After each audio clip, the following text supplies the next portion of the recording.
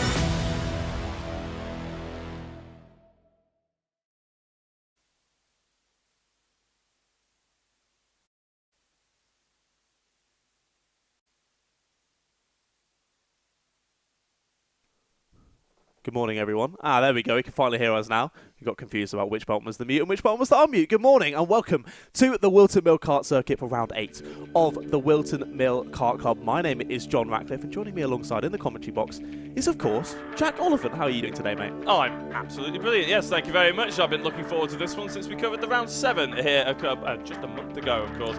And yeah, it's a glorious day out there. We'll get to the weather in a minute, but it means that we should be good for dry racing, and that always means good racing.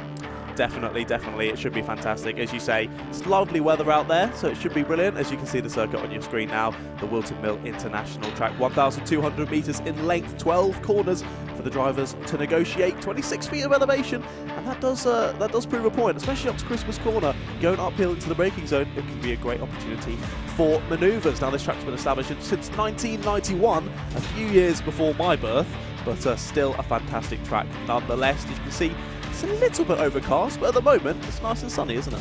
Yeah, there's plenty of temperature out there, and the track, I should say, actually, will just be getting hotter with the karts going out there on circuit. It'll have been rubbered in nicely yesterday. We haven't had any rain overnight. Plenty of grip for the drivers to use and abuse with their new tyres.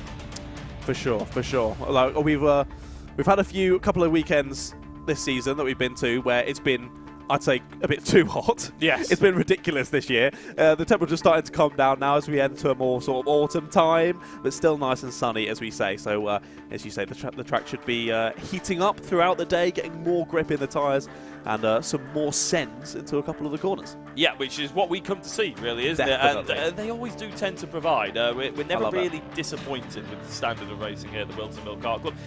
There's slightly less entries, which is probably worth fighting that right off the bat. Slightly less entries than there were a month ago, because a lot of drivers were using last month as a practice for the British Kart Championships that was hosted here at Whilton Mill recently. So slightly fewer drivers on the entry list, but we're still packing well over 25 drivers each and every grid, which, I mean, to be honest, we're all here for. It's exciting, isn't it? Especially as they had quite a few different championships they could be entering this weekend.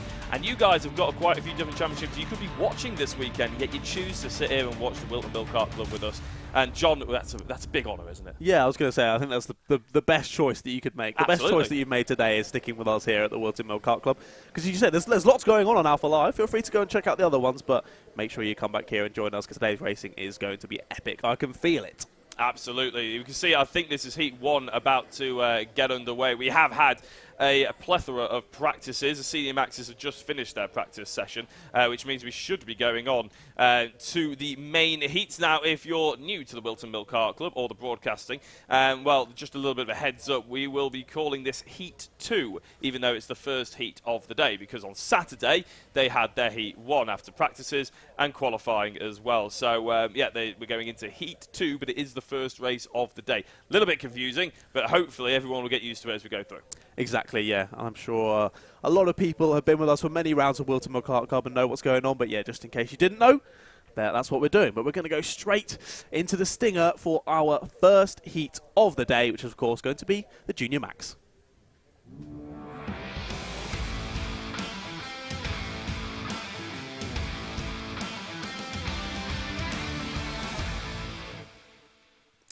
Here we go then. Excited for another day of racing here at Whilton Mill, and we're going to get straight into our first grid. Of course, the Junior Max class producing fantastic racing every time we're here at Whilton Mill. And let's go through the grid. William Ray starts on pole. Alongside him, it is Ross Tyler. Then it's David Martial on the second row. Alongside him is Owen Neve. Following them is Ewan Thomas and Jessica White. Behind them on row 4, it's James Tester and Zaki Hussein. Then it's Nicholas Ellis and Stefan Kasmaziski. That's a tough one. That's going to be one to go through the day. Then Sam Baker and Woody Radford round out place 11 and place 12 on the grid. Then it's George Barker, Romarion Ubi, then Donald Stratton, Mac McFarquhar, Spencer Brown and Alfie Gray. Then it's William Pemble, Bobby Rozier, one to watch there from P20. Then it's Josh Cook, Ollie Ward, Arthur Thacker and Jack Spencer. Row 13, unlucky for some, hopefully not for Oliver Kerr and Mitchell Mulvey. Then it's Harry Hurst-Grover, Zane Khan, Freddie Ingram and Alfie Richards there on P30. And then finalising your grid of 34 drivers in this one, it's Jacob Jukes, Charlie F. Graves, then it's Jacob Borovic and Mikey Theo. What a stacked grid already. 34 drivers for our first race, mate. Yeah, I think this was actually the grid that was bordering on being a split grid, but only just. I believe 34 is the limit. Yes, I think so. 35 and we split over. So yeah, so they've actually altered the timetable, the original timetable that you might have found online if you were leading up to this one. We've changed from having split grids and A and B finals for the Junior Maxes to just one grid, so they must have had one or two drivers dropping out. Saves, logistically saves a little bit of time, makes everything a little bit more easy, and it means we can get off at a more reasonable time as well this evening. But not that I would be complaining about sticking around or anything like that. I'm just saying it makes it all a little bit easier. A couple of drivers to be keeping an eye out on. Spencer Brown won the race yesterday. Won it by about 0.4 of a second ahead of Mac McFarquhar. I'm going to go for that. Those two started on the front row of the grid, though, so slightly unsurprising maybe that they managed to get their lead. However, Freddie Ingram gained 11 positions to finish in third place in the final step of the podium. Another driver and another statistic that I like to give a shout out to is the driver who's gained the most amount of positions from their starting grid position. And that honour went to Sam Baker yesterday. He finished in 10th place, making up 17 positions. So again, Sam Baker, that's number 32, one to keep an eye out on. Spencer Brown is number 65, Mac McFarquhar is 87, Freddie Ingram is 76.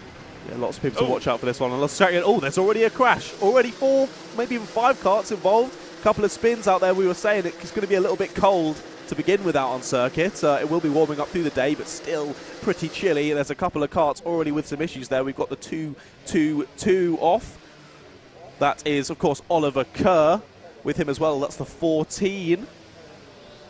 That is Arthur Thacker as well. I remember speaking to Arthur at round 7, the Paddock show of round 7. The day hasn't started too well today, so hopefully they can get back going, or whether there's some proper issues. There's another kart pulling off there as well, so day already over before it's even started. Hopefully they can be getting out there for well, their second heat of the day later on, third heat of the weekend. But as you were saying, a couple of drivers to highlight. I remember Mac McFarquhar. I'm 99% sure it's Mac McFarquhar, who messaged me on Instagram saying cheers for the commentator's curse, mate, from the last round, where we called how well he was doing, and then I think he had a bit of an incident. It is all your fault. It's always my fault. It's always my fault. But hopefully we won't do that to you today, Mac McFarquhar. We'll see how that goes. And another one, as you say, Spencer Brown. I remember you talking to him in the round 7 Paddock show, had a nice little chat, and he is really quick, making his way up the order well in a lot of races. So let's see how this one goes. Round the final corner they come. A couple of drivers obviously not involved because of that incident. Let's see if we can get underway. First time of asking. Do we go green? We've got a driver already off on the outside. 2 off. He's going to lose a lot of positions to the first corner, but we are underway. 9 minutes of this race on the clock and going. Here we go up to Christmas corner. Anyone going to go for a cheeky move? A couple of drivers diving left, diving right, and making a few positions up on that first lap. Round the outside through that sort of kink left there as we head down to Ashby. Is always a nice place to make up a couple of positions. You get hung out. Oh, we got 2 drivers off down at Ashby. 1 driver getting on the grass and just no stopping power. As we said, it is still relatively chilly. That grass is very wet. We've got driver spun on the middle of the corner. A couple off on the exit as well.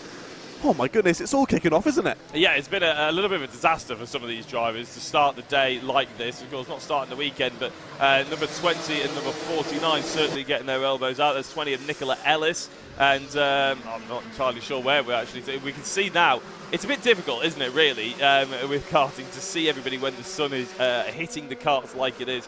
Can't quite see the numbers, but I think that was Marcel, number 41, going ahead of Ray, the number 44, for a potential race-leading move. And in fact, as they come down towards the corner, I think that is confirmed. So Marcel is now leading this particular heat ahead of Ray, who's now under a little bit of pressure from Thomas and the number 11 just behind. So after all that chaos in the starting couple of laps, well, starting lap, I should say, not even the warm-up lap even, we're hopefully starting to see drivers bed themselves in and get into more of a rhythm. Yeah, just starting to now. All the chaos and commotion has started to die down. And yeah, there's time to get in a rhythm. That was a good move for the lead, though, from David Martial. So let's see, he's starting to pull away already, which is looking nice for him.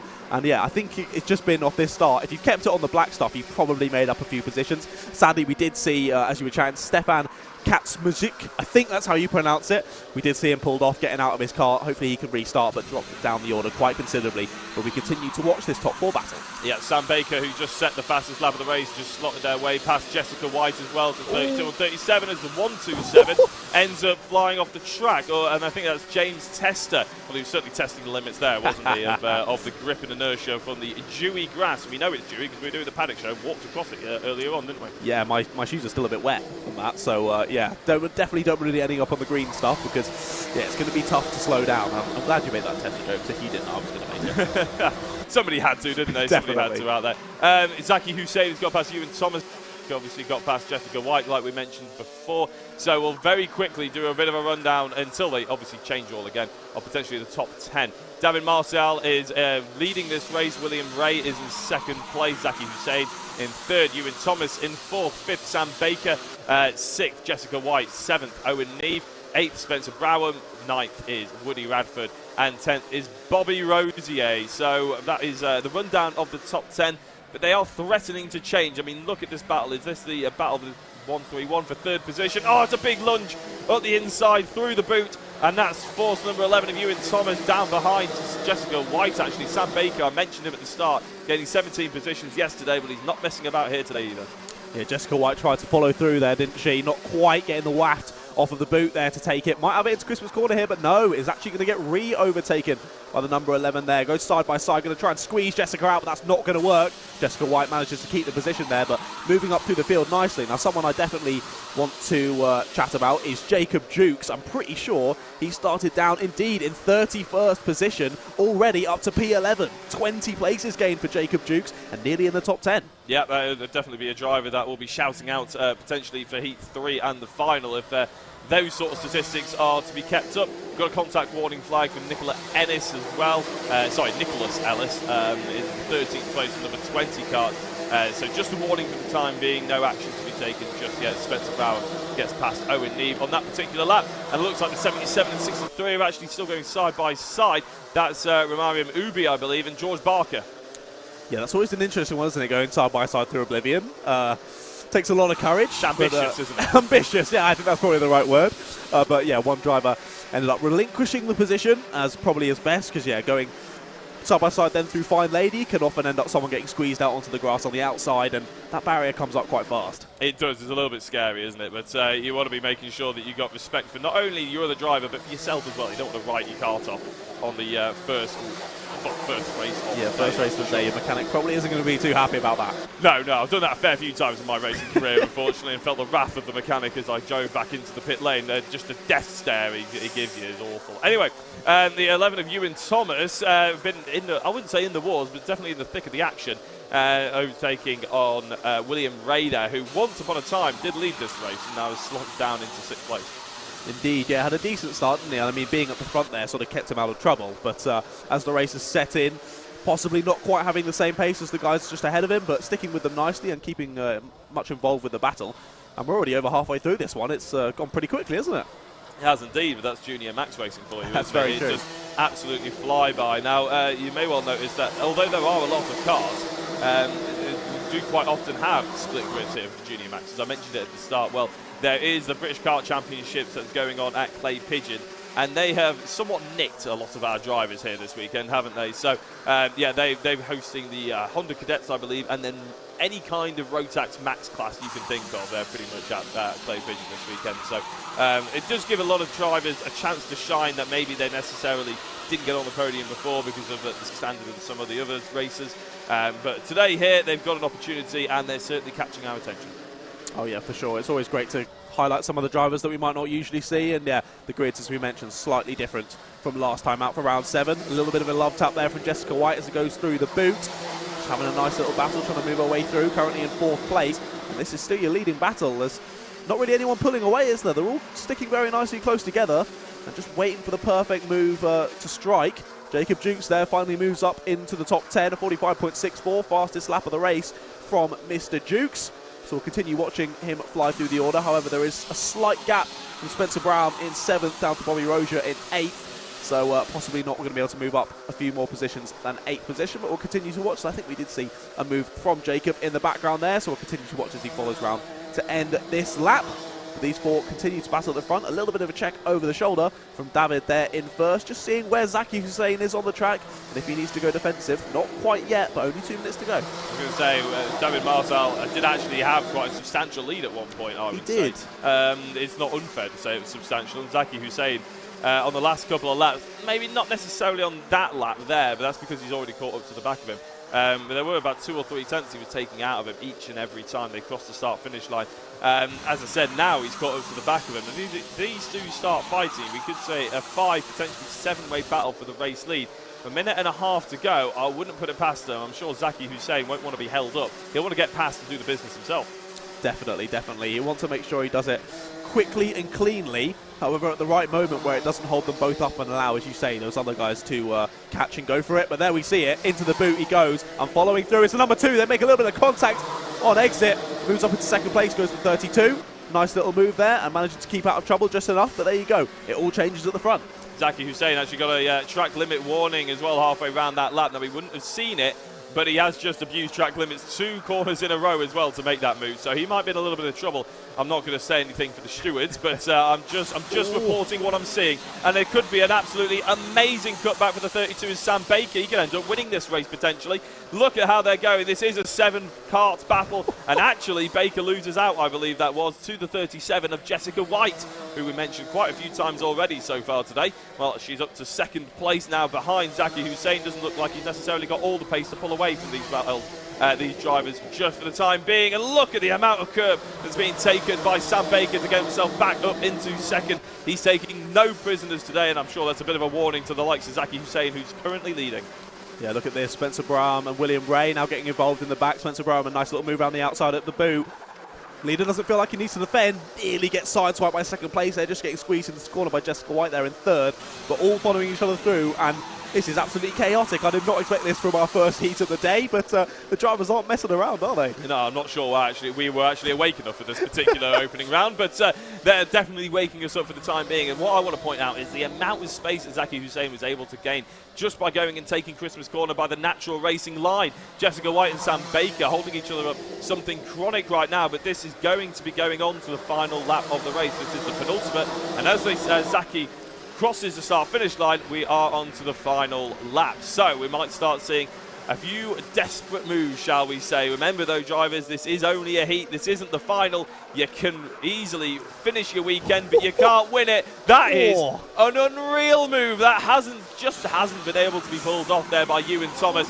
There was really good opportunity, but he didn't quite manage to get it done and dusted. Yeah, it was a good attempt, to be fair, around the outside, just could not quite get it stopped in time, and he lost a bit of traction on the exit and ended up losing 1 or 2 positions there, was Ewan Thomas. So a good attempt, and might as well go for it there on the last lap. But all this battling and defending behind has really helped Zaki Hussain to pull ahead. Any cheeky moves into the boot can go. He tries it in the background, but not quite going to happen. It might be a move for the lead, though, around the final corner. Who's going to end up taking this? It's Zaki Hussain, but for second place, it's Sam Baker. Spencer Brown gets third, though. Moves up from 7th or 6th, I think that was at the start of the last lap, to third place. What an ending there. Jessica White there in 4th position by the end. And David Martial there in 5th. Ewan Thomas, Bobby Rozier, William Ray, Jacob Jukes and Owen Neve rounds out your top 10 there. Jacob Jukes still holding the fastest lap, moved his way through the field nicely, as I said, from 31st position on the grid. But yeah, calamitous start to that one, ending off with some brilliant battling. If that's anything to go by, I can't wait for the rest of the races today. No, exactly. I think a few of the drivers who ended up spinning on their outlap will probably get a little bit of a telling off. Probably a reminder that you're supposed to at least get round to the green flag before you start spinning. But yes, it's a little bit gutting for those drivers. But then the rest of the drivers that actually managed to get through did put on a bit of a show, didn't they? So Spencer Brown, by the way, actually ended up beating Jessica White by 0.02 of a second across the line. It looked very close. David Martial, who looked on for the race win, of course, for the majority of that particular race, finishing in the top 5. I wouldn't be surprised if there's a few potential penalties. No, it doesn't look like it just yet. Everybody seems to be passing for the time being, which shows a sign of a clean race, because there could have easily been a lot more contact in that particular heat. There could have been, yeah. Pretty impressive that the drivers have kept their nose relatively clean. We got a nice little wave off the driver there that went past. I didn't see the number, but a little wave back from us in the commentary box. Always great to see the drivers having fun out there and having a good battle. And yeah, brilliant start to the day there out in that heat. What a fantastic one it was. But most of the drivers making it back through, as you say, need to be a little bit more careful on the loud pedal when they come out of the pits, though. Hopefully the next grid could get that a little bit better. But as we speak of that, we're going to go to our sting for the next heat, which will be our X30 Juniors.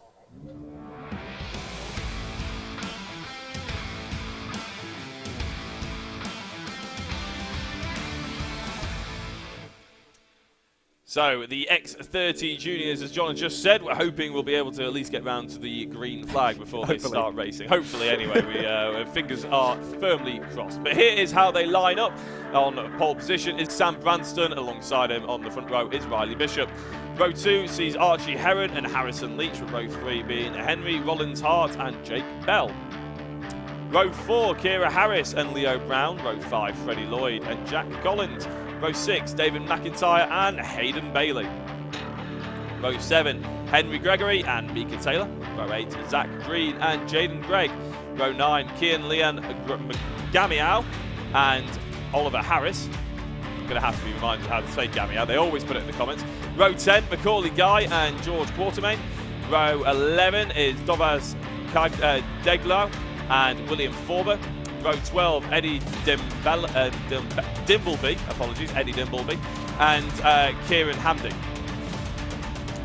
Row 13, Ollie Cook and Matthew Morgan, and row 14, rounding out the field, is James Shotton.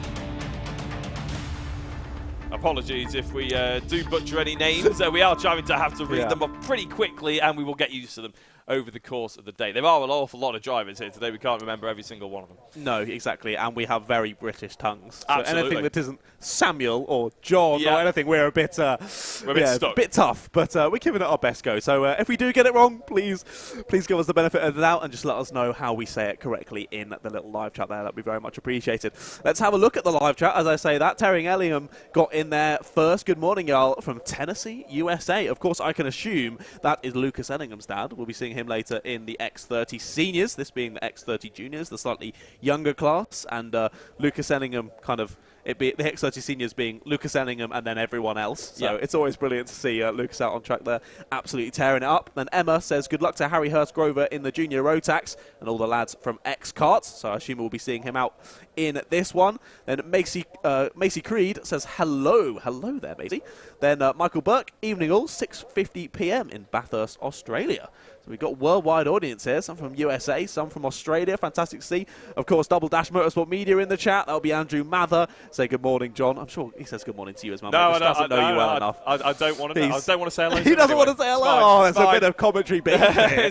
It's fine. No, it's fine. I'm not salty. He's up the road in Shennington, of course, doing the Super 1 is Andrew, another stream that's on Alpha Live, but definitely not as good as the Wilton. Absolutely Let's not, be no. honest, come on. Then also Graham Mowat saying awesome drive from Zaki in that last race. I think we've got to agree with that. And the drivers clearly didn't hear us because a lot of them have spun it coming in. And we've got another spinner as well. 2 spinners. I don't think any of them actually being knocked out. All of them are actually rejoining this time and not making any contact with anyone, so that's good at least. But come on, guys, it is a bit chilly. Let's be careful on that loud pedal. A couple more as well. Doms says, come on, James Shotton. So we're looking out for him. And Terry Elliam says, I wish I was Lucas's father. I'd be a lot younger. Possibly Grandad then, if I could assume from that. Or maybe someone else. Maybe you can let us know in the live chat, Terry, and we can have a chat. But I'm looking forward to seeing Lucas out very soon in the X30 Seniors. But before that, we've got the juniors. Yeah, I mean, he might just be some random person from Tennessee. He just happens to be called Elliam, maybe. Exactly. He's just decided, you know what, I want to tune into the Whilton Kart Club today. And why wouldn't he? The 22, I think that was, I just saw pulling off into the pits. Maybe 32. It was someone near the front there pulling into the pits. Not sure. I'll have to check who doesn't come around there, but we've got the drivers coming around the last corner. Let's get this one on the way.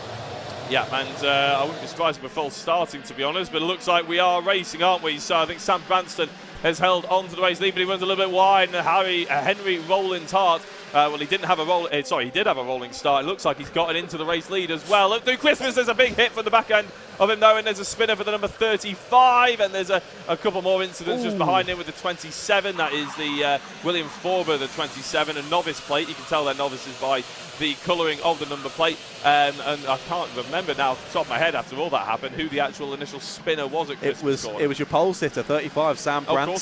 Spun it there at Christmas, so he's going to be frustrated about that, losing about 20 positions or so, but still 8 minutes to go, a lot of time to fight back through the pack, and anything could happen. Yeah, it absolutely could. I think it is Henry Rowland Hart who is the 7th leading this race. As they cross the line, we'll be able to confirm it.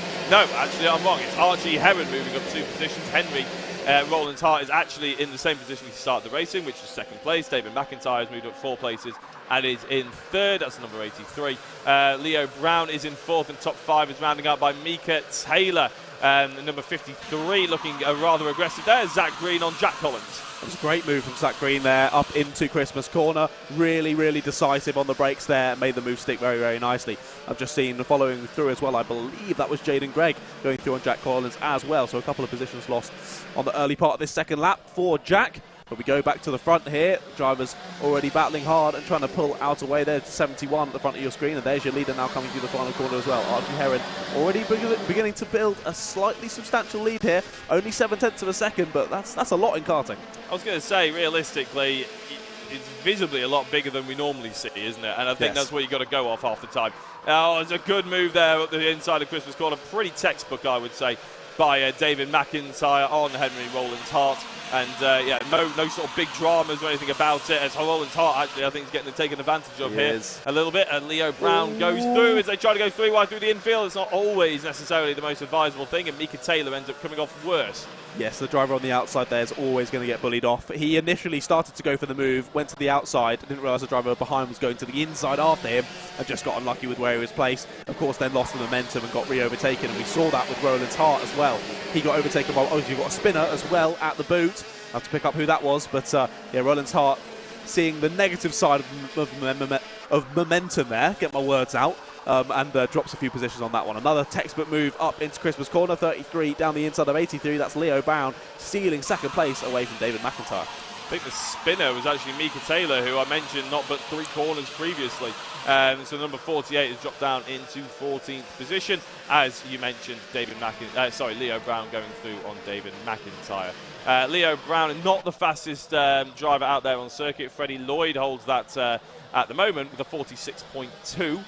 But now there's a little bit of free air. I mean, Leo Brown was carving through 2 people over the course of 2 laps. Are we starting to see that time come down between himself and the race leader, Archie Heron? There's 1 second, pretty much, between those 2 drivers. I think Freddie Lloyd has also got past David McIntyre as I was looking at my timing screen. Yep, the 57 confirmed getting past David McIntyre then on that particular lap. But the fight here is for 5th position. Henry Gregory ahead of Henry Rollins-Hart, and I think there was just a move as well for Zach Green to go through at least one of them. A little tap of the helmet. That's Jaden Gregg, actually, apologies. Jaden Gregg going through on Zach Green. Indeed, some brilliant racing already going on out on track. One little shout out I did see, I think it was Harry YT in the chat, said come on George Quartermain before the start. One of our novice drivers, our highest placed novice driver at the moment, started P20, was at P11 at the start of this lap, but since dropped down to P13, so a couple of positions lost, but moving his way through the field nicely, and a couple of quick guys who have overtaken them, so hopefully he can continue to follow them through. Always good to see the novices moving their way up through the field. Micah Taylor making up 3 positions on that last lap after that spin, back up to P11 for him, so another one to watch in the background of our shots. But all slightly getting a little bit more drawn out at the front, isn't it? It is indeed. I'm just keeping an eye out on the lap times. Archie Heron 0.3 of a second slower than Leo Brown. And Freddie Lloyd has just actually set the fastest lap of the race that previous time round, and he was 0.3 of a second quicker than Archie Heron, 3.5 actually. So second and third certainly chasing up to the back of first, shall we say. Now that's another race, that's another move, isn't it? That's Zach Green on Henry Gregory. It was indeed, yeah, good move through the boot there. And now has Jaden Gregg as well for company, does Henry Gregory. So let's see, you might see a move up here into Christmas, got a good run.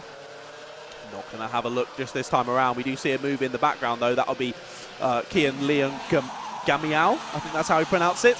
On Rollins-Hart as well, we've got a driver pulling over to the inside, that's 32. Of course, of Riley Bishop down in 27th or last place in this one, so just doing the good thing and moving over. Nice to see some respect from the drivers. Yeah, I mean, if you're getting shown the blue flags, the last thing you want to do is annoy anybody or annoy the stewards. There's nowhere to hide in karting. You can see, everyone can see that you're doing it or not. It's not like a Ram Brands Hatch GP or anything where you can hide around the back end of the circuit and pretend you're not really doing it. No, in karting, you've got to obey it. It's really important. The tracks are a lot more narrow, and drivers are lunging each other constantly, so you really do have to be careful that you're out of the way. Exactly, and people can much more easily show their distaste with what you're doing in karting as well. So you don't want to annoy your fellow competitors, especially when there's another heat and a final to go in today. You're all and you're in front of your grandma on the broadcast as well. You don't want to be showing any hand signals that you don't necessarily want her to see. We were right about Terry Ellingham though. It wasn't his granddad. So there we go. Shout out to granddad. But let's look back at the racing on screen. Is the 57 of Freddie Lloyd. I think has now made the move, hasn't he, for the lead through on Archie Heron. We saw it coming for a couple of laps. A little bit more pace did Freddie Lloyd. And now up into first place he goes. Leo Brown there as well. Now is going to start pressuring Archie Heron. This could be a good battle for the top 3 here.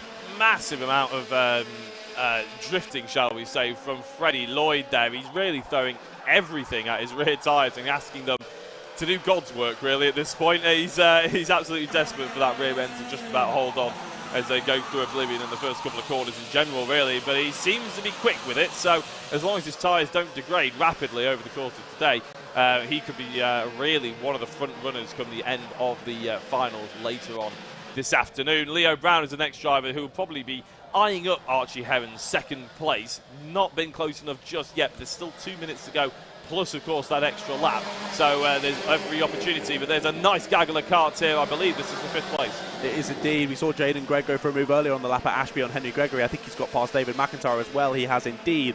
Zach Green now up to 4th, and Jaden Gregg just behind. Jaden Gregg's pace is looking fantastic, but he points forward, says let's work together. He can see that Zach Green is fast as well, so let's move on up together towards those front 3. However, over 3 seconds now between the leading 3 and then this group of 4. Another move down the inside. That looks like Henry Gregory up the inside of David McIntyre.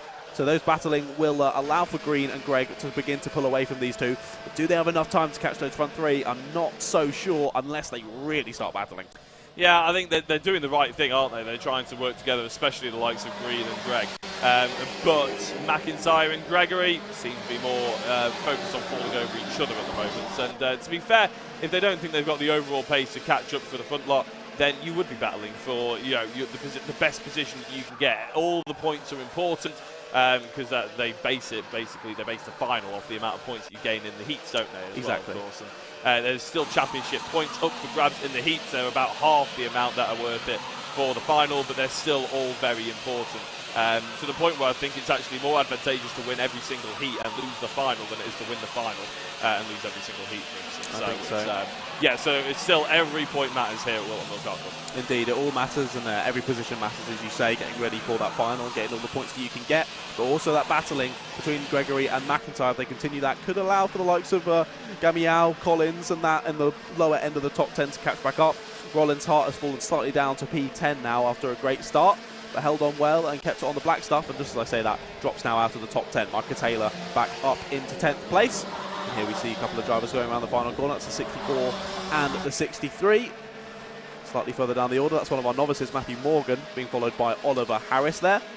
And we look forward to another little group of karts, battling going on all the way up and down the field as the timer hits 0 when the leaders come through. They'll be starting the final lap very shortly. Yeah, a little bit of a shout out to the novices because we're seeing a few of them on our screens now. George Quartermain, you've already mentioned, is the leading novice. He's in number 96. 73, James Shotton as well. They're 14th and 15th respectively overall as well. So right in the thick of it, right in the middle. Matthew Morgan is the 3rd place novice driver. He's 17th overall. And they've got Kira Harris in between them at the moment. So good showing by the novices. Nice to always see them improving and getting a little bit closer to the front end of the order as they go through their novice licenses. Of course, exactly what it's designed for. So yeah, fingers crossed we'll be seeing them turn, in air quotes, pro soon, and we're seeing them like fighting towards maybe some podiums next year potentially as well. Archie Herring hasn't been dropped at all, but I think I was going to say, yeah, it's impressive. At this point, no, last lap at the boot, probably thinking Freddie Lloyd's going to have to screw it up rather massively not to win this race. And as he rounds out the final corner, he hasn't screwed up massively. In fact, he takes the checker flag and takes all the points that are with it as well. Good drive by Freddie. Archie Herring finishes in 2nd place. It looked like Leo Brown might actually be able to catch up and cause Archie a little bit of a headache about midway through that race, but it wasn't to be. So Leo Brown settles for 3rd place. Zach Green in 4th. Jaden Gregg ends up in 5th. And I'll round out the top 10 because why not? Henry Gregory in 6th. David McIntyre in 7th. Kian Leo Gamiao is in 8th place. Jack Collins in 9th. And in 10th was Mika Taylor, who of course had that spin earlier on. So the fact they've come back, not bad. Yeah, pretty impressive from Micah Taylor there, so well done. Getting back into top 10 and getting some decent points. And also, another impressive one from Freddie Lloyd, starting P9 in that one. So, made a decent few positions after that interesting start. And it all went well, but now we're on nose cone watch once again. Hopefully none of those moves, moving up 8 positions over the race, hasn't left that nose cone hanging off. It looks all right from this angle. And hopefully should get the all clear. Does indeed. There's our 2nd place man in the 59. Of course, Archie Herring gets the all clear as well. And the 33 of Leo Brown does as well. So your top 3 provisionally all good and getting those points, as you say. Yeah, no, it's there's a couple of the drivers. I'm sure it's probably a little bit of a nervous wait now, isn't it, these days? I mean, we didn't have to do this back when I was racing. I never raced at such a high level anyway, but I don't remember my brother doing it either, where they're sort of waiting and you could be disqualified just at the drop of a hat just because your nose cone's a little bit dented. But of course, it's to try and stop any unnecessary contact and unnecessary push to passing, shall we say, as well. Yeah, exactly. There's no need. Obviously, motorsport, a non-contact sport. Exactly. So, yeah, drop nose cone is 5-second penalty, which when the grids are really, really close, that can be a number of positions. But, yeah, good to see. I think all the drivers actually making it through with no penalties on this one, which is always good to see. But, as you say, it can be a bit nerve-wracking putting up to this, but I think you pretty much know whether your nose cone has dropped or not. But there we go, another great heat to start the day. Up next, we have the Honda Cadets.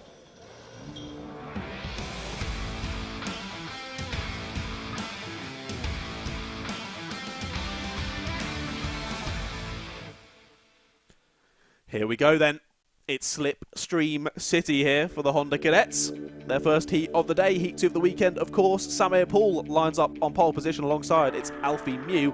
Then it's Ellis Pullen-Memon on 3rd place, one to definitely watch out for. Next to them, Travis Rose, then behind Sebastian Clark and Emerson Makanju Uren. Another one to watch too. The double-barrel names coming through there. Jaden Mee there in P7. Then it's Zach Starbuck, who we spoke to on our Paddock show, who was incredibly well-spoken, wasn't he? Fantastic kid. Then it was Ian Poole, Sergio Verts, Zach Champney and Sebastian Dew.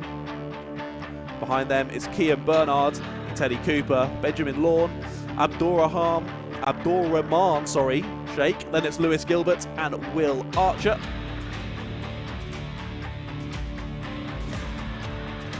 And then it looks looks like that could be it. That is indeed it for our grid. For Honda Cadets, 18 drivers in total, I believe that was. It was indeed.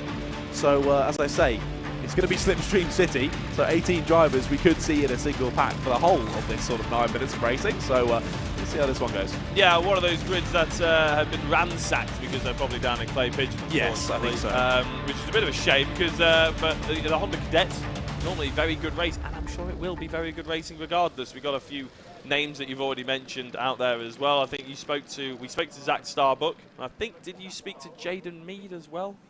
I feel like we did. Yeah, I feel like we did. Was he the one who was being shown around the first couple of corners? No, that was Ollie Meek. Ollie Meek, sorry, yes, apologies. That was Ollie Meek. Very similar looking, sounding names, but I've got that one wrong. Lucky I wasn't one interviewing because I'd have got that mixed up and that would have looked really bad, wouldn't it? That's all good. Of course, this grid being one of our, I think our only grid start for Whilton Mill Kart Club, if I'm correct in thinking.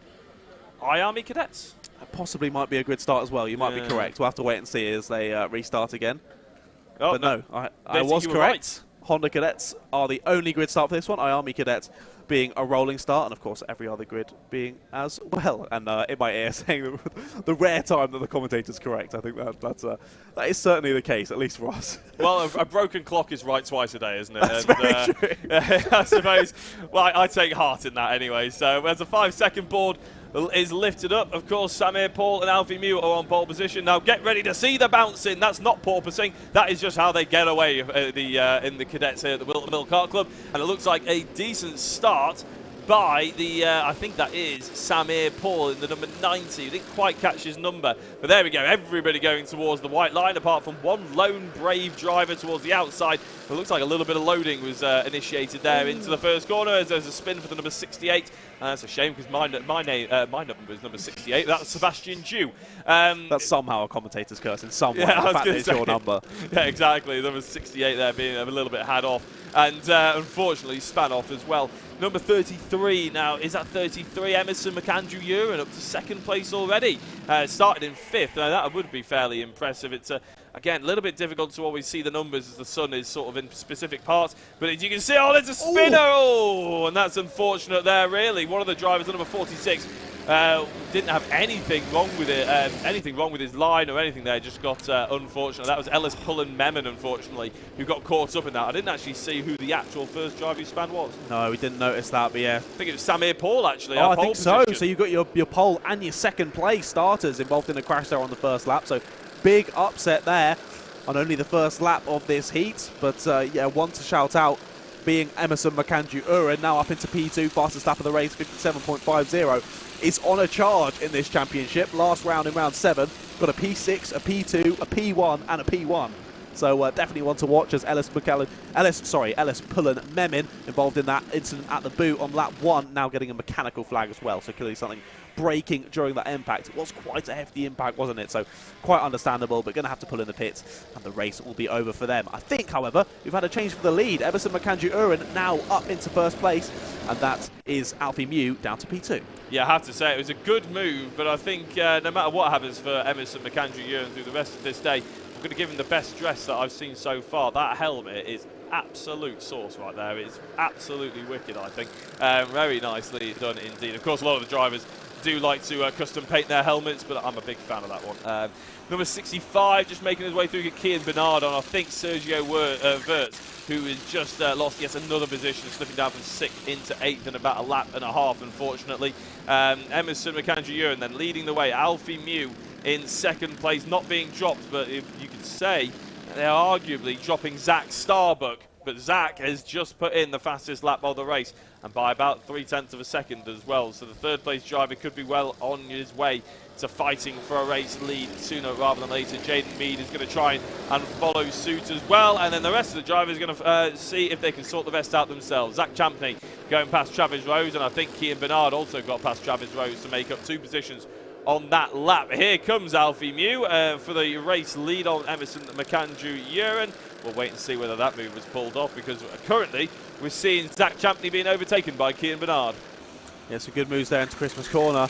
I think Alfie Mew playing it safe though, not going for any moves just yet on Emerson McAndrew Uren. Realises that they've got to work together here, as we said. It's Slipstream City, and 8 wheels is faster than 4. So to be fair to Zach Starbuck, that's very impressive, getting the fastest lap of the race when you're completely by yourself. He's got 5/10 back to the kart behind and over a second to Alfie Mew in second place. A warning comes up on our screen for Sergio Verts as well.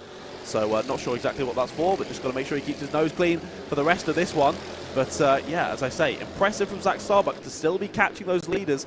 Now 9/10 between himself and the second place of Alfie Mew. We'll see if he can continue to chase him down through the rest of the 5 minutes just over of this race. But yeah, it was brilliant to speak to him in the Paddock show, wasn't it? And we caught him cleaning his kart, didn't he? So clearly that extra mud cleaned off it is giving him a bit more waff there on the straights. Yeah, absolutely. He was clearly putting some slipstream juice on it, clearly, shall we say. Yeah, no, it's, I mean, to be fair, I'm not saying all karters, no karters ever clean their karts, but it's just nice to see a driver actually getting their elbows dirty a little bit and doing the dirty work as well. So exactly, it was a bit different to the teenagers who were lounging around waiting for the mechanic to do it all for them. I wouldn't possibly comment on that, having been one of those teenagers. But yes, it's nice to see that he's being taught the values and you know, taking some pride in the appearance of his kart as well. Obviously, we probably didn't see his dad telling him to do it, but we'll pretend that he was the one who did the initial thing. It was all under his own steam, definitely. But yeah, he's doing well. Dropped now to less than a second to the leader, half a second to Alfie Mew. So definitely want to keep an eye out on that front battle. A little look to the inside there from the 79 of Teddy Cooper there on Sergio Verts. Thinks better of it though into Christmas corner and just backs out for now. Might think about it again into Ashby. No, going to stick behind for now anyway. Just need to work together because with the lower power that these karts have does mean that when you go for a move like that, you're going off the racing line, you lose a lot of time compared to your competitors. So you've got to make sure that it's clean and concise. But here we go, looking back to the front.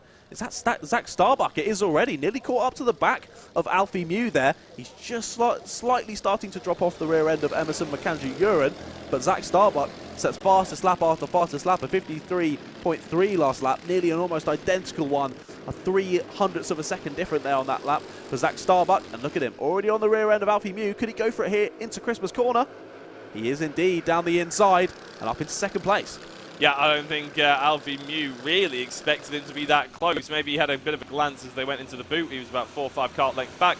But as they're going to Christmas corner, all of a sudden Starbuck was there and taking advantage of the slight lapse of concentration and lack of defensive manoeuvres by Alfie Mew. Looked like Alfie was just trying to get his head down to attack further forward, but unfortunately left the door open as a consequence. So, with 3 minutes, let's say, to go, Zach Starbuck, with the current rate that he was catching the likes of the two in front, well, it should only be another lap or two before we potentially see a race-leading move by Starbuck. And I'm not entirely sure where he started. Well, it's down in 8th place, actually, isn't it? The number 88 started this race. So, yeah, fairly good going, considering we're not even anywhere near the final lap of the race. No, exactly, but Emerson McAndrew-Uren has capitalised on that nicely on that last lap. Of course, doing that move, Zach Starbuck and Alfie Mew both lost about half a tenth of a second. And also, Emerson McAndrew-Uren puts in the fastest lap of the race now, 53.2. So, nearly half a second faster than Zach Starbuck on that last lap, and nearly a full second faster than Alfie Mew. So, nicely pulling away. But can Zach Starbuck catch him up? 1.1 seconds to catch in just over 2 minutes. And see what he can do. If the rest of the race is anything to go by, he could do this, but I think they're just going to start trading times at the front now. Yeah, if they were sensible, they probably would. Just take the points and get into the final, go to the next heat and see what happens sort of thing. And, yeah, it wouldn't be the end of the world. But anyway, I don't think these guys are going to do that, though. It's Jaden Mead leading this battle for the top 4. In fact, no, it's Kian Bernard, isn't it? He overtook Jaden Mead on that previous lap. So Jaden is the number 26. Kian Bernard, the number 65. Now, Kian has slowly been making his way through the order through the entirety of this race, as we've been rambling on about other things. He's slowly been doing the business, and right now, you could argue that he's probably in the best position that he'll be able to find himself through this race. I don't think he's going to catch up to Alfie Mew, but I'm interested to see whether number 65 actually started this race. All the way down in 13th place, so 13th to 4th. The Honda Cadets is difficult to do, isn't it? He's really standing out for the crowd right now. Yeah, that's really impressive. Like I said earlier, just being clean and concise with those moves, making sure you lose as little time as possible as you're making them. But it looks like Jaden Mead and Zach Champney are working together with Kian Bernard at the moment, just trying to push him along. I think, yeah, their only opportunity will be on Alfie Mew, but I'm not sure they're quite going to have enough time. And to be fair to Alfie Mew, hasn't dropped off the back of Zach Starbuck as quickly as I thought he would. So sticking with him nicely. When is Jaden Mead going to decide, don't think we're going to catch them, I'm going to go for a move here. Let's wait and see. Yeah, well, he'll probably be waiting to see the last lap board, try and just stay in the slipstream for as long as possible, and then think, you know what, this isn't worth it anymore. Boom, here I am, up the inside of Christmas corner or into the boot, and just see what happens. And you know, at the end of the day, like I said, you don't really want to be spinning out in a particular heat, but you want to be trying to fight for as many points as humanly possible. Now, Zach Starbuck and Alfie Mew looked pretty much tied together nose to tail as they sort of shot through one of our camera shots there. Just want to see, maybe not as close as I first thought about it, but as we hit 10 seconds, we are on to the final lap, so they've actually sort of brought the timer down a little bit quicker, so we do start this final lap of the race before the timer hits 0. So we've all seen the final lap board, and there we go. And Jaden Mead all of a sudden going very, very aggressive, very much on the inside, and Kian Bernard reacting to that and having to go defensive. Yeah, despite Kian Bernard setting the fastest lap of the race on the last lap, 53.05, realises he's going to have to defend. He's not going to catch Alfie Mew. Let's just hold on to this 4th place, and he's doing that nicely at the moment. Now it's Jaden Mead that needs to defend. He's got Zach Champney and Teddy Cooper now breathing down his neck. Goes to the inside there, round Ashby. A little bit of contact on the inside of the kart there. That's going to slow down the 61 of Zach Champney and allow Teddy Cooper to get involved. Not quite. Move to the inside does Zach Champney. Holds the position for now. Through the boot they go. And I think they're going to stay just about line astern. Unless he can get a good exit, can Teddy Cooper moves to the inside. And he is going to get him at the final corner. But there comes Emerson McAndrew in there to take P1. And it was Zach Starbuck. And I think he did indeed. Teddy Cooper did grab 6th there, so well done. It was Alfie Mew in 3rd, Kian Bernard in 4th. Then it was Jaden Mead in 5th, Teddy Cooper 6th. Stealing away that position for Zach Champney at the final corner. Then it was Sergio Verts in 8th. Travis Rose in 9th. Sebastian Clark in 10th. We might as well run through the rest of your order. Ian Paul in 11th. Will Archer in 12th. Sebastian Dew in 13th, Benjamin Lawn in 14th, Lewis Gilbert in 15th, Samir Pool in 16th, and Abdur Rahan Sheikh in 17th, and then Ellis Pulanemin. Of course, we saw them pull off the circuit near the start of the race after that bit of contact at the boot. But a nice little Honda Cadet race to get us going there. Yeah, no, it was all fairly standard stuff in terms of Honda Cadets, which doesn't mean boring, don't get me wrong. It means fairly exciting, but you sort of know what you're going to get. Lots of slipstreaming, good overtaking opportunities, and a lot of drivers sort of learning the ropes, shall we say. So, yeah, really nice to see everyone having a good race and no big sort of damages or anything like that. A couple of spins, but this is motorsport at the end of the day. Those things are going to happen. So, as we say goodbye to the Honda Cadets for the time being, they'll be back a little bit later on. We're going to quickly say hello to the IAME Cadets.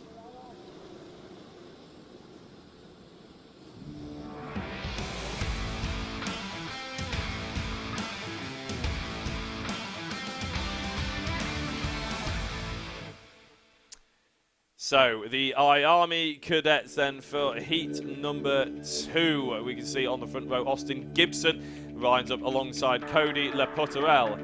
Row 2, Simeon Stone and Amali Davey. Row 3, Henry Clark and Joseph Smith. Row 4, Ethan Lucas and Ethan Weldon. Row 5, Enzo Butterazzi and Levi McGrath. Row 6, Daniel Viniscas and Aston Brown. Row 7, Will Green and Finley Hines. Row 8, Max Mason and Hussein Khan. Row 9, Mason O'Connor and Levi Sangera. And that is all they have here for the IAME Cadets. And doesn't mean that the excitement is going to be any less, but 18 karts that we've got here today. A couple of novices, of course, involved, as they usually are.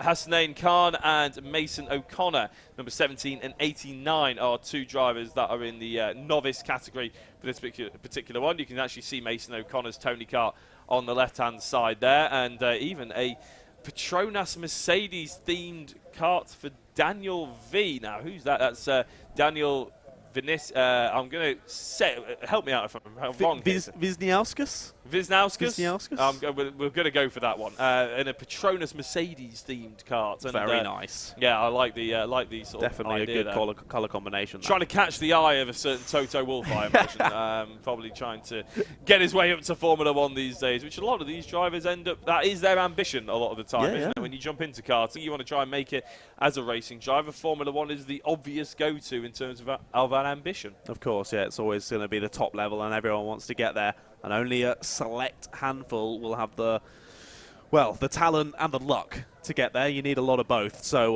but it's fantastic to see the drivers all going for it.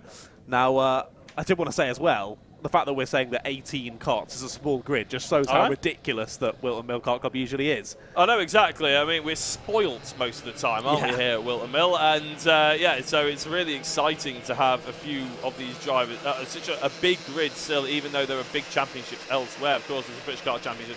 There's also Super 1 that's obviously going on at the same time. So, yeah, the fact that 18 drivers, we're slightly disappointed at, it shows popularity. Exactly. No, it's fantastic. And, of course, both those events can be viewed on Alpha Live, but obviously stay here for the live stream of the Whilton Mill Kart Club, but you will be able to watch those other days of karting on Alpha Live afterwards as well. The streams are always saved for the channel, so make sure you go back and watch that.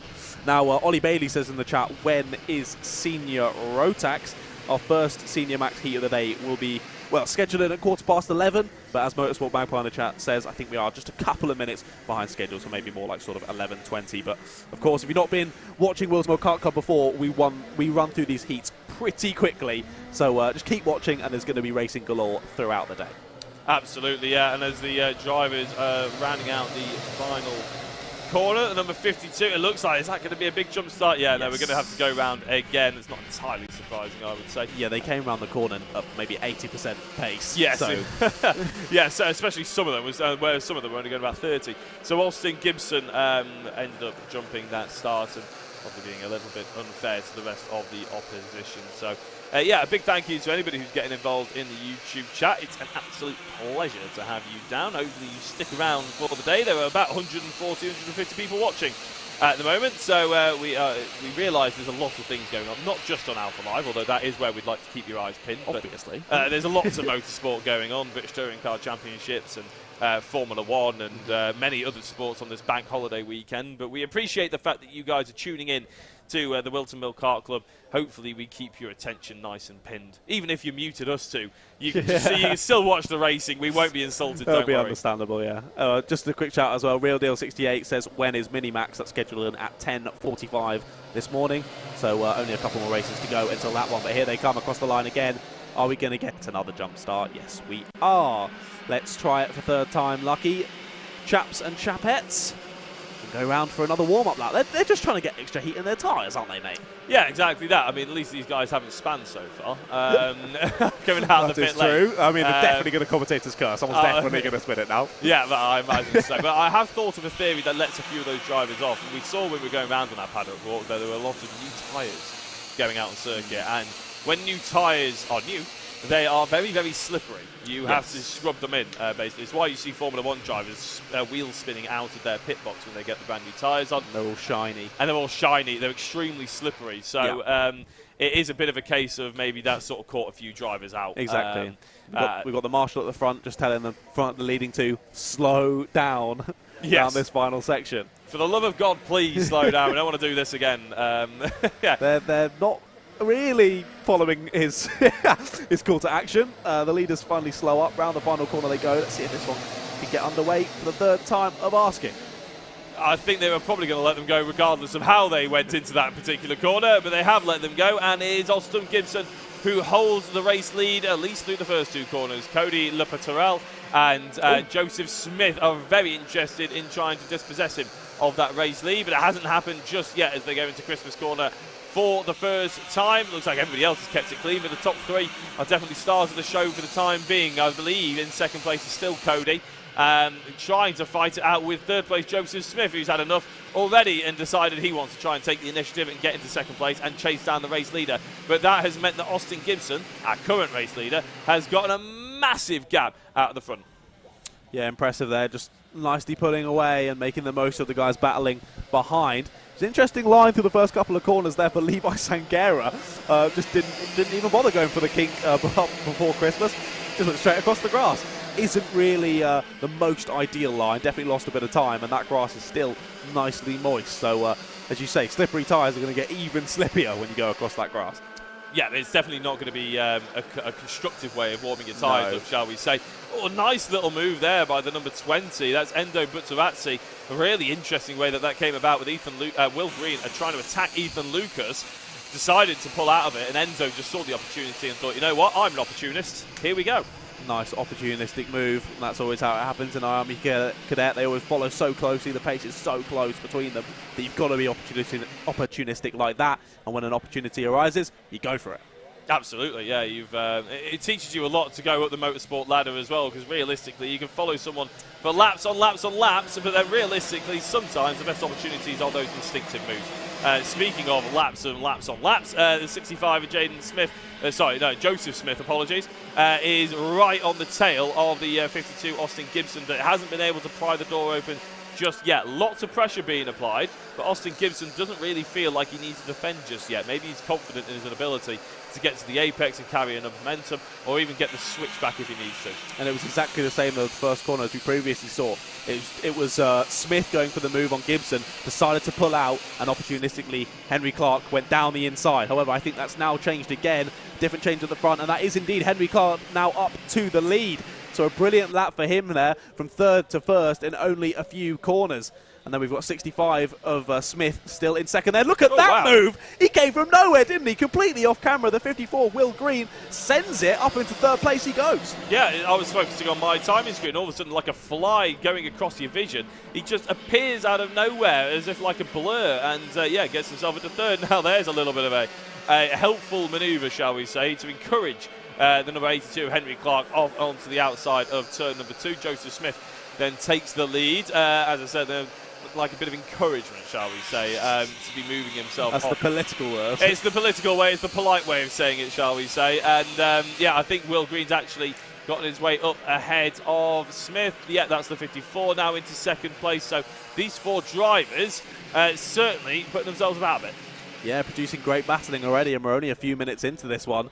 Will Green with the fastest lap of 52.8 on that last lap. See another move there down into the boot. 52 of Austin Gibson back down the inside of the 82.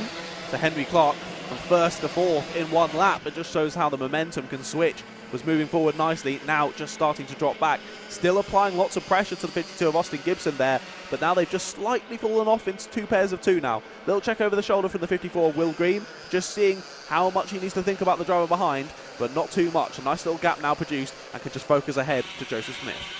Yeah, as you say, almost 2x2 effect now, isn't it, really? So it'll be interesting to see if they can close that gap up on their own, if they're going to have to wait for someone to potentially have a lunge on another driver, whether the likes of Cody LePeterel is going to be able to catch up, because these two continue to fight over each other as Henry Clark gets back onto the podium positions ahead of Austin Gibson. That again is just going to open up that gap between third and second place. Do they really care for the moment? Probably not, because these two are going to start fighting each other as well, and that's the 54 Will Green going through on Joseph Smith for the time being. I say that because it's pretty much guaranteed that it is only for the time being, knowing the IAME cadets. And as they go towards Christmas Corner, we've had a little bit of an incident. That's the 53 of Ethan Lucas, who's currently on our screen right now. I'm not sure who the other driver was. It was Levi Sangera, the other driver involved in that one, the number 33. Yeah, so a big shame. They've dropped down quite a few positions actually now, obviously well outside the top 10, down in 15th position, maybe even lower than that, maybe 18th. I think Ethan Lucas has picked up. Hopefully we see him back going again. We've got a Battenberg flag, mate. Battenberg flag out on circuit. Effectively safety car conditions. Drivers need to slow down. As there you'll see it again going into the final corner. Looked like just a yellow flag there, but I definitely saw a Battenberg out for. There you go, Battenberg at the final corner. So safety car conditions, slow down and get back into single file. The drivers are allowed to catch back up, so this is effectively going to close all of the drivers back up. But hopefully we'll get back underway. Still 3.5 minutes to go, and there you see confirmed at the top of your screen for a full course yellow. But I was going to say there, Will Green made the move at the final corner and got the fastest lap on that last full lap of racing, a 52.76. And also, it was funny as well, what we always see here at Whilton Mill Kart Club, Henry Clark went down the inside of Austin Gibson and then immediately pointed forward and said, let's work together, mate. Yes, it's something that I believe people do it more out of habit than anything else these days. They see their older drivers doing it and think, yeah, that looks like something that people do. I'm going to go and do that. But as you know, it's one of my pet peeves. That and weaving under on the opening lap is one of my pet peeves in go-karting. But yeah, it turns out that everybody does it anyway, so I should probably just stop being a grumpy old man at the ripe old age of 26 and actually just get on with it and accept that people do end up doing it. But yeah, no, a bit of a shame. So we are under full course yellow. I say it's a bit of a shame. It's obviously a shame for the driver that ended up spinning off, i.e. Ethan Lucas. We don't like to see it. No. What it does do is close the gaps up a little bit and offer us maybe a lap or two of real They're getting up to full speed, so I think we might be going... No, they're not. Still Battenberg flag. Sorry to cut across you there, mate. I just saw him go full speed through the final corner and thought he might be restarting under green there. As you can see, the kart on the outside of the track there, just getting pushed away, but I can assume that either the driver needs to be being seen to or possibly the barrier on the outside just needing a bit of attending to, hence our full course yellow. All the drivers signalling for the rest of them to just slow down. And as you can see there, your pet peeve in third place, Henry Clark trying to keep his tyres warm, but understandable under these conditions because you want to be ready to go as soon as that Battenberg comes in. You don't want to be caught napping. Yeah, I think I said it last time we were covering the Whilton Mill Kart Club, actually. I think a lot of it is a social thing, it's a psychological thing. Definitely. The idea that, you're sort of trying to wake yourself up. As well as the kart and the tyres a little bit, you sort of feel like it's going to make a big difference. But I think a lot of it is, as I said, just trying to psych yourself up. Now, the marshal out there on the circuit, giving them the old slow down, probably means we're going to be getting going this time round. Now, obviously, you can't see because it says full course yellow at the top of your screen, but there is about 2 minutes to go, plus a lap, obviously. So, yes. Yeah, this could get quite heated quite quickly. Now, Henry Clark, I'm sure, will be fairly hopeful that he can catch up and latch himself onto the back. But as the green flag drops, we are racing here for the last 1 minute and 11 seconds. So they've cut the timer down a little bit shorter than we had on my timing screen. But Will Green gets a good lead, but Joseph Smith is right on his tail, first and second, with a little gap between third and fourth for the time being. But are they going to try and work together? Finley Hines has got a contact warning. Not entirely sure how he's got that, because he's supposed to be under full course yellow for the past 3 minutes. But equally, it might have got a little bit too close for comfort at some points. Yeah, maybe something at the first corner going on there for that driver. But he saw Henry Clark go a bit defensive into Christmas corner, and Austin Gibson behind pointing forward saying, no, don't defend on me, come on. The leaders are right there, don't defend. Let's try and catch them. And he's doing just that now as Henry Clark focusing forward and now right on the back of Joseph Smith.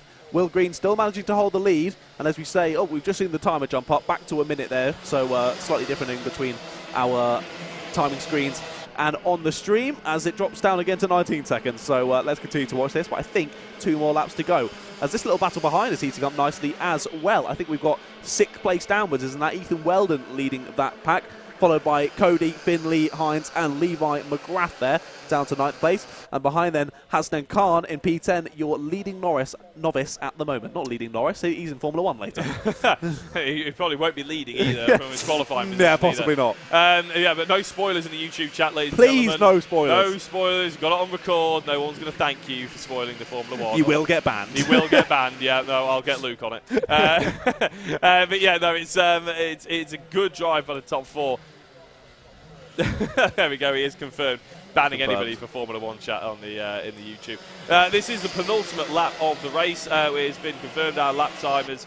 There we go, on to the last lap now. So the top 4, I don't think it's heated up as much as I thought it was going to do. Maybe they've just sort of settled for it. Or maybe they've been waiting. Obviously, second place man Joseph Smith with his head down is not proving my point because he's absolutely desperate to try and get this race lead. But it seems that Will Green's got a good enough pace at the moment. Yeah, all checking over their shoulders, just seeing where they can go for it, how much they need to think about the driver behind. None of them going for a move that. There you go, you see it again there on the straight. All 3 of the front runners checking over their shoulder. No need for Austin Gibson to do so. He's got a nice gap back to Enzo Butterazzi there in 5th. But not really close enough, any of them, to go for a move here. The last opportunities, as we said on our Paddock show, one of the best opportunities is into the boot. But again, none of them going to be really close. Going to have to be at a good exit is the 82 of Henry Clark to really challenge it for second place. I don't think it's going to happen. They're going to come around the final corner, and it is indeed going to be Will Green who takes the checkered flag and the win in the first heat of the day, second heat of the weekend for the IAME cadets. Joseph Smith there in P2, Henry Clark in P3 with the fastest lap there on the last lap, 52.53. And it was Austin Gibson in P4, then Enzo Butterazzi, Ethan Weldon, Finley Hines, Levi McGrath, Cody LePatrell. Then Max Mason ended out your top 10 there, coming through nicely on the last couple of laps. Then it was Hasdan Khan in P11, your top novice, and Aston Brown, Amelie Davey, Levi Sangera, obviously with that incident early in the race, came back to 14th nicely.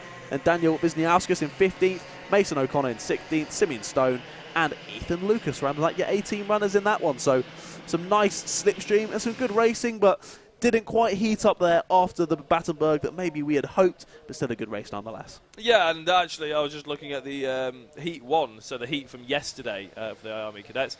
Will Green took the victory in that one as well, so he's now got a double victory to his name so far this weekend. Joseph Smith also came second in that particular race.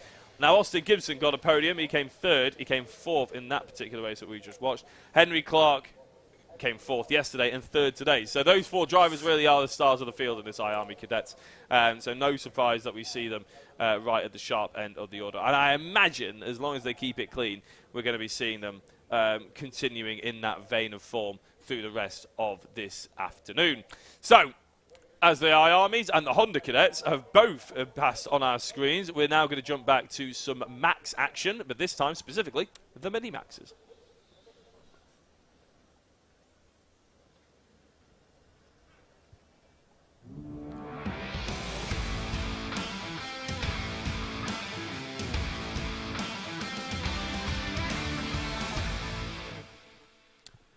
Here we go then for Mini Max.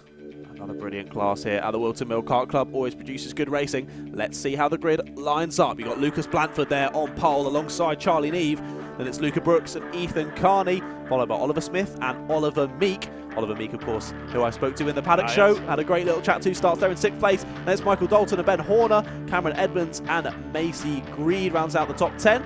Oh, sorry, Macy Creed. I think I saw her in the live chat earlier. Then it was Harry Clogger and Josh Salvadori. Following them, it's Jake Schulz and Victor Hansen and Zach McDonald and Noah McNicholas. Then Lucy Wielden and Liam Barlow. In 18th place there, then rounding out your grid of 22, it's Toby Bedford, Emily Cotty, William Webb and Spencer Allen.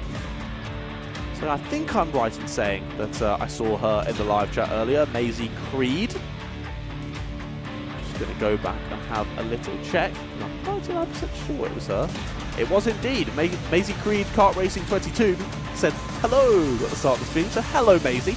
Great to see you out on circuit. I don't believe she'll be able to hear you now, but maybe. I don't know how loud they've got the tannoy around the circuit, That's so true. Maybe. But those engines do like to scream, so I would imagine not. No, I imagine not either. But if she watches this back, then at least they'll be able to know that they've got that shout out. A couple of drivers to keep an eye out on. The podium from yesterday was the 59 of Lucas Blanford, the 21 of Victor Hansen, and Josh Salvadori, who is number 110, so 110. Those three drivers took the podium yesterday. Let's see what they've got up their sleeve for this particular battle now with Lucas Blanford on pole position.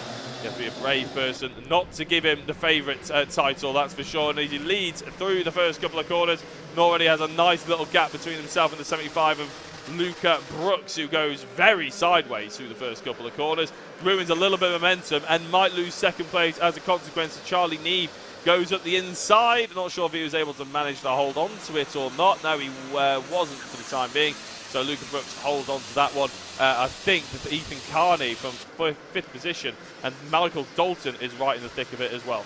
Yeah, Luca Brooks just sort of had to take evasive action, didn't he, there on the outside, get out of the way of a charging Charlie Meave, Oliver Smith, Ethan Carney, all pushing each other through there, through the inside of Christmas Corner. All managing to keep it on the black stuff, though. As you see a couple of moves down to Christmas Corner, 34 manages to hold on there. No, that's Ethan Carney holding off the 110, I want to say, of Josh Salvadori. If it is, that's a brilliant start for Josh Salvadori. We'll continue watching, though. It is indeed up to 8th place for Josh. 3rd place in the championship and making his way through the field nicely in this first heat of the day for the Minimaxes. Yeah, a couple of drivers going very wide through the final corner onto the bumpy runoff area. And, well, as I said, that barrier does come up a little bit too quick for comfort, shall we say. And you can easily slip wider than you realise when you sort of venture onto that bumpy stuff. Luckily, nobody ended up into the barrier this time round. So, Lucas Blanford Is he pulling away 15? No, we can't see him on our screen. It often indicates, yes, he is pulling away. He got quite lucky, didn't he, on that first lap? That from sort of second downwards, they all started to battle pretty hard. So he was able to get away nicely. There's Michael Dalton in the 44, pointing forward, saying, let's work together. 38 says, no, thank you. I think that's Oliver Smith. It is indeed making his way through nicely. And Michael Dalton getting pushed out wide as well, allowing for Cameron Edmonds to move up into 4th place too. So down to 5th for Michael Dalton as of yet. He now has Charlie Neve to contend with, and Josh Salvador, I think that is indeed in the number, I think it says 11 on his cart, definitely 110 on our screens though. Just double check that as he comes through the shot once again. But as I say, Josh Salvadori, 3rd in the championship, lots of pace, and really showing that already. I think Cameron Edmonds is the number 11. My apologies. It was Cameron Edmonds involved then. Josh Salvadori slightly further back in a separate pack. Yeah, that was understandable to get confused Slightly there with the 11 and then the 110, shall we say. Yeah, but there is the number 11 of Cameron Edmonds. And in my defence, occasionally, if someone's the number 11 and they can't get the number 11, they'll just gaffer tape like a 0 on, and you can't really tell. Yes, so exactly. I wasn't sure what to assume there, but my apologies to Cameron Edmonds there. He is the one right behind Michael Dalton and pressuring him intently, but that's Josh Salvadori in the all-white cart just behind, moving his way through nicely. There's a move up at Christmas Corner though, 38 of Oliver Smith down the inside of Luca Brooks. Luca Brooks is looking to switch back here, get back down the inside. He does that very nicely. Going to get squeezed off on the apex, though, not quite making contact. Getting close, but ends up having to relinquish the position. And Luca Brooks down to 3rd, maybe even 4th. There comes Michael Dalton. Gets a track limit warning, manages to move through, but is going to get re-overtaken there down into Osiers. And all this is doing is losing them time now and allowing for Ollie Smith to just pull away. Yeah, no, Ollie Smith, I was going to say, looking at his mirrors, loving it. What a move there by Neve. He goes a little bit deep, though. It's a bit of a shame because he absolutely sent it, didn't he? But that was always going to... He was going to run out of road eventually, unfortunately, as Edmonds goes back through. Plenty of manoeuvres going up left, right and centre. Oliver Smith up to 2nd place on Luca Brooks. Michael Dalton in 4th. That's where he finished yesterday's race. He's not going to be finishing there if he has anything to say about it, though. Moves his way up into 3rd position ahead of Luca Brooks. Indeed, and that was Salvador as well, making his way through. I think he got sort of 3 or 4 positions in that last lap. Of course, those drivers battling heavily allowed him to catch up easily, and he's made his way through. I think Salvadori now up into 5th place, is that? No, 4th place. So another couple of positions on this lap for Josh Salvadori. Definitely my one to watch in this one, but now this has created a battle of 7 karts here from 3rd place down to, I believe, 9th. So some great battling going already, and still 5 minutes to go. Yeah, Lucas Blanford, you'd be forgiven for forgetting he was even in the race. He's 4 seconds in the lead, which is absolutely massive in a kart race, especially around what we're used to seeing here at Whilton Mill. Yeah, he's somewhere going around the infield at this point, and we're currently watching the fight for 3rd. Oh, that's a grass-cutting moment there. Is that by Salvador? He's managed to find some space. That's what he had to do, and I think that's pretty fair. He got nerfed out wide there, kept it pinned over the grass, and retakes his position. Yeah, and amazingly, actually has the grip on the tyres to carry on and fight where he is. So, yeah, now the 110 is next to the 11. It's John's worst nightmare. It is. Salvador ahead of Cameron Edmonds. For the time being, though, look at how much Edmonds is climbing all over the back of the 110 Salvadore, and I think he's going to have to just concede the position. Salvadore will wait and see as they come round the final corner. In the barrier on the exit of the final corner there. That was a big one. McDonald 80 manages to keep it going. I think it was McDonald. Yeah, Zach McDonald. Yeah, 80. 81, sorry. Sorry, 80, yeah, no, my apologies. Zach McDonald, you are correct. A move down into Christmas, though, for the 34 on the 42 there. That's Ethan Carney moving through on Leon Barlow for 9th place. Yeah, you never like to see that, as we've said. When you get close to that curb on the inside, suddenly the barrier on the outside comes up pretty quickly, and it came up pretty quickly for that driver. But luckily, stayed in the car. Battenberg flag now out, though, I think will need to be a repair to the barrier. But again, going to allow the field to close back up, which Lucas Blanford is not going to be very happy about, is he? No, he's not, because although we know that he's got the pace, probably everybody else here knows that he's got the pace as well on the grid, it doesn't mean that his life gets... it just makes it a little bit harder, doesn't it? It does. For his perspective, it's a bit of an unnecessary challenge. He was having a nice Sunday drive, yeah, and now he's going to actually have to defend his position. So a couple of drivers into the pits. There's the 46 coming in. That's Spencer Allen and the novice, one of the novices, and I didn't quite see the other one. Maybe Harry Clogger. Yeah, Harry Clogger, number 72. Not entirely sure why. Maybe they were involved in that incident. Maybe they got a bit of damage or something. We haven't seen any flags. I think I saw Spencer Allen get a mechanical flag, I want to say, but not so sure about Harry Clogger.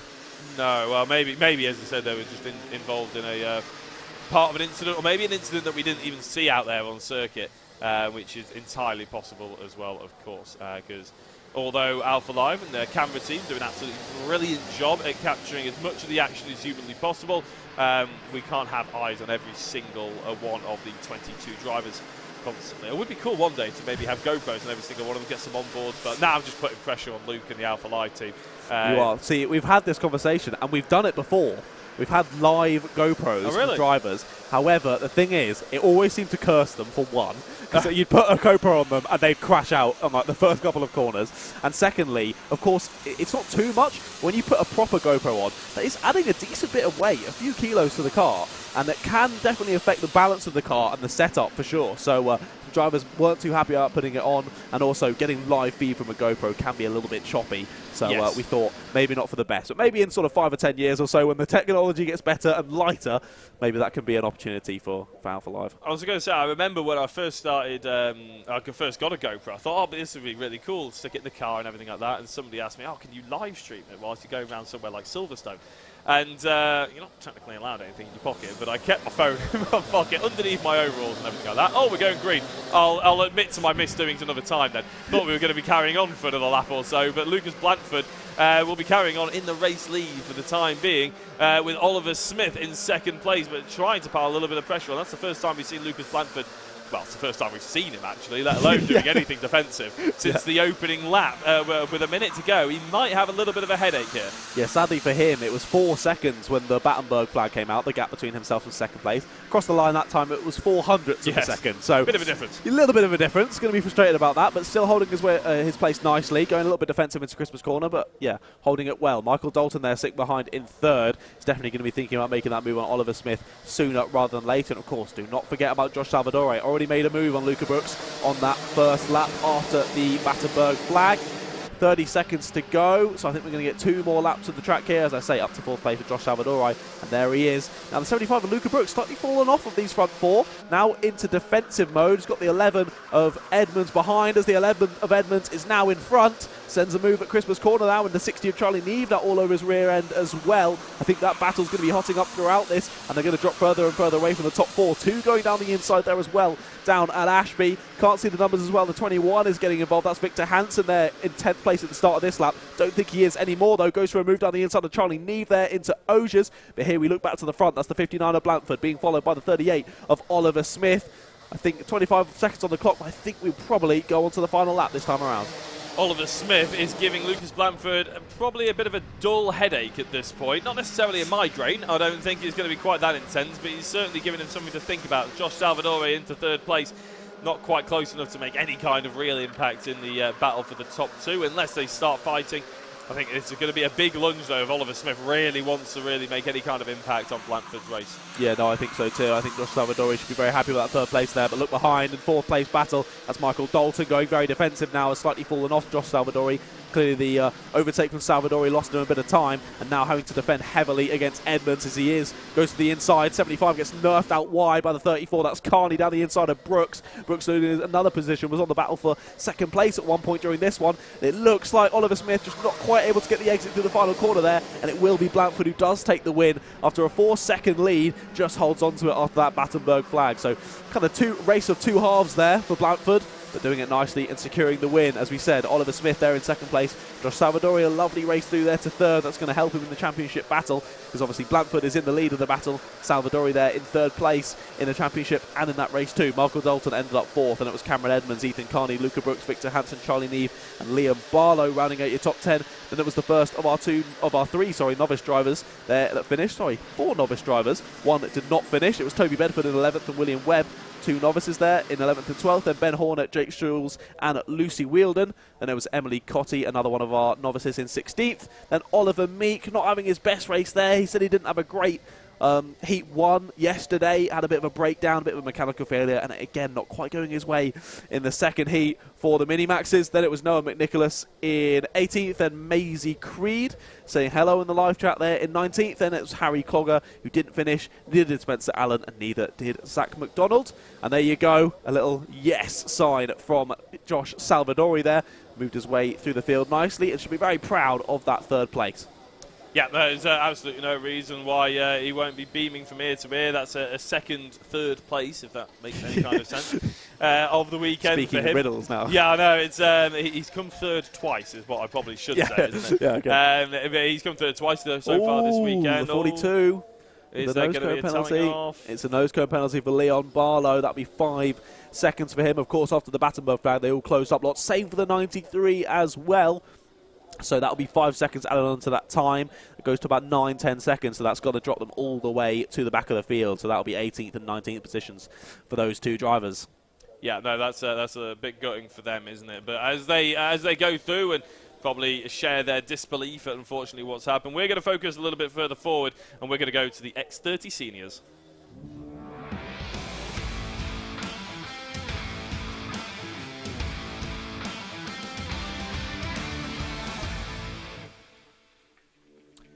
And would you believe it, this is already the penultimate race of heat number 2 for the weekend. So the X30 seniors, and this is how they'll line up. On pole position will be Jordan Brown with Martin Auger next to him in second place. Row 2 will be filled by Luke Taylor and Enzo Liu. Row 3 will be Jensen Buckingham and Benjamin Watts. Row 4, Thomas Byrne and JP Sleater. Row 5 will be Harry Torpy and Alex Johnston. Row 6, Remy Gilbert and Vishal Patel. Row 7 will be Lucas Ellingham and Benjamin Southgate.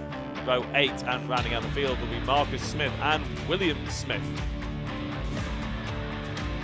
So, who was the Ellingham-related commenter right at the beginning of the stream? Indeed, it was Grandad, Terry Ellingham. There we go. So one to watch now for Terry as Lucas enters the circuit, and there indeed he is. You can see Ellingham down his leg and a stunning helmet. A lot of the drivers here have absolutely fantastic lids. So, yeah, fantastic to see Lucas there. And it'll be interesting to see him come through the pack. A couple of people chatting in the live chat as well. F1 Ruben says, I'm going for a test session at Club 100 next week here. So good luck to F1 Ruben. I'm hoping that's you testing to then be ready for the round. Round 9 of Club 100 will be here in a couple of months in early October, which I will indeed be racing in. So I'm very excited for that. It's going to be my first. Testing here? No, I'm not doing anything. I can't afford the testing. I'm just going to go out and see what happens, mate. I'm going to be a little bit rusty, but we'll see what happens. But of course, round 9 of Club 100 being live streamed here on Alpha Live. So make sure you don't miss that. Again, at Whilton Mill, a fantastic circuit for Club 100 to take on. As I can see a driver in the background that you interviewed on the Paddock show. He's giving us a little thumbs up. Yeah, he's clearly enjoying himself. He looked back at himself on the TV screen and saw that. He's now going back into the. I wonder if he's been in there because he's being told off. I wonder or not.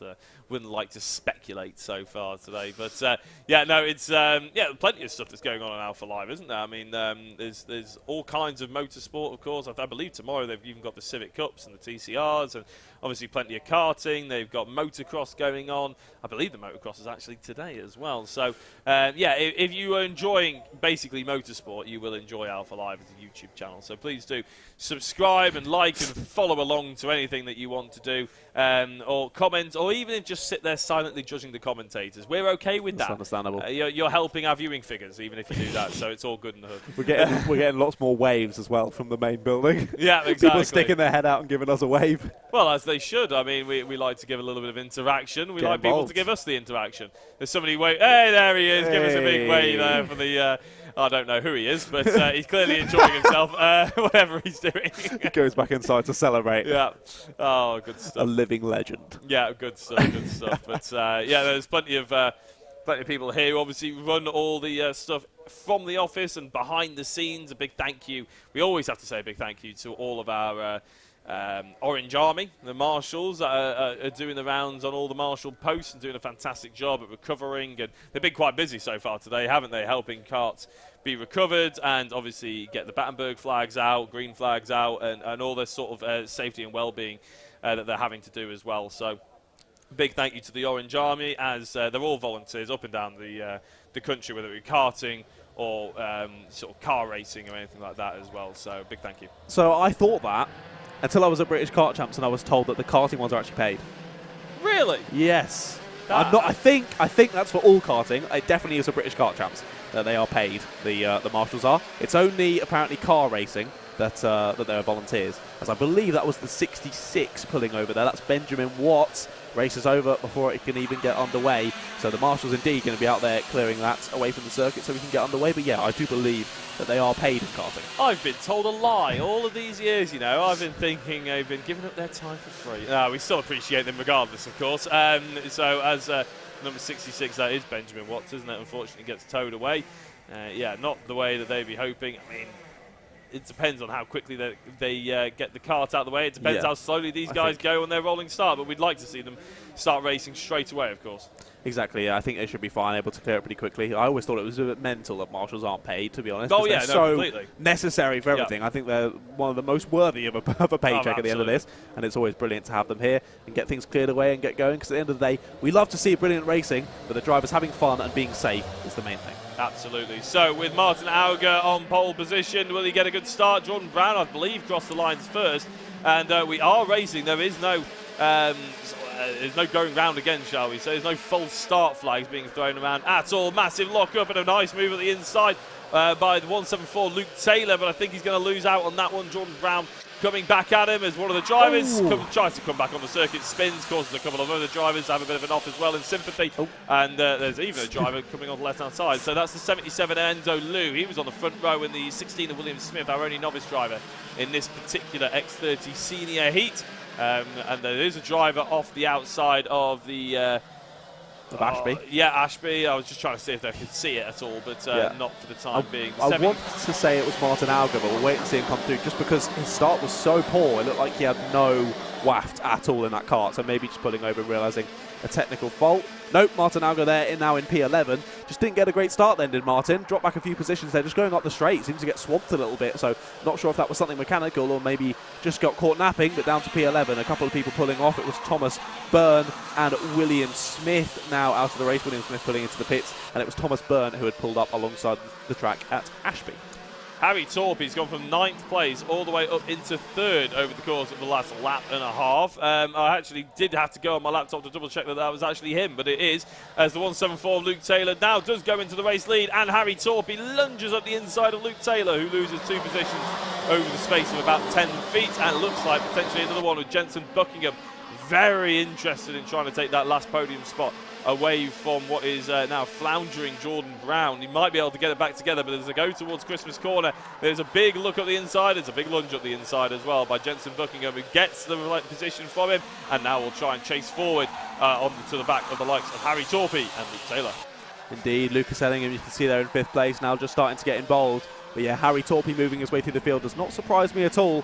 Currently 3rd in the championship is Harry Torpey, 661 points. Only 11 points off of 2nd place of Thomas Fleming, who is not here today. And there you see him go down the inside at the boot, taking the lead of the race. Just about squeezes out the 174 of Taylor at the apex. Luke Taylor having to settle for 2nd there, and Harry Torpey into the lead. Lucas Ellingham as well, up to 4th place on that lap. So now we've got a brilliant battle for the lead here. How many karts is that? 7?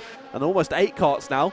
Another driver chasing down, I believe that's Southgate, indeed, Benjamin Southgate in 8th place, chasing down this group. So all hotting up and still a lot of time to go. Lucas Ellingham was a driver that just sort of appeared out of nowhere going into the boot and is just not messing around at all by carving through the order. You can see him getting really involved. But look at this. Oh, there was always going to be a little bit of contact as they looked like they were going to go 2 or 3 wide. And the number 50 kart, that is Jensen Buckingham, who was having such a good race earlier on. Unfortunately, not having such a good mid-race. That again, Lucas Ellingham not messing around at all. Seems to be one of his favoured moves, and gets himself up to 2nd place already with 6 minutes to go. Exactly, Lucas Ellingham made his way through that pack nicely, got ahead just before all the commotion started. So, yeah, frustrating for Buckingham there. As you said, had a brilliant start to this race.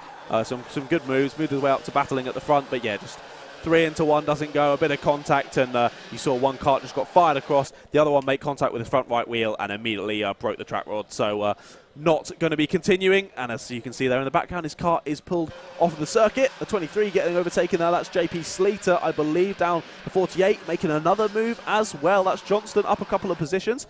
And there you go, Lucas Ellingham makes the move there on Harry Torpey into the boot, and he's going to hold that inside line, keep the momentum going, and there he goes to start a new lap in the lead. Yeah, started in 13th place, and probably means that's, about 4 positions on average per lap that he's made up, and got into this race lead. I wouldn't be surprised if we see him pull away, but Harry Torpey a very fast driver indeed. He'll be trying to pile all the pressure on if he can. Maybe he just didn't expect Lucas Ellingham to be there as quickly as he possibly was. But we'll wait and see whether Lucas can really put the power down and pull it away, as Harry Torpey and Luke Taylor will probably start to fight between themselves for second place now. Exactly, yeah, the pace of Lucas Ellingham is just unbelievable. Like we were saying earlier, the X30 Senior Championship is a little bit like Lucas Ellingham and then everyone else. Currently starting this round of the championship, you see him move up the inside. There's a 23 going through on the 48. That's JP Sleater retaking the position on Alex Johnston as they go through to start a new lap. But as I say, starting this round, it's Lucas Ellingham on 797 points. Closest to him is Thomas Fleming, who isn't here today, on 672 points. So 120 points separating the two front running in the championship. So Lucas Ellingham, again with another win here, continuing to dominate and extend that lead in the championship. Be interesting though, we haven't on any of our Paddock shows, I don't think we've been able to have a chat with Lucas. No, we never have. We haven't ran into him yet, have we? It would have been really interesting to see whether this is his main focus for the year, or whether he's sort of just dropping in and out and still leading by that kind of margin. Oh, I think I'm 99% sure. Oh no, is that Harry Torpey? It is indeed. Harry Torpey's come to a halt. I would assume something wrong with the kart there, because he was nowhere really near anyone. He wasn't having a proper nip and tuck battle. They were more following line astern. So something going pop bang on the kart, I think, and that's Harry Torpey's championship fight. Again, slipping away. He's third in the championship at the moment. Could have jumped up to second with Thomas Fleming not being here, but that's not going to happen in this race. He's not going to get too many points out of this one. No, but there is obviously a final that he has to really be focusing on getting out for now, hasn't he? There's no B finals. He doesn't have to worry about that. He is literally straight into the main event. But you still need the kart to be able to be working properly, as we see a nice little move there by the 23 JP Sleater on the 15 of Benjamin Southgate. He's got a time in third place thanks to Harry Torpey, unfortunately not being able to finish this particular battle. But this time now slipping down into fifth. Yeah, you can see momentum as well, working its charm, dropping a couple of positions for Southgate. Earlier we saw JP Sleater losing a few positions, and there's another move, another position loss for the number 15 of Southgate there. Up the inside at Christmas goes Alex Johnston. Yeah, JP Sleater we saw earlier in the race losing a couple of positions, now moving his way back through nicely up into fourth place. But Ellingham now with over almost 1.5 seconds lead at the front. I think that's going to extend even more by the end of this lap. 2.5 minutes to go. This is definitely the battle to keep our eyes on. Yeah, no, and we're hopefully going to be keeping our eye on it, because I think it's safe to say Lucas Ellingham, with not much of a threat now at the front end of the field. Luke Taylor's trying his best, but unfortunately the gap just keeps eking out that little bit more each and every lap. We've got a fair few drivers who have unfortunately retired as well. We've got Harry Torpey, Enzo Lube, Jensen Buckingham all out, Thomas Byrne and William Smith also in the pit lane. So 5 drivers in total not been able to make it to the end of this particular race, which is always a bit of a shame. And I think that's the highest amount of drivers we haven't seen finish the race so far today, which is never nice. Exactly, and definitely the highest percentage as well on the grid with 14, with 5 going out. It leaves 9 runners still out there on circuit, and the fact that there's still only 9 out there but we're still getting battles like this is absolutely fantastic. It's great to see. You can see here the 48 of Johnston and the 15 of Southgate still battling, but then battling has allowed for Patel and Sleater in 3rd and 4th to just pull away slightly. Ellingham and Taylor in a bit of no man's land by themselves, or 1.5 seconds between themselves, and then 1.5 seconds back to Patel there in 3rd. Here he is, the 95 up to Christmas corner. Is going to lose out on that podium place though. 23 of Sleater back down the inside and back up to 3rd place. So making up for those positions lost earlier in the race and making some good points from this heat. Yeah, no, it's a good move that, wasn't it? Nice and efficient, no messing about. Textbook up at Christmas corner by JP Sleater, and he'll be hoping to take a little bit of advantage from obviously the fact that a couple of the other drivers haven't necessarily had the race that they were hoping for. And with a minute to go, roughly, the time does change every so often, but I think about a minute and 5 seconds to go is about right. Nope, there we go, 40 seconds.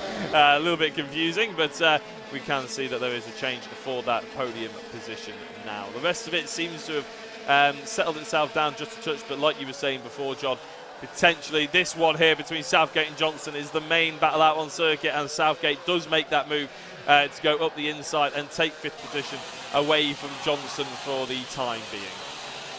Indeed. Good little battle there. Again, it's kind of splitting off into 2x2s, aren't they now? With 3rd and 4th having a nice little battle. Still a little bit of gap between them though, but this 5th and 6th battle, definitely the closest one out on track. Johnston was 3rd place in Heat 1 yesterday, so clearly has good pace. Harry Torpey, P2, and of course Lucas Ellingham was in P1. Harry Torpey sadly out of this one on a mechanical failure, we do believe.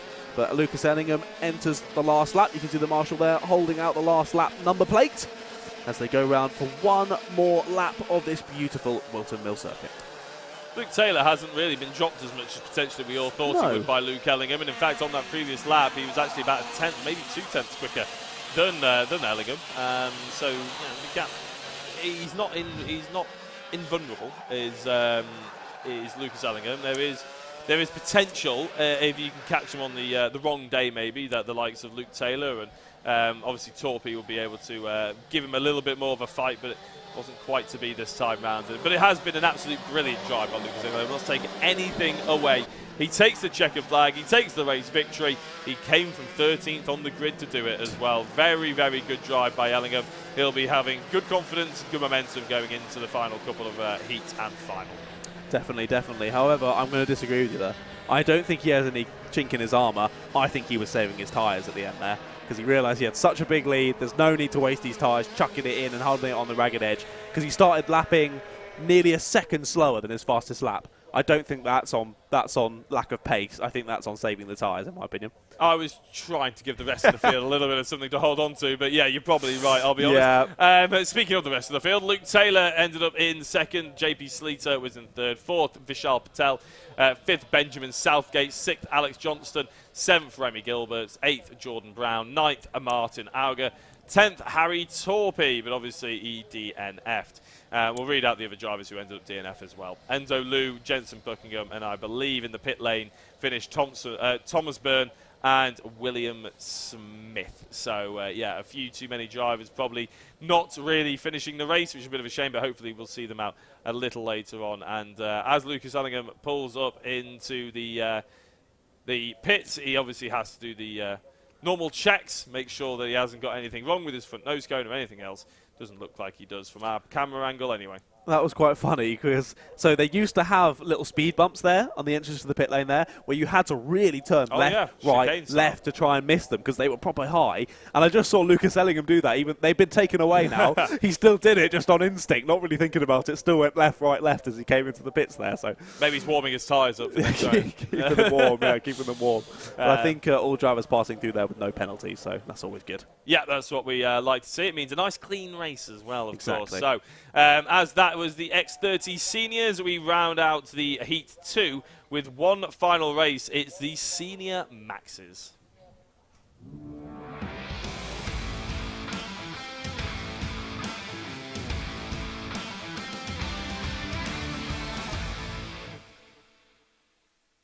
Here we go then. As my lovely co-commentator has said, this is our final Heat 2 of the day. We'll soon be moving on to Heat 3, but here we go for Senior Max. Benjamin Boros starts on pole alongside Jamie Rogers. Then it's Ben Perry, Lewis Halliday, Chris Banderi, and of course, Mr. Super GT, Steve Alvarez-Brown in P6. Then it's Ethan Ling, P7, Klaas Cooker in P8. Then it's Scott Smith and Luke Ringer running out the top 10, followed by Charlie Ellis and Brentley Sims. Behind them, it's Harry Gibson, Ben Hearsey, and Rory Burke, Joshua Burton, Riley Brown, and Benjamin Ballou there in P18. And I do think, no, we've got even more drivers. Archie Elliott in 19th and Tommy Edmonds in P20. Then it's Ethan Martin, Lewis Wild, William Young, and George Hunter there in P24. And finalising your 27 kart grid, it's Samuel Cook, Luke Collins, and Sam Light. So there we go, 27 karts again on this one. This is another big grid. Fantastic to see, and also good again to see Mr. Steve Alvarez-Brown here at the Whilton Mill Kart Club. Yeah, he'll probably be hoping for slightly better than he saw yesterday, where he came 13th position. But yeah, it's nice to see a little bit of, probably brings a little bit of media attention, I would say, as well. Obviously, eyes on the championship with his social media following and everything like that as Mr. Super GT. Speaking of some of the other drivers, though, Harry Gibson, Ethan Ling, and Samuel Cook. Now, they were the three drivers that took the podium yesterday. And a driver who I want to give a special shout out to was the driver who came second. Just mentioned him, Ethan Ling. He gained 21 positions on that to take that second place, which is, I would say, fairly impressive. He started in 23rd place and ended up coming in second. Harry Gibson number 99, a bit like Lucas Ellingham, number 99. So if you're watching the previous race, you'll be able to remember that number to look out for.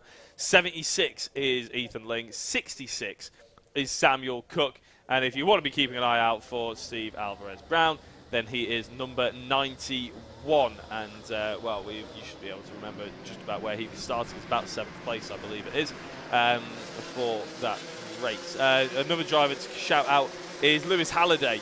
He gained 23 positions, started in 31st position, and came in 8th. So, yeah, Lewis Halliday, another driver, he is the number 56. So, if you remember 76, 66, and 56, you'll probably be watching someone who's quite entertaining. All of the 6s to watch out for.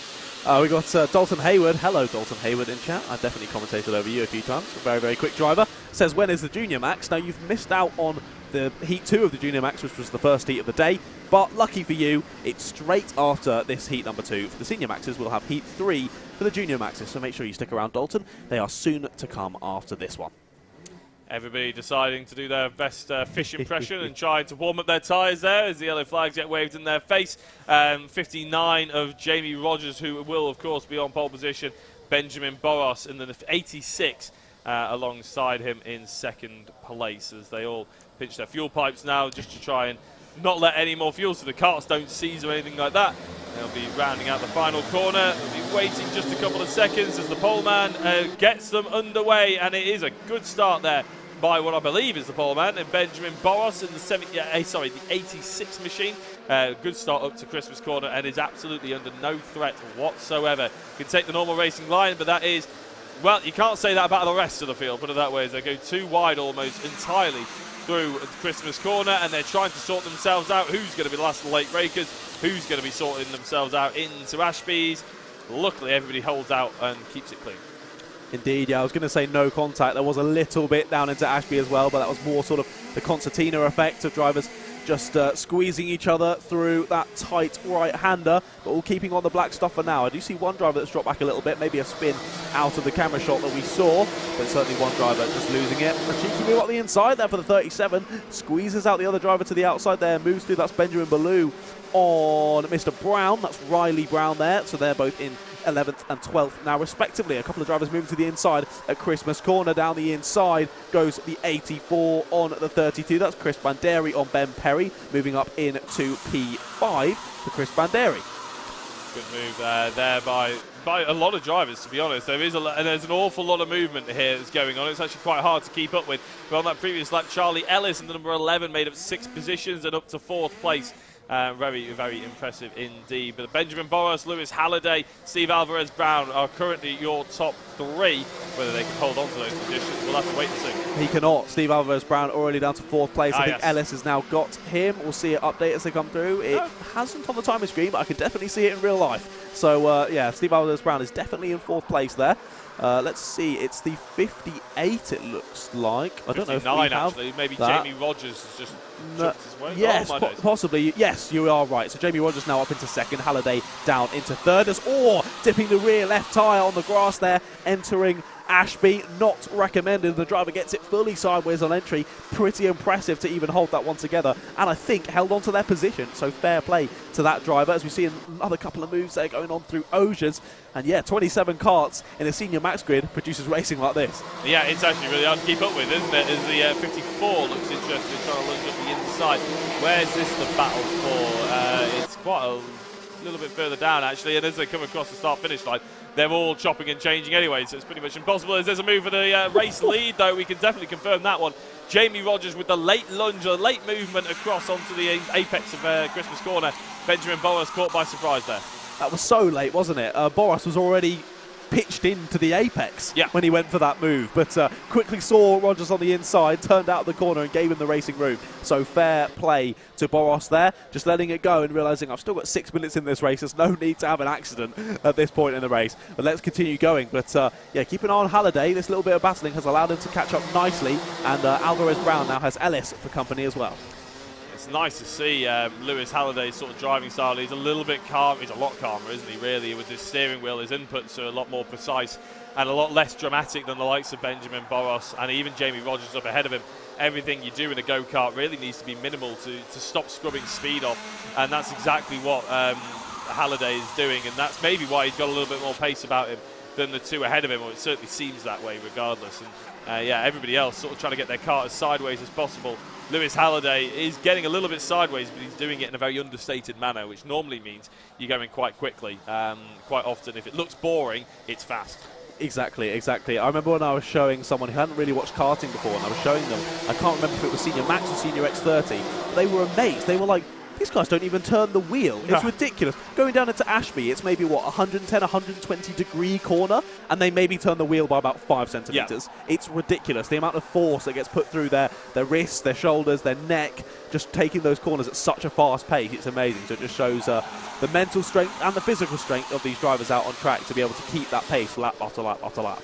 Yeah, and actually it shocks a lot of drivers who go from karting into car racing, like tin top racing, especially because you have to whack your steering angle on an awful lot more, and you have to use the weight of the car to actually grip the rear, the outer edge of the tyres. Whereas a lot of drivers who are so used to karting are just used to that 5 degrees of input. In fact, a lot of drivers that actually came from karting, world champions, came from karting into GT5s when I was racing in Ginettas, and I was in a slower classic car. They genuinely couldn't keep up because they were so used to only turning the wheel such a tiny amount that they couldn't generate heat in the tyres, and it did shock them. It took them quite a while, actually. I think that person actually went back to karting, where he was a world champion and actually earns quite a good living apparently from it. But yeah, it's quite a big different diving style. But karting, in terms of racecraft, teaches you so much about momentum. And even when you do have to go into cars and tin tops and using that extra steering angle, it is still about the minimal amount you can actually input through the wheel and the maximum you can be on the loud pedal, put it that way. And so karting teaches you all those skills. Definitely, especially with that loud pedal. These karts are extremely fast. Yes. The camera angles that we see here really don't do it justice. You need to go and visit a kart circuit yourself if you haven't already and watch these guys out on track. The amount of pace that they come past you and the amount of pace they take around these really, really tight corners is ridiculous. So, yeah, fair play, and they're all learning nicely and they're all racing very, very well. Yeah, and you don't really appreciate by looking at the cameras how hard this is. A lot of people say motorsport's not real because all you're doing is sitting down. Yeah, they're just driving around. I do that on the M6 as well. It's like, well, it's not yeah, good one, mate. Yeah, it's not quite the same. As you say, it's not until you either sit in a car with someone who's doing it or go trackside, which is as close as you can get with a go-kart, and actually try it for yourself or watch it for yourself. The sense of speed is absolutely astounding, to be honest. 3 minutes left to go. Halliday still sat behind Boris, getting a little bit more sideways, actually, as he goes, maybe heats his tyres up a little bit too much, potentially. And, yeah, it's not quite able to make the move just yet, but he is sort of thereabouts, maybe just biding his time. Yeah, exactly. The pace Rogers was showing, I thought he might pull away a little bit quicker than this, but fair play to Boris and Halliday, both keeping up nicely, and Halliday now just starting to apply the pressure to Boris. Just less than 2.5 minutes to go. We can see in the background as well, Ethan Ling set the fastest lap of the race. He did indeed, a 45.28, right on the rear end of Steve Alvarez-Brown now. So Steve is probably going to have to start defending relatively soon to be able to hold on to that 4th place. And again, same as there we go. We can see Steve now on our screen in his Lando Norris car, of course part of Quadrant, hence having the Lando Norris kart, and with his nice little Quadrant liveried suit and Quadrant liveried helmet as well. We're probably going to see that a bit more often, as there you go, goes for the move, does Ethan Ling, down into Christmas corner, up the inside, textbook move, he's got it done, and up into 4th place he goes. Oh, got a driver into the pit lane, that's unfortunate, isn't it? Number 42 of Ben Hearsey. It's not hearsay at all, he is actually in the pit lane, unfortunately, and Luke Collins is also out of the race, and Klaas Koika is as well, so 3 drivers out of the 26, unfortunately, not with us anymore. I think our viewership just dropped to 0 after that joke. I like to think it increased, actually, I'll have you know. Everybody loves it. I liked it. Very quick.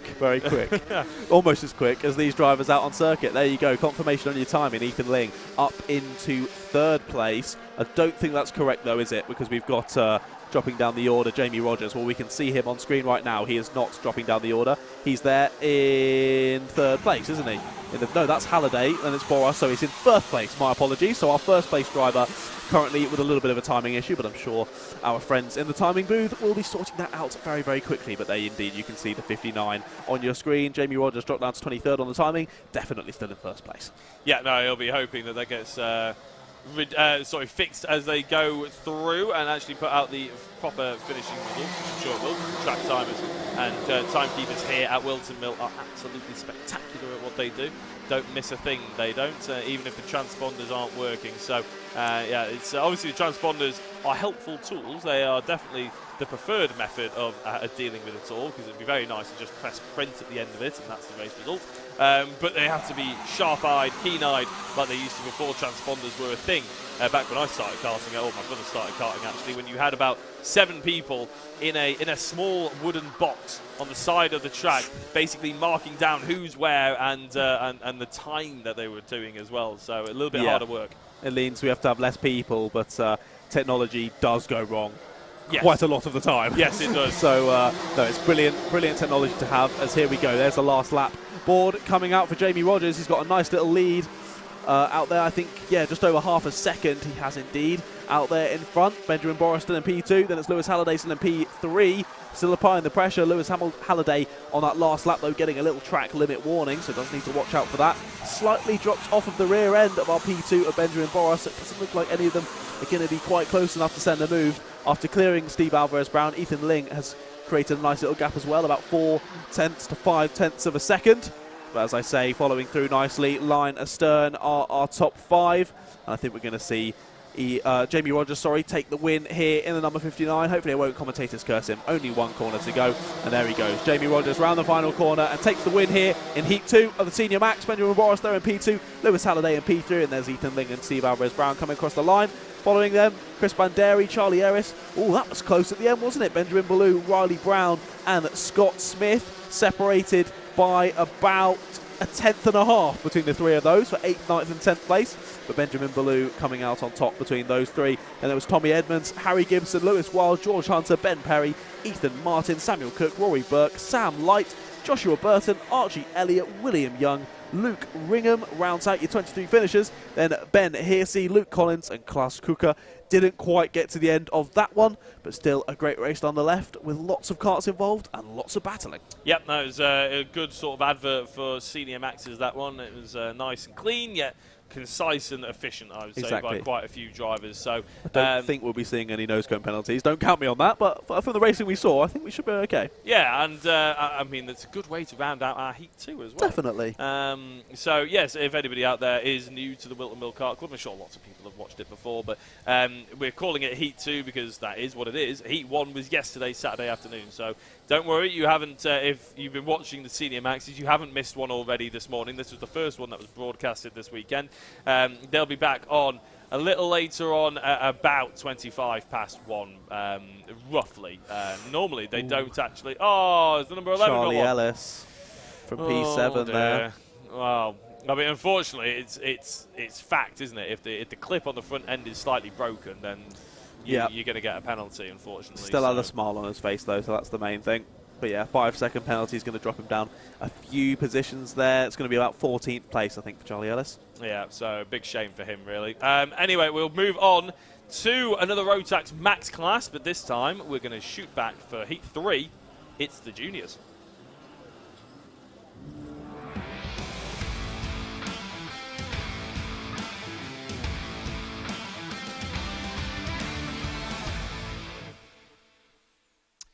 So the junior max then, about to come up on the screen, the first of heat number 3. It's supposed to be scheduled for 11:30. We're pretty much bang on time.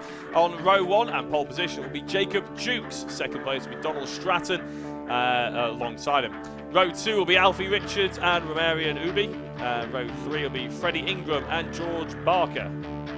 Row 4, Zane Khan and Woody Radford. Row 5 will be Harry Hurst Grover and Sam Baker. Row 6, Mitchell Mulvey and Stefan Kasmalchik. Row 7, Oliver Kerr and Nicholas Ellis. Row 8, Jessica White and Jack Spencer. Row 9, Zaki Hussein and Arthur Thacker. Row 10, James Tester and Ollie Ward. Row 11, Josh Cook and Ewan Thomas. Row 12, Bobby Rosier and Owen Neve. And not quite to the end, actually. Row 13, William Pemble and David Marzal. Row 14, Alfie Bray and Ross Tyler. Row 15, Spencer Bowham and William Ray. And then we get towards the end. Row 16, Mac McFarquhar. Row in 33rd place is Jacob Barak. Borowak. Apologies for getting that wrong. Row 17, Mikey Theo and Charlie Fgrave. There we go, our biggest grid once again. And this was, of course, our grid where we saw sort of 3 or 4 drivers out before it even got started. Yes. So hopefully not going to spin it exiting the pits this time. The driver's going to keep it a bit more civilised and make sure they get round to the start of the race.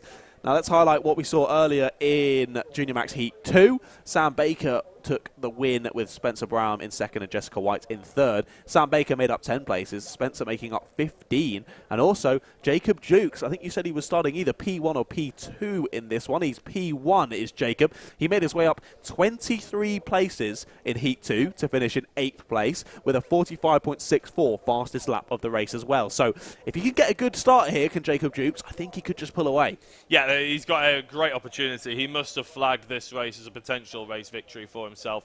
And then obviously the final puts him in good stead as well for that one. But he's shown that he's not just a driver that stands out right when he's at the front. He can battle through the order as well, which is absolutely vital when you're a racing driver at any form, at any level, in any sort of racing piece of kit, shall we say. It could be bikes, it could be karts, it could be cars. So yeah, he's clearly one to be keeping an eye out on. So that's number 34, Jacob Jukes. Definitely a driver to keep your eyes pinned to. Definitely. Well, this grid is absolutely stacked, as we say. What was it, 34 drivers involved, the maximum that we're allowed on this circuit. So, and I'd say sort of 10, maybe even more than that, drivers that could feasibly take the win with whatever happens. And a couple definitely to watch out for slightly lower down as well. One of those being Spencer Brown, starting 29th in this one. Of course, finishing P2 in the race earlier today, and also finished in P1 in the race yesterday. So this is definitely his low grid start. Again, if you haven't watched Whilton Mill Kart Club before, between these 3 heats, they are of course all random grids. There's been no qualifying session, but it's done in a fair way to make sure that all of the drivers effectively equal out at the same starting position across 3 races. So they'll effectively have 1 start close to the front, 1 start close to the middle, and 1 start closer to the back. So yeah, it just means you get a different opportunity and definitely a different style of racing in each different race. So let's see how well Spencer can do from 29th, considering he's got a P1 and a P2 already. He's definitely on for that pole in the final if he can do a good one in this race. Yeah, as I said, that's got to be his aim, really, hasn't it? It's yeah, a race wouldn't be nice, but realistically, I think you earn roughly double the points in the final than you do in the heats. So if you're going to win one of the races, you want it to be that final race. You want to be in a good position for that one, and he's got some hard fighting drivers around him. I mean, Sam Baker took the victory. Obviously, he made his way up 10 positions. He started in 11th. Really good driver. Really good drive from him. Well, he is a really good driver anyway, but a really good drive from him in that race, in that heat too. Darren Marzal, he looked like he had a good race lead earlier on this morning in our first race of the day. Looked like he maybe would just sort of run away with it almost, but he got caught up a little bit. That doesn't mean necessarily that he's a slow driver. He just, didn't necessarily, when he got into a fight, didn't deal with it as well as some of the other drivers, and maybe he'll have learnt a lesson or two and try and be a little bit more aggressive on the defence. He'll be sort of right there as well. We'll have to wait and see. But a really good field, plenty of drivers out there. This was, I mentioned it earlier, bordering on a split grid. We don't have the split grid anymore. A couple of drivers must have dropped out before the track went live yesterday, which means that we're running just to a normal grid like every other circuit. Every other classification we've got here today, which is absolutely fine as well. Indeed, it's fantastic. And another thing to highlight as the drivers just exit the pits there, let's just keep an eye out as well, see if anyone goes for a little spin, Swan Lake style. No, there we go, all getting out just about okay, still warming the tyres, playing with fire there, playing with fire, yeah. No, they all managed to make it around the first corner, so that's good. But yeah, one thing to highlight for someone like Spencer Brown that's trying to make his way through the field nicely also has to factor in those nose cone penalties. Yep. You need to make sure you're keeping that nose cone clean, so you've got to make those moves concise but clean as well, because even if you do end up making up 15, 20 positions, if you get a 5-second penalty, this grid is so close, that's going to drop you down maybe 5 or 10 positions, so it's just going to undo everything that you've worked for. Yeah, I mean, if you're used to watching, say, British GT or even British touring cars or any kind of sort of big car racing, and you think, well, a 5-second penalty, you might lose like 1 or 2 positions. In British GT, you probably won't lose any positions, to be honest, by the end of a 3-hour race. Whereas here, absolutely crucifying, isn't it? You really do feel it. 5 seconds is a big punishment to get, and but it's a sort of punishment you get when you're trying to crack down on the fact that it's a non-contact sport. Exactly. You don't want there to be contact, so you've got to have a good punishment for it. Exactly, yeah. In Heat 2, the top 12 was split by 6 seconds, so it's a huge margin, and there we go. We're going to go around again. So the driver's not quite getting in position, but yeah, as I was saying, in Heat 2, the top 12 was split by 6 seconds. So that just shows how close they all are and how that 5-second penalty can really, really hinder your race. But driver's not quite getting into position correctly. You can see that green and yellow chevron flag on the right of your screen coming out from the little enclave where they can sit, just in case it's a little rainy. Luckily not today, no rain to contend with, but yeah, it can be quite dreary if you're sat there in the rain and you don't have a roof over your head. So it's always nice to give the marshals a little bit of comfort. I mean, they don't exactly have aircon or heating, but a roof is nice nonetheless. But we'll see the drivers just come round to finish another lap of warming their tyres, and hopefully we'll get this underway at the second time of asking. Yeah, I never appreciated the sort of the marshal posts and boxes and the fact they obviously have to sit in there all weekend sort of thing, until went to Whilton Park, and one of their commentary booths is a marshal box on the outside of Knickerbrook, and they pointed me in the direction and they said, right, that's your commentary box, and I went, what, behind the marshal post? They went, no, that is the marshal post. They had one plug in there, and that was it, and about 50,000 spiders. Goodness. And I thought, oh no, this is going to be fun. Anyway, this will be fun, because Jacob Jukes is right on pole position. Looks like we're going to be getting racing, and yes, we are. Good start then made by, I believe is our pole position driver. A couple of people go maybe 3 wide outside of turn number 2. The top 2 have managed to get away, but everybody else seems to be scrapping. Lots of locking up, lots of aggressive manoeuvres in towards the apex there by some of the mid-pack, but the top 2 certainly have pulled away and fighting amongst each other. I think that's Jacob Jukes and Alfie Richards. It is indeed, yeah. I think it was Freddie Ingram in the 76 who got hung out to dry. Oh, we've got a big incident down at Ashby. At least 3 or 4 were off the circuit as well. Now 4 are becoming a bit entangled there. A bit of Tetris going on down at Ashby. The drivers all up and all seemingly okay. Hopefully all able to get back underway. Looking slightly bent is that 24. So we'll have to see if they can carry on. But anyway, we watch as the race continues and they come to the end of lap 1. Yeah, as I say, I do believe it was Freddie Ingram who got nerfed out wide. There was a bit of contact through Oblivion and Fine Lady, but Freddie Ingram fought his way back up nicely around that lap and gained back a couple of positions that he lost. Going defensive is Jacob Jukes already. Feeling the heat from Alfie Richards there in P2 in the 83. And any battling is definitely going to allow for Zane Khan and Romero Ubi to catch them up. Yeah, well, Jacob Jukes should be feeling the heat because Alfie Richards is piling it on, and he's doing a good job of holding it off for the time being. Zane Khan made up 4 positions on that opening lap alone.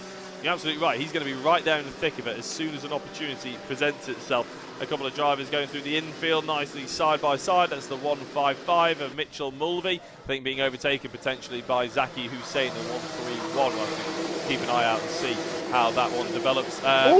Crash in the background there at the boot. A couple of drivers involved I think might have ended up in the barrier. But yeah, one of them turning sideways and I think lost the rear bumper off their cart. Oh no, it was the front bumper. There you go. Was it Zaki Hussein?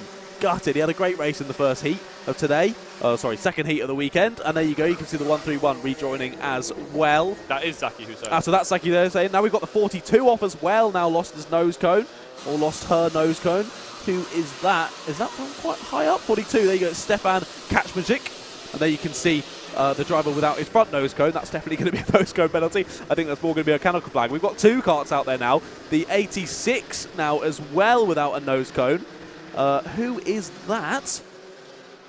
There we go. We can see one of the nose cones sat there. 86, I can't pick. It's Donald Stratton. So I think 3 karts now missing their front nose cone completely, which I think is just going to mean you've got to come into the pits, mate.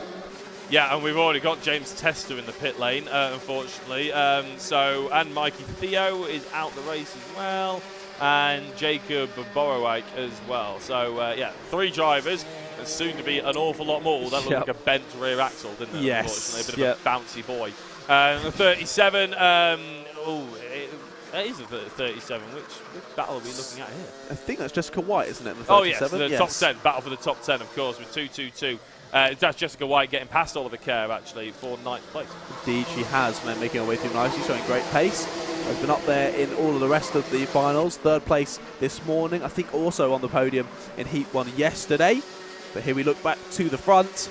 Jukes still feeling the pressure from Richards, but I think working together nicely, realising they need to push each other along because Khan, Ingram, Baker are all right there behind. So Richards just kind of biding his time till 5.5 minutes to go in this one, just waiting for that move to materialise where he can do it most clean and concise and lose the least amount of time. But there you go.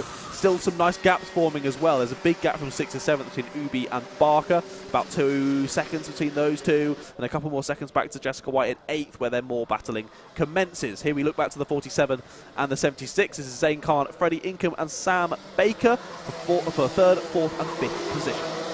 Yeah, well, we're obviously hoping and expecting that Alfie Richards would make a move on Jacob Jukes. But realistically... yeah. Not really needed. From a spectator's point of view, we'd love to see it, but from his point of view, I completely see why he isn't, as we do see a move in the background, though, for 3rd place. 76, Freddie Ingham goes down the inside on Zane Khan. Sam Baker tried to follow him through, not quite going to happen, but will happen down at Ashby. Dives up the inside and makes it 4th position, his own, and Sam Baker on the last lap, a 45.81, fastest lap of the race. So I think watch out for Ingram and Baker here, and Zane Khan will surely follow them through as well, but Jukes and Richards do start to fight. They could be right on the back of their tail, but equally, as we were saying earlier, I think Richards is probably just going to wait this one out. Well, yeah, it's probably being sensible, and like we mentioned, we do want to see them have a little bit of a battle and a duel, but realistically, if they're putting good lap times in, and they're keeping ahead of Freddie Ingram and Sam Baker and Zane Khan by the same amount every single lap, there's absolutely no reason to do it until that final lap of the race. As Sam Baker decides to take it upon himself that he wants to be the driver to catch up. He overtakes Freddie Ingram going into Christmas corner, and well, our race 2 winner from the weekend is very much on the hunt for another one. Yeah, he does seem to be one of the fastest out there on circuit, does Sam Baker, so now just focuses on ahead. He'll be hoping anyway that Freddie Ingram now begins to work with him, push them forward to the front 2, but Jacob Jukes last lap now sets the fastest lap of the race. First driver, I think, to properly fall down to the 45.7, so 45.76 for Jacob Jukes. Just eked out a few tenths over Alfie Richards, so should hopefully ease off that pressure just a little bit, but still has got him right there, so definitely can't take his eyes off the prize for any moment of time here. Needs to just focus forward. 3 minutes and 20 to go. Plenty of people watching from the first corner there. And, lots of fans. Nice to see so many people out there supporting their drivers and giving them the old cheer on, as well as I'm sure there's plenty of people in the YouTube chat doing exactly the same thing as well. Nice little move at the inside there, going into Ashby's by one of the drivers out there on circuit. I think that was Mac McFarquhar on Ollie Ward for 12th position potentially. So yeah, good move there by Ashby's. Yeah, Matt McFarquhar, I think, has moved his way through the field quite nicely. Indeed, he has. Started 31st in Matt McFarquhar, now up to 13th. He's done very well. Spencer Brown has done pretty well as well, up from 29th to 16th.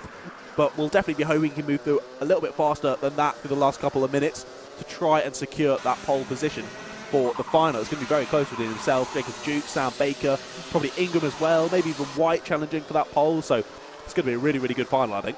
Yeah, no, and looking forward to it easily. The Junior Max is certainly one of the classes that you really want to be keeping an eye out on and punching in the time for, so you can come back and watch it if you don't sit here and watch the entire thing, obviously all day, which is what we really encourage you to do.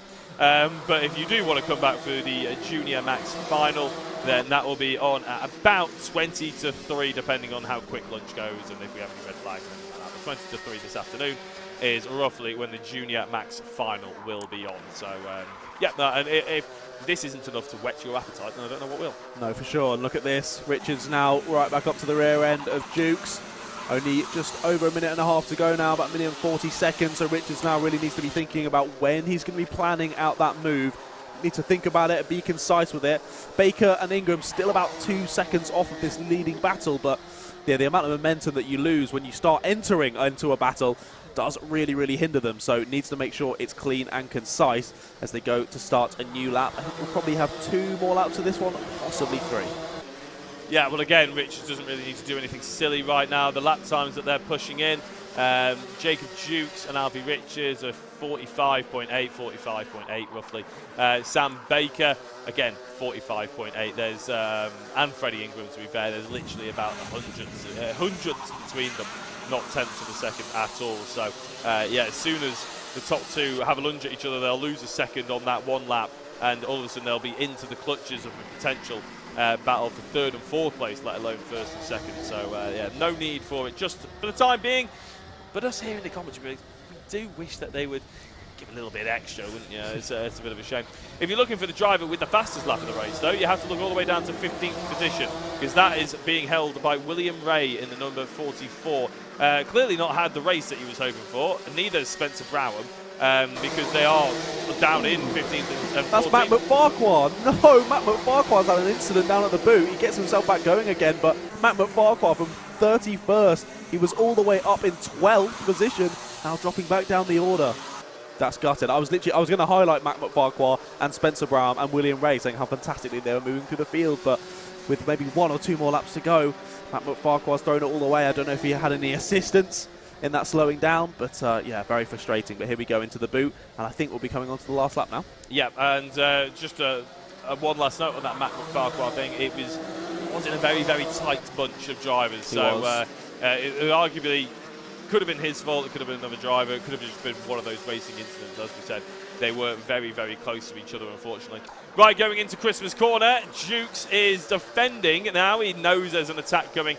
Alfie Richards is determined to try and get past now. He's bided his time for long enough. He tries to go around the outside of Ashby's. Baker and Ingram are also having it out. And as they go towards the infield, Jukes just about holds on to the race lead for the time being. Indeed he does. I think he's played that very nicely. Now there's a little bit of a gap back to Richards. Richards is going to be a little bit too far back to send a move here, is he? Yeah, Jukes knows that, can pull to the racing line, take the right line through the final corner, and should just be okay to hold on to this one. Held off the pressure from Richards, lovely, but comes across the line and will take the win here in the Junior Max Heat 3. Sets himself up nicely for the final later on. Baker also managed to hold off Ingram there for third place and the final step of the podium in that heat. Behind was Ubi in fifth, that being Romarion Ubi. Then it was Zane Khan and Jessica White. Still a couple of battles going on through the final corner there. 43 just nipping out the driver behind. And a good little battle to end off that race. Yeah, of course, Zane Khan in 6th, Jessica White in 7th, Ewan Thomas there in 8th, George Baker in 9th, and Spencer Brown coming in P10. Fastest lap of the race in the end there, a 45.54 from Spencer. And coming from 29th to 10th, is a pretty impressive race from him. Yeah, he'll be very pleased with that, I imagine. Will, definitely. I'm quite impressed with it, so he'll be very pleased with it, I'm sure. So, yeah, loads of drivers. I'm wondering, obviously, how that will figure themselves out for the final. Basically, how it works is they get points allocated to them for their finishing positions in the heat, and then that will dictate the positions for the final. The person with the most amount of points gets pole position for the final, and then obviously it cascades down from there. So, yeah, plenty of drivers right in the mix here in the Junior Maxes. Lots of exciting racing in the heats, that's for sure. Apparently yesterday was just as exciting as what we've seen so far today. But like I mentioned before, if you do want to catch the Junior Maxes, they'll be on at around the 20 to 3 mark. Probably wanted to be tuning in at about 2:30 to make sure that you don't miss them, because we could be slightly ahead of schedule, we could be slightly behind on schedule. That's the way of karting, unfortunately. But the Whilton Mill Kart Club do tend to be pretty efficient when sticking to their timetables, as long as we don't have any red flags. Right, on to the next race then. That was the Junior Maxes for the first of Heat 3. Next is the X30 Juniors.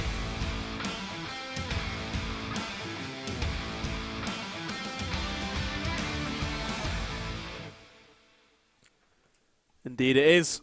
X30 Junior Heat 3, race number 16 of the weekend. I believe it is indeed Hayden Bailey who lines up on pole. Alongside it's Freddie Lloyd, then it's David McIntyre and Jaden Gregg. Kian Leon Gamiao and Kira Harris round out 5th and 6th position. Then it's Macaulay Guy, Micah Taylor and Jake Bell. Then Riley Bishop rounding out the top 10. Oliver Harris and Henry Gregory just behind. Row 7 is Zach Green and Henry Rollins-Hart. And Archie Heron definitely one to watch there for 15th. Followed by Harrison Leach, Jack Collins and Sam Branston. Following behind them and finishing out the top 20, it's Leo Brown and Ollie Cook. Then it's Eddie Dimbleby, William Forber, Kieran Hamby and Matthew Morgan. And then finalising year 27 karts grid, it's Doy Das Deglu. And then it's George Quartermay, one of our novices, and James Shotton, another one of our novices, rounding out the 27 kart grid. As I said, another big grid in this one, in the X30 Juniors. And hopefully another brilliant race ahead. So let's just have a look at how well the guys did in, that is Heat 1 yesterday. Well, yeah, but Heat 2 hasn't been confirmed as finishing results. Yet. So they've had us off there. We can't give you the full rundown. Gutted. Gutted. So yeah, if anybody wondering out there what that means, basically, we obviously had Heat 1 yesterday, which we brought you some results for earlier this morning. But the race from this morning potentially has a few judicials to be getting on with. They've potentially got a few complaints that they've been diving through on some of the footage, X, Y, Z. So they haven't released the final standings for that particular event. They'll obviously be hoping to get that done before the final this afternoon, but they haven't been able to do it in time for Heat number 3. No, exactly. Slightly frustrating, makes our job a little bit more difficult, but yeah, still be interesting to see this Heat number 3. Lots of drivers on the grid, and again, just like our previous race of the Junior Max class, another junior class and another one full of drivers that could really take the win here. I can't really call it, to be honest. So let's just see what happened. A number of names to watch out for, particularly Henry Gregory, I'd say, because I think I saw on that grid he's pretty up near the front. No, I'm completely wrong. He's in 12th place out of this one, so sort of in the mid-pack. Came P2 in Heat number 1 yesterday, so definitely want to watch out there coming through the pack. Also, Archie Heron. I want to say he was up there in the top 3 in our Heat number 2 earlier, providing, obviously, no penalties for him. We're not sure of that just yet. Freddie Lloyd as well. This is going to be one for him to absolutely grab for. He's in P number 2 starting this one, and we know he is very quick, so hopefully he's able to take Hayden Bailey quickly and just move on up the road away from everyone else. Archie Heron, I think I've just seen from Heat number 1 yesterday that he potentially DNS'd. Yeah, did not start. So, yeah, he didn't have a good race yesterday. He didn't have a race at all yesterday. And that therefore means that even though he did quite well this morning, his final positioning might not be as sort of representative of his overall pace, because he does have to take that DNS along with him. So, yeah, a bit of a struggle him for that one, but we'll have to wait and see how he gets on in this particular race. Freddie Lloyd will be on pole, the number 50, second place, I believe. Jaden Gregg actually is on pole. He'll be on the left-hand side as they cross the start-finish line. The number 83, actually, David McIntyre. Apologies, I'm mixing it up on our timing screen, but as they come across the line, it is David McIntyre on pole position, and he takes the race lead. Runs a little bit wide through turn number 2, maybe took a little bit too much speed, didn't quite get the angle in through Oblivion, has to defend into Christmas corner, then the rear end gives a nice little kick out as he hits the brakes and locks up the rear end a little bit just to get the angle of the kart to point in, back on the power and go down towards Ashby's. The same thing's happening again. There's a crash in through Ashby's. It wasn't actually anything to do with the driver we saw sending it up the inside, but there was one that was around him, unfortunately. We'll have to confirm who that was in a couple of minutes' time. Oh, there's a number of karts involved. Yeah, there's the number 45 who seems to be pointing as if they want to take off. That's Ollie Cook, who is pointing halfway through the air and is having a little bit of assistance, and a couple of the Pro Train drivers. The Ryanair flight to Barcelona is about to take off, it seems, from Ashby Corner there. Nope, they're not building a new airport here at Whilton Mill. Just a kart deciding to get a bit airborne. Hopefully can continue in this one, though. No damage to the kart. We finish off lap 1. Of course, there we go. Full course yellow. So Battenberg flag will be out. Sadly, it's not far enough in the race where we can actually be like, oh yeah, they're bunching up, because they're already pretty bunched up. So it's just going to be the kart slowing down, getting in single file, being nice and safe. And I hope that we'll have that cleared very quickly. As, oh my goodness, that driver nearly went in the back of that other driver and then overtook them. So this will be one for the stewards to look at there, and hopefully we'll just give the position back and realise that they were at fault. Yeah, that is the easiest way to deal with it, isn't it? Yeah. Deal with it out there on the circuit, but there's obviously a little bit of clear up. The marshals need to be safe, so the full course yellow, the obvious thing to do, and I'm sure no drivers will really complain too much. Mika Taylor made up 4 positions to get her into second place. That's the number 48. David McIntyre, who started on pole, not had the best start. He's in 4th position as it stands, and it looks like we're still under full course yellow. I thought for one exciting. They all like to accelerate pretty hard at that final corner, don't they? Just in case. We think, oh, it's going great. Oh no, it's not. Yeah, just in case. Hopefully, these. Also, speaking of hopefully, these drivers not having any harsh words to say to each other. I'm not entirely sure how they were related in the incident, but I'm sure it's just one of those racing incidents. Lap 1. Exactly. No real blame to be placed anywhere else. I think body language says that they're all not too frustrated with it. Yeah, just a racing incident. No one particularly at fault. We can confirm, though, out of the race, it's number 58 of Hayden Bailey, the number 12 of Jack Collins, and the number 45 of Ollie Cook, one of your novices, out of this one. It was a bit of an interesting start off that, though, wasn't it? The novices at the back sort of were caught napping a little bit. They seemed to be in their own pack once we got across the start-finish line. Yeah, no, it's not entirely surprising. I suppose maybe a little bit nervous. Maybe it's one of their first. Well, it is one of their first meetings because they are still novices. The full course yellow still out there, slightly surprising because I'd have thought. Well, we saw the drivers, we saw their karts being pulled away. We thought maybe we'd be going racing this time round, but it turns out not. In fact, maybe they're just trying to let the drivers get across the track and get back to the pits potentially, and maybe get an early lunch. Yeah, exactly. Yeah, have a little chat with your mechanic or your dad or whoever, and just put that incident behind you and move on to the next one and the final later on in the day. I do want to give a shout out again. I think I did previously as well to George Quartermain. Up 10 positions after what I think did we do? 1 lap? 2 laps? Yeah. Up 10 positions. 26th to 16th for one of our novice drivers. So moving his way through very nicely. I think James Shotton was on the back row with him as well. So both following each other through to 16th and 17th. So keep an eye on them in the back of your shot. The driver's slowing up quite a bit. Pattenberg's still out. Will we see green as we come round this time? Yes, we will. Green flag conditions and a couple of drivers caught napping at the start. They're going to lose a few positions. We're going to see 2 by 2 through oblivion. That's always a little bit scary, but all making sure they do it nice and cleanly, and we're making it through up to Christmas corner. No need to defend for our leader, Freddie Lloyd. A couple of drivers diving to the inside. That was a late one from the 78. Is that?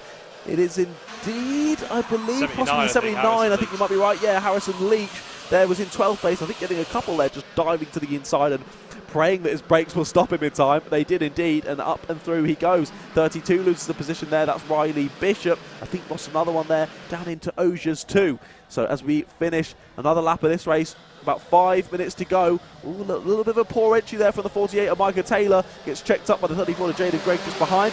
Just allowing Freddie Lloyd to build that lead just a tad as we enter a new lap of the race. Yeah, 4.5 minutes, and that was the second lap, I should say, actually, that we've had in anger, and there was plenty of movement, but not between the top 4. It's still Freddie Lloyd, Micah Taylor, Jaden Gregg and David McIntyre, basically as they were. Everybody else decided to have a little bit of a lunge at each other and see what they could sort out, but as it looks of it, I think that was a move potentially for Kian Leon Gamiao up to 5th place on Henry Gregory. They can't quite confirm it because it was difficult to see from that angle, but that is the 33. Leo Brown, he's just ahead of the 32 Riley Bishop. Can't quite see who's ahead of him. What we can see who's ahead of him is actually Henry Gregory, isn't it? And then it's the 83 David McIntyre. So Henry Gregory has got into 4th place. Indeed he has. It's all been changed up in this group. Yeah, you were indeed correct. No, it was Henry Gregory actually going through on David McIntyre. Yeah. So yeah, Kian Leon Gamiao still in 6th there. To follow another gaggle of karts through. I think in sort of the low end of the teens. Yeah, it was Macaulay Guy at the back of that pack, so I think it was sort of 9th, 10th, 11th and 12th involved in that little battle. But the front is not separated by much. The top 10 separated by 3 seconds. There's still lots of battling going on in the background there, down into Ashby. And there you go, there's a move for 3rd. I think that is Henry Gregory now up past Jaden Gregg, moving his way through the field very nicely. Definitely one that I said to watch on this start, and he's certainly proving me right, as that's a late move for the 66 into the boot. What a beautiful move, though. Squeezes out that other driver and moves his way through nicely. And that is the 66, I do believe, isn't it? I can't see one on the timing screen, so I might be wrong there. But we'll watch as they come through. Yeah, I'm pretty sure that was a 66. My eyes aren't that bad. But we'll try and confirm who that is. I think it was for 5th place. Now losing, no, it's the 55. It's Kian Leon Gamiao. Sorry, 5s and 6s when they're in the sunlight get a little bit difficult to read. But now loses the position once again. I think it was Leo Brown going back down the inside. Yeah, that fooled me as well, actually. It does definitely look like 66. Yeah. I'll let you off on that one. Because I was fervently looking on, where is 66? There isn't one. But yeah, no, there he goes. Yeah, Kian again up the inside through the boot on the 83, David McIntyre. Nice little move there. McIntyre just balked a little bit by the curb on the inside there through the middle section of the boot, allowing for Kian to keep the position. But now just drop slightly from Leo Brown. As will there be a move into Christmas? Of course there will. Down the inside goes the 53. That's Zach Green moving up past David McIntyre. Up into 7th place he goes. But the front sort of 5 managing to be a bit more relaxed, but yeah, behind it's definitely not staying relaxed. Was that McIntyre trying it again? Did try it, didn't quite work out. Might now get re-overtaken by the 83. Not quite going to happen, and the 32 is going to get involved. Up the inside goes Riley Bishop, and that's Archie Heron following him through as well. So all changing down the bottom end of the top 10 here, and only just less than 2 minutes to go. Let's watch how Archie Heron moves through. Oh, just tries to switch right there through the boot. Doesn't work. Just gets balked slightly and has to settle for 9th place as it stands. There's actually a really good bit of defensive positioning there by Riley Bishop, wasn't it? Just to basically stop himself on the second apex of the boot, make sure that nothing's going to be happening. That is a 34 Jaden Gregg being overtaken by what I believe is Leo Brown. Yeah, Leo Brown going from 5th into 4th at the expense of Jaden Gregg.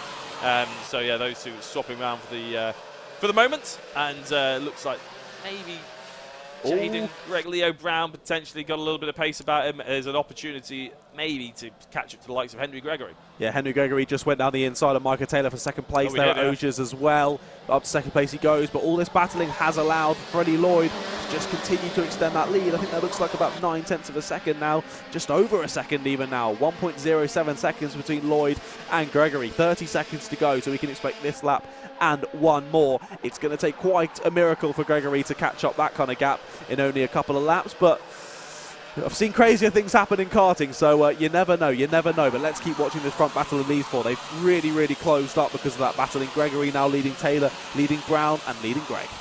Fastest driver out there on circuit was last time round Leo Brown, setting a 45.64, fastest lap of the race. Oh no, there's a 75 who's gone off the circuit. That's Jake Bell.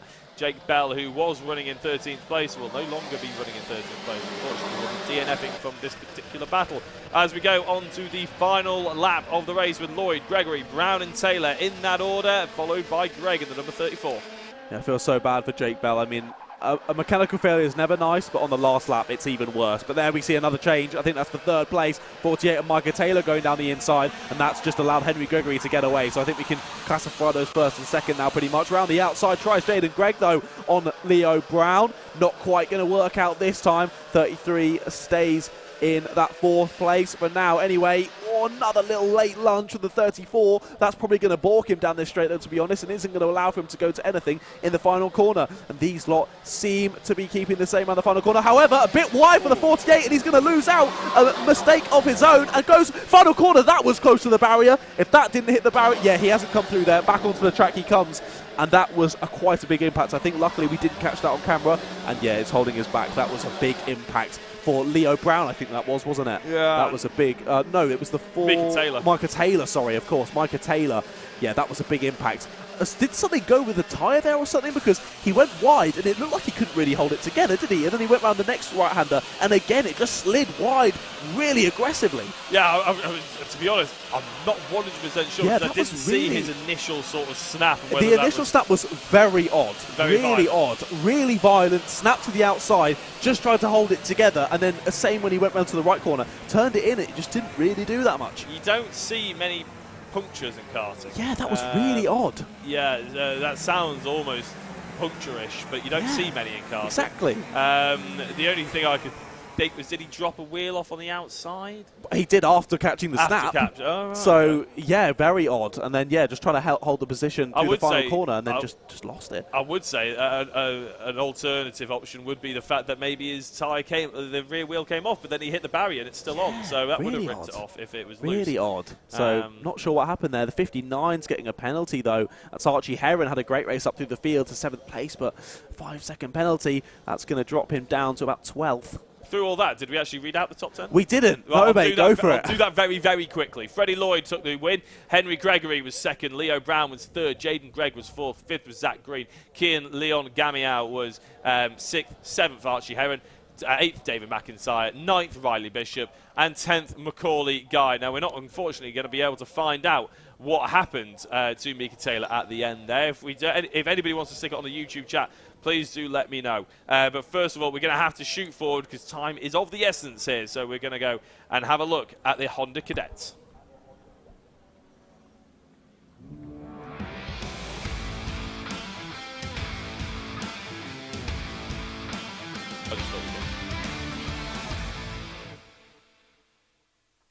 So the Honda Cadets will read you out the grid. We might have enough time to do this twice through, depending on if the barrier needs any kind of repairs or anything like that. But we'll bring you the grid to start with. As soon as it's up on our screen, of course. It might well be another one of those grids that isn't quite released yet. No, there we go. On row 1 and on pole position is Kian Bernard. In second place alongside them is Iron Paul. Row 2 is Sebastian Dew and Sergio Wirtz, with row 3 being Ellis, Pullen Memin and Travis Rose. Row 4, Teddy Cooper and Zach Champney. Row 5 being Alfie Mew and Jaden Mead. Row 6, Samir Paul and Sebastian Clark. Row 7, Emerson McAndrew-Uren and Zach Starbuck, 2 drivers that really stood out in the first heat we saw today. Row 8, Will Archer and Abdurman Sheikh. Row 9, Benjamin Lawn and Lewis Gilbert. And that is all the drivers that we have here for the Honda Cadets. Of course, there will be a standing start, but they won't be released until the steward and the clerk, of course, deem it safe to do so. Of course, the safety of the marshals and the drivers from the race before are paramount, and we saw a little bit of a nasty incident on the final lap of the race there for Micah Taylor. Our wishes, hopefully, that he's okay, and maybe it's just a bit of an impact that we saw, a bit of an impact injury, and he'll be all right. Not only for the final, of course, but just generally, he'll be absolutely fine. They do build the barriers pretty well here at Whilton Mill, and of course the specifications of all the safety equipment that the drivers have to wear are of the highest standard. So fingers crossed, it's okay. Exactly, yeah. I think it was probably more shock than anything, and frustration as well, because he was in second place at the start of that last lap, and inevitably he dropped down to third and then fourth at the final corner there before going in the wall. Very, very odd incident, but yeah, he was grabbing his back when he got out of the cart, but he did get up and out the cart, so at least that's one positive, and hopefully he'll be back for the final later on. Yeah, exactly. So obviously, if we hear anything, or if anybody hears anything in the YouTube chat, please stick it in there and inform us, and we'll be able to report it to the rest of the broadcast, and of course the paddock as a whole, because I do believe we're going out on the tannoy every so often. I do hear a quick glimpse of my own voice, which is rather off-putting, but it's a bit weird, but hopefully everybody out there doesn't mind listening to us droning on for hours on end, John. I mean, why would they? We're a delight. Well, I mean, if they don't like it, they don't have any choice. No, so exactly. they don't mute the tannoy, do they? So they have to listen to us. Oh, as the driver's getting sent out, that's actually. Quicker than we thought it would be. Yeah, which is quite nice. So we won't be able to bring you the rundown of the grid straight away again, but that's okay, because hopefully less time has passed than we thought. You'll be able to remember it. Exactly, yeah.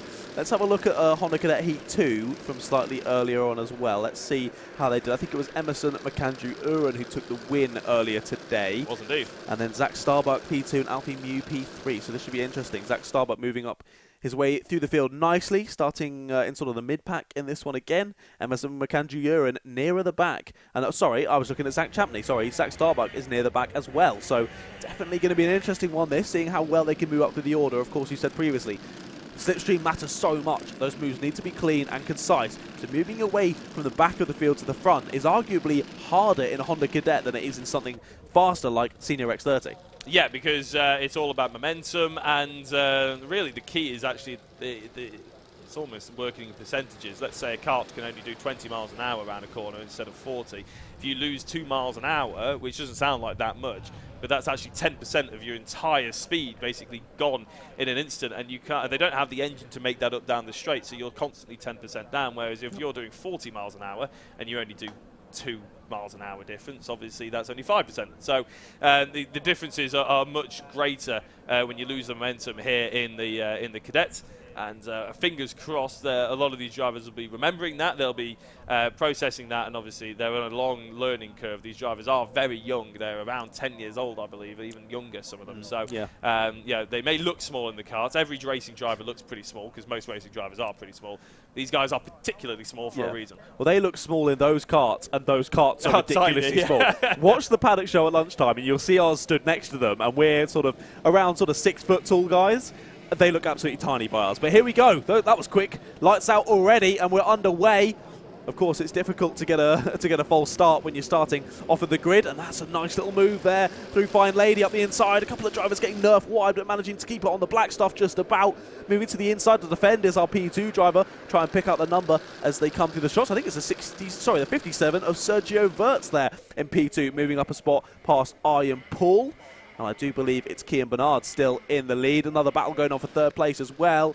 A little bit of a dive down the inside there. We'll try and pick up who that was as they come through. It looked like it ended with a 6. I think it might be Ellis pulling Mem in there, taking 3rd place. Let's watch as they come through the second half of the lap. Couple going side by side there through Ogers. And now down into the boot. There's the number 33 of Emerson McAndrew-Uren with that beautiful striking lid coming through and making up a nice couple of positions on that first lap. As they come through to finish the first lap, we're running through your order. It is still indeed Kian Bernard in the lead, followed by Sergio Verts, Ellis Pullen Memon, then Ian Paul, Sebastian Dew, Teddy Cooper, Travis Rose, Alfie Mew, Zach Champney, and Emerson McAndrew-Uren now up into P10. Yeah, Kian Bernard's got a really nice little gap there, considering we were talking about how the slipstream is so important. That means it's really hard to get any kind of gap against anybody else because, well, you don't have the slipstream and everybody else does. But Kian has actually managed to do such a thing. And, well, across the line, it was about 0.5 of a second, or 0.6 of a second almost. A couple of drivers not really that pleased with being hung out to dry, but this is racing, is what happens. And there we go, slot back up the inside and give as good as he can get it. That's the number 61 of Zach Champney, I believe, fighting with Emerson McAndrew-Uren. Yeah, there was a bit of contact going through there. I saw Alfie Mew getting nerfed out a bit wide as well. Was that the 88 going down the inside? That was a good move. That's Zach Starbuck making his way through the field, of course. Spoke to him in the Paddock show earlier as well. Make sure you stick around at lunchtime to watch that. We had a great little interview with Zach, and he's moving through the field nicely. Emerson McAndrew-Uren up to 6th now. Zach Starbuck now up into 8th. They're definitely your ones to watch in this one. But the front 3 now pulling away nicely. Oh, nearly 3 wide there. Is that the 26 with a double overtake? Yeah. Jaden Mead, what a move into Christmas corner there. Up 2 positions. Great driving, wasn't it? Really very impressive. And I think it's actually managed to hold on to it as well. So, which is even more impressive. We see quite a few drivers try and go for those big lunges and end up overshooting the corner and end up not being able to make it stick, but he did it, so fair play to him. Really good little bit of experience, and nice to see it on the broadcast as well. He'll be able to show his mates that when he goes to school. Yeah, exactly. Or when he starts the new year, actually, because we're about to go into the new school year, of course. It's a good way to round out the summer is by pulling off moves like that and getting good results here at the Whilton Kart Club. Yeah, that's definitely on the highlight reel. That was Zach Starbuck getting a warning, though, as well. Needs to keep his nose clean and think about that. I think I did see Alfie Mew in the 23, a little bit frustrated with the person he was battling with, pointing forward, saying, come on, we want to catch up with these guys. Got to work together in this class, or you're just going to drop off the pace. Saw someone else get a warning come through there as well. Sebastian Clark gets a warning. He's in P12 at the moment, so driver's just got to keep relaxed. Still 6 minutes to go left in this one, so definitely getting a warning, getting a penalty, and just dropping yourself down the order, which is completely unnecessary. Keep that battling nice and clean and make you through up the order nicely, just as Emerson McAndrew-Uren and Zach Starbuck are doing. Now in 5th and 6th position, as you can see there. And that's Emerson McAndrew-Uren right on the back of Teddy Cooper. So see if he can get up into the podium positions too. However, our front 3 still have broken away nicely. Nearly 2 seconds separates the leader with 4th place now, and 1.5 seconds between Sergio Wirtz in 3rd and Teddy Cooper in 4th. So see if they can quickly catch that back up. Emerson McAndrew-Uren's made his way through nicely. However, once you get in that clear air by yourself, even pace alone can't sometimes help you catch up to drivers that are already in a nice little slipstream. Yeah, no, it's you've got to work really hard, haven't you? And you've got to hope for some drivers to maybe make some kind of mistakes or maybe make some kind of lunges that you don't necessarily think they need to make. You can see just how much of the track they're able to. I mean, it's not even on the track anymore, is it? Half of that. Just trying to use everything they can to just make sure that they can get the power down as early as possible, keep the power down for as long as possible, and sort of using the track and the limitations of the grip to the maximum. So, I mean, they'll be watching and learning a lot of the karts. A lot of the drivers that are above them. We actually saw on the Paddock show as well that if you do want to tune into the Paddock show, we've mentioned it a lot, it'll be on at lunchtime, which is around about 20 to 2. We actually saw quite a few people actually on the track walk, didn't we? That's where we started the Paddock show, and a couple of the drivers were actually getting trained by a coach that was taking them on the paddock, on the track walk before these drivers actually got going and actually out there on circuit. And it was quite interesting to hear his sort of insight into why it's important that people get out there and learn the track, because it's for times like this about turning points and momentum and everything like that, and how much track you can use. Indeed, yeah, looking back forward to this leading pack. Emerson McAndrew-Uren's made his way through on Sergio Wirtz. Sergio Wirtz still defending from Teddy Cooper, though. Teddy Cooper not quite being able to prise the door open. Just as I say that, goes side by side off the corner. Checks over his shoulders, Sergio Wirtz. Not the correct side, though. as Teddy Cooper was on his left. He checked over his right, but manages to keep the position through the boot. Does go a little bit wide on exit, though. That could allow for Teddy Cooper to get it. But look at Emerson McAndrew-Uren already up with the top 2, and it's going to be taking it from Ellis Pullen Memin. Up to P2 goes Emerson McAndrew-Uren. From where did he start? 13th place. So only just over halfway through this race, already up to P2, and has his eyes set on Kian Bernard in first. Yeah, Keane will probably look over his shoulder and start to feel a little bit more pressure now he's seeing McAndrew-Uren. Speaking of pressure, the number 79 of Cooper is throwing everything he's got at Verts at the moment. Oh, in fact, there's a warning for Emerson. Oh, I wonder what that's for. And it doesn't say contact warning. Normally, if it's contact or track limits, they put CW or track warning limits. This one's just a warning, so they're leaving us in the dark there a little bit, aren't they? They're teasing us with a little bit of that information. But yeah, at the moment, Pullen Memin not being dropped at all. No, not at all. Keeping with them nicely, because we've got a nice fly joining us in the commentary box now. But yeah, 2.5 minutes to go in this one. McAndrew-Uren quickly pulling in Kian Bernard. I think this is a matter of time before we see a change for the lead here in the Honda Cadet class. And yeah, let's see how this one plays out. But as you say, Ellis Pullen Memin not being dropped. Teddy Cooper has now found his way past Sergio Verts finally. And look who's on the back of those two now. Zach Starbuck very much getting himself involved. So let's see how they can, how that battle continues, whether Starbuck can get to the lead of that and possibly chase down these three if they continue battling. Almost round the outside for McAndrew-Uren there. Might end up losing out here though. Not going to get a great exit, but luckily for him, Pullen Memin. Oh, what a move! I looked off over to the side to check the positions, and he made a move without me even noticing. Fantastic move from Emerson there, up into the lead. And as I said, it was only a matter of time, but I didn't think it was going to be that quick. Very assertive, I would say there. A very good, very efficient Emerson. Just wasn't taking any prisoners, was he? He knew that he was probably quicker at every single corner, or at least those two corners, and he thought, you know what, I'm just going to go for it then, and you're going to move out my way. And well, that's exactly what Kian Bernard did. I'm not blaming Kian Bernard at all, but he might well lose out not only on first place, but on second here as well, because Pullen Memin is very keen to follow McAndrew-Uren through. That's exactly what's happened. Yep, and that battling is just going to continue allow for Emerson McAndrew-Uren to pull out that lead at the front. He's the only driver to be in the 52s, 52.73 for McAndrew-Uren. Closest to him is a 53.15 from Teddy Cooper in fourth place, so nearly half a second a lap quicker than the nearest challenger. That's incredibly impressive. It is indeed, and well, who's that just behind now? Is that Cooper? Is it the 79? Yes, it is. So Zach Starbuck, a little bit further down the order, but a minute and 20 seconds to go. That gap isn't exactly beyond the wit of man, or beyond the wit of Zach Starbuck either, I would say. Indeed, yeah. They've caught up nicely as Teddy Cooper to the back of this pack, and both Teddy Cooper and Starbuck have now dropped Sergio Verts, but I think maybe Starbuck took a little bit longer to get past than Teddy Cooper did. That's why there's that little gap between this battle and himself. Number 50, Sebastian Clark, has got a contact warning there, so, or a general warning, I believe it is. This is 35 seconds left. This will probably be the penultimate lap. I imagine they'll be throwing the last lap board out next time around. A little bit squirrely, I would say, there by second place man Pullen Memin. Doesn't seem to have lost too much momentum, but certainly he's got him worried as he looks over his shoulder. He's starting to drive at his mirrors, as they say. Not really thinking about it. There we go. He looked over the wrong shoulder, started to tap his helmet. Didn't think about the driver actually moving up his inside. Ooh. And the 65 of Kian Bernard thinks, you know what, if you want to start messing around, I'm going to do it. And here comes Cooper. And as understandably, I would say Pullen Memin is probably quite upset about that. But in my opinion, he's only got himself to blame, really. He was overtaken by the driver behind. And that's often what happens in that sort of trio kart. In any kind of trio racing, the driver in the middle who goes for a move forward actually ends up staying in the middle. Driver from the back goes through and overtakes both of them. And that's, well, as I said, exactly what happened. Cooper into second, Pullen Memin into third, Bernard slips down to fourth. Yeah, I was initially very impressed with the defense from Ellis Pullen Memin there, pulling back across and keeping the outside line. But as you say, then squeezing both of them back to the outside. And what a brilliant opportunistic move from Teddy Cooper, moving his way up from fourth to second place. Another check over the shoulder for Cooper, as he's now just starting to build a slight gap as Ellis Pullen Memin and Kian Bernard start to fight. Nice little switch back from Bernard.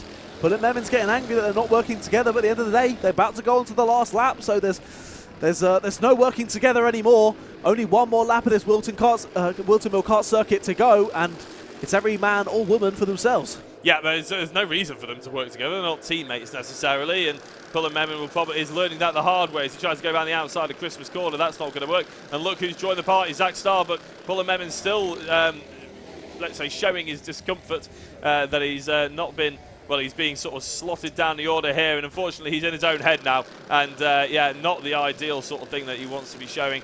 I'm sure he'll probably be watching this back with potentially a coach or a parent or guardian or someone who'll be sort of saying, you know what, you need to be able to just sort of brush that off.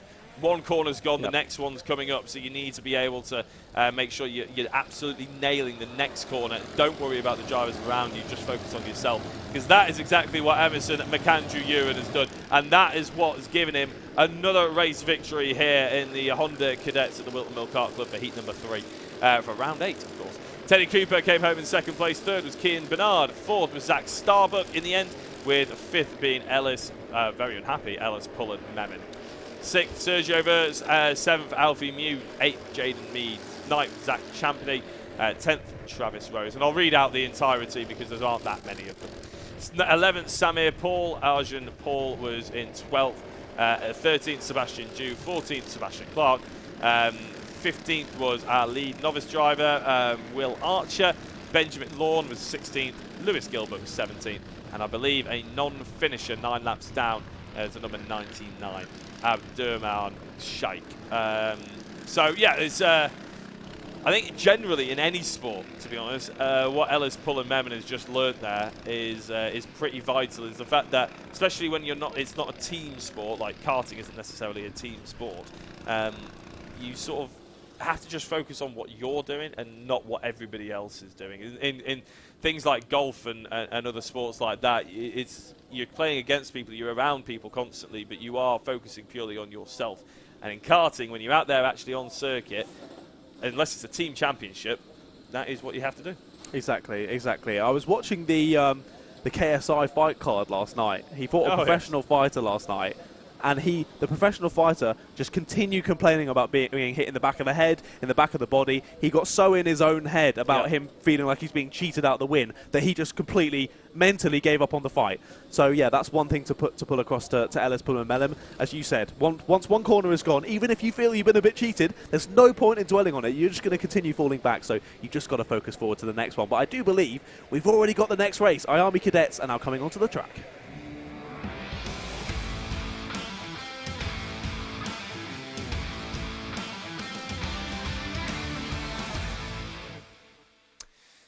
So, the second of the cadet series, the IAME cadets, of course, with Ethan Weldon on pole position and Enzo Butterazzi alongside him in second. Row 2, Ethan Lucas and Daniel Viscas.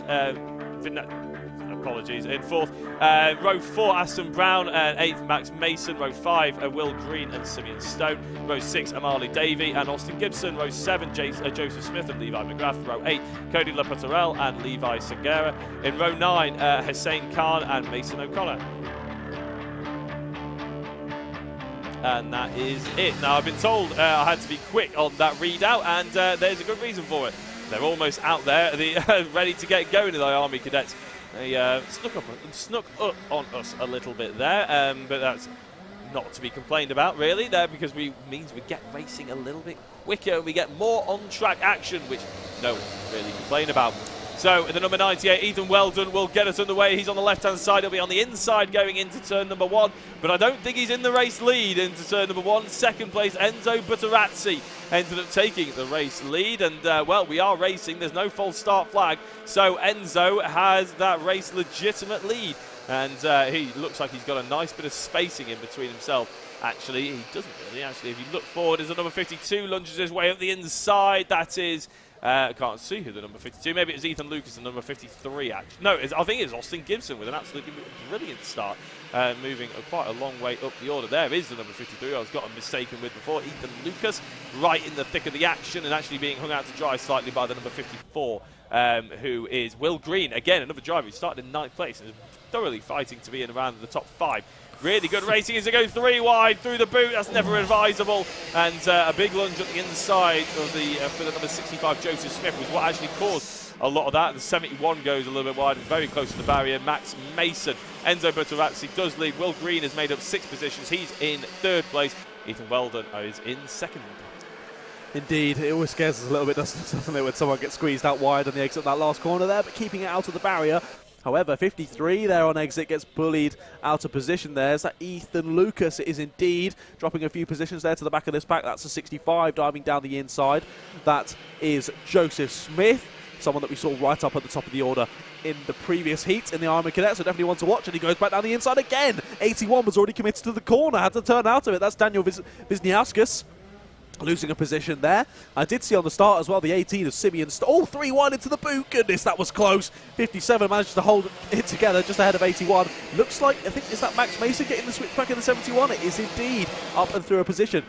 I was just going to mention on the first lap, I saw Simeon Stone get bullied out wide, both at Christmas and then Boxing Day.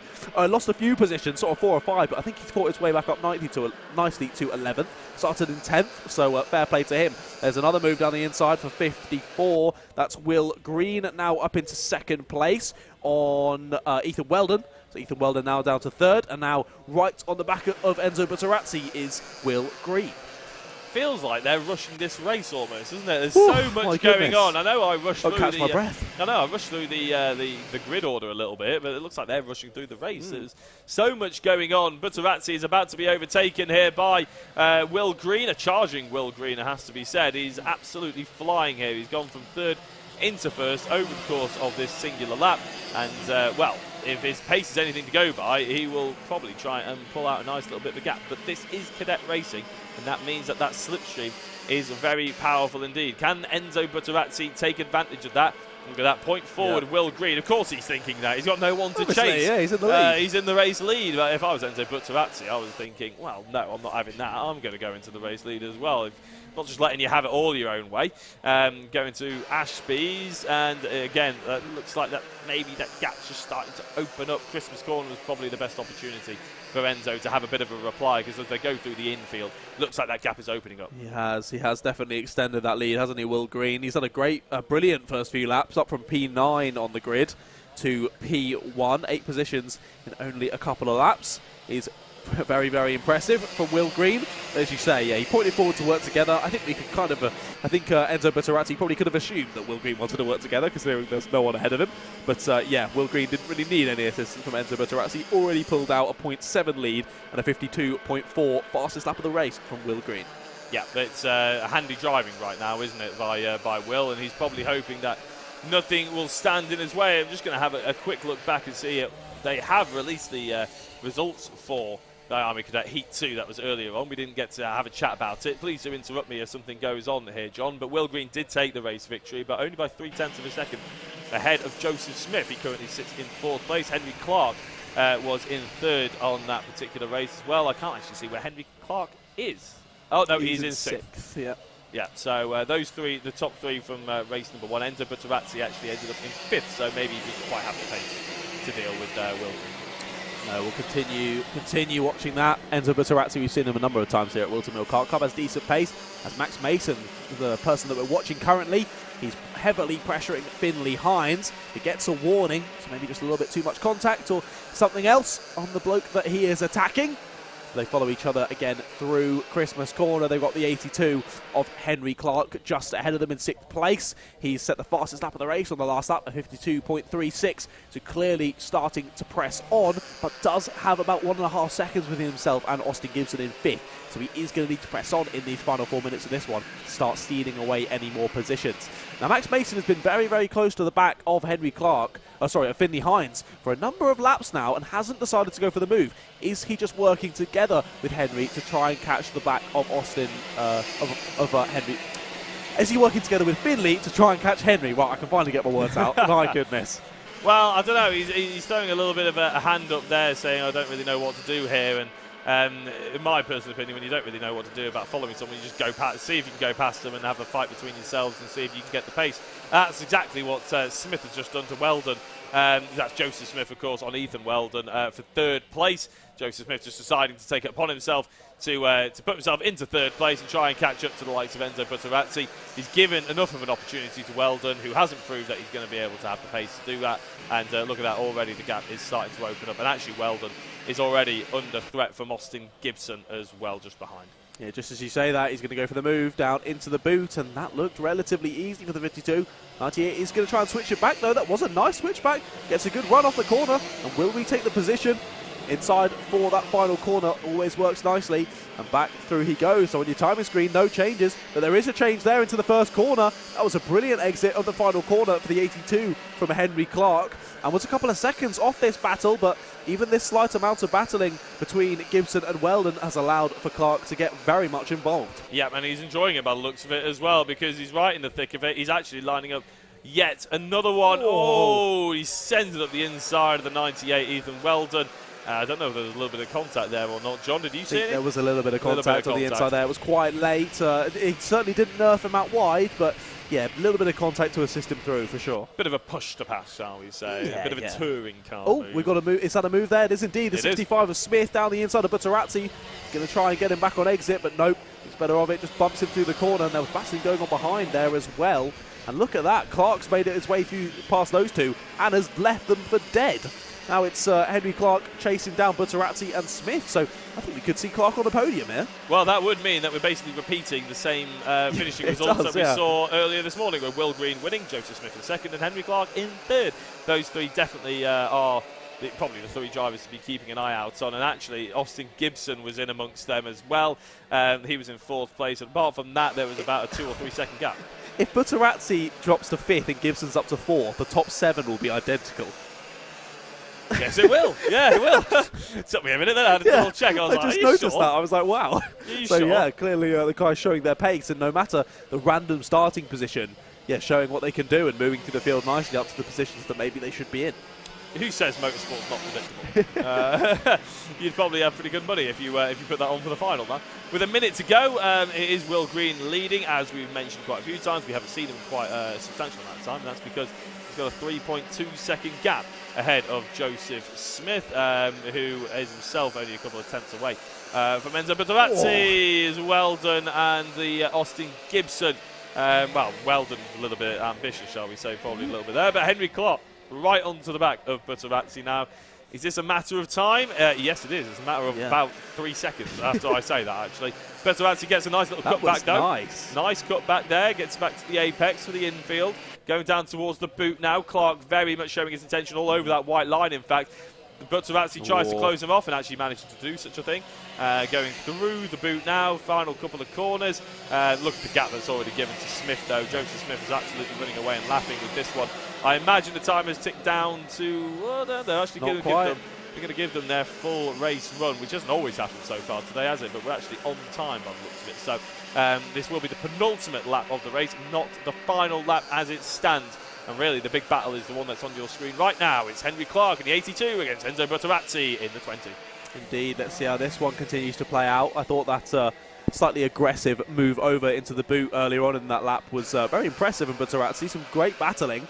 And, yeah, holding his own very nicely there in P3, not letting Henry Clark just get past and pull away. But here we go. We look back to...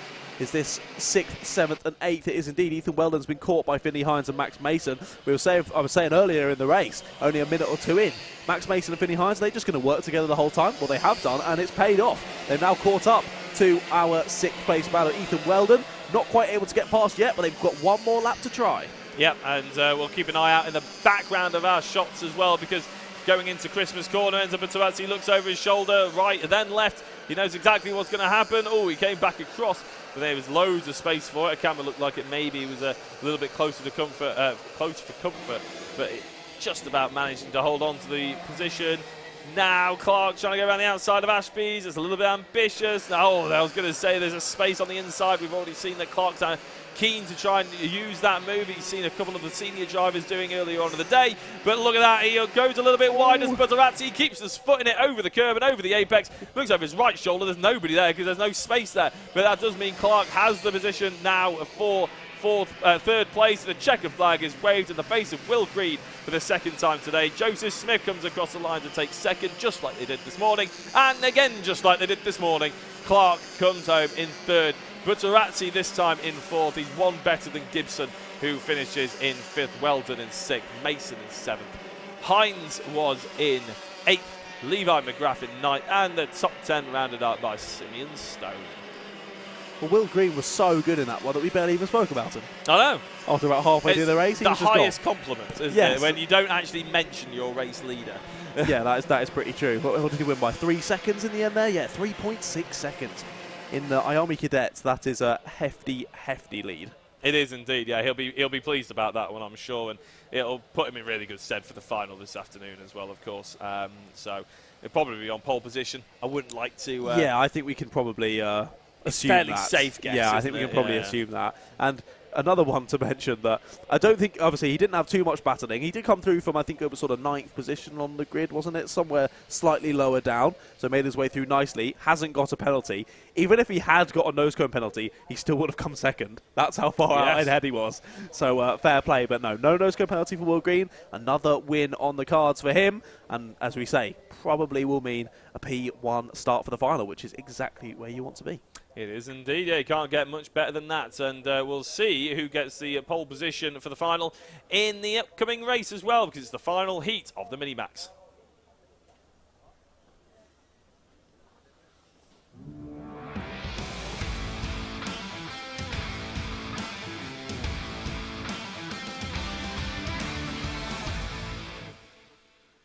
Here we go then, Mini-Max return for the second time of the day, for their third heat of the weekend. Maisie Creed, who we saw in the chat earlier, will be lining up on pole position in the number 22 kart. Alongside her, it's Cameron Edmonds, and it's Ben Horner, Harry Clogger, Michael Dalton, and Noah McNicholas. Row number 4, it's Oliver Meek, Leon Barlow, Zach McDonald, and Jake Schulz rounds out the top 10. And it's Lucy Wielden and Victor Hansen. Behind them, it's Luca Brooks, Ethan Carney, Josh Salvadori, one to watch there for P15. There's Oliver Smith, Lucas Blanford, and Charlie Neve. Lucas and Charlie more to watch for as well. Then it's Spencer Allen and Emily Cotty running out the top 20. And finalising a grid of 22 karts, it's Toby Bedford and William Webb. 22 karts again in this one. Lots of names mixed up in the order who we may be more of expecting to see at the front. So hopefully we'll be seeing them coming through nicely. I think Michael Dalton is on for an early race lead here, but hopefully I don't commentate to curse him in the 44 kart. Lewis Hamilton has had a pretty average weekend. Michael Dalton in the 44 having a much better weekend so far. Don't encourage the spoilers in the chat. sorry. Don't encourage the spoilers. It hasn't started yet. Yeah, no, we swear to God if anybody puts anything in there, we're going to ban you. No, well, let's have a look and see how this race cracks on then. Maisie Creed will be on pole position, but I don't think has the race lead into the first corner. I believe that's Cameron Edmonds, and the rest of them, I believe there's a spin on the outside of the, there's a big spin. There's quite a big accident, unfortunately. Collected about half the field by the looks of it. It is half the field, isn't it? Yeah, I mean, there's 22 karts, and I would argue that's probably collected 1, 2, 3, 4. I'll I think count that was about 11. I think you're right there. Obviously, immediate Battenberg flag out. We'll go back to sort of safety kart conditions. We've got the 72 in the wall, the 27 in the wall. That's Harry Clogger in the 72. Jake Schulz in the 27. Then we've got the 34 as well. That is Ethan Carney, the 75. That is Luca Brooks. We know he was very fast. So a load of drivers losing out there. But, of course, it's not being there we go. Straight to red flag. So the drivers are going to slow down and come to a stop. It seems like they're going to do that on the front straight, aren't they? So red flag. Race comes to a halt. Drivers will park up. And we get a little bit of chitty-chatter time. We do indeed, yeah. So it's about that time where everybody sort of looks at their monitor, looks at what they're watching, and decides to hit the mute button. No, I'm kidding. Please don't hit the mute button, ladies and gentlemen. Yeah, this is going to be a bit of a break. I don't know if it's for anything major or whether it's just literally there's too much carnage to clean up under a Battenberg flag, and they think it would just be quicker and more efficient to just do it under a red flag condition.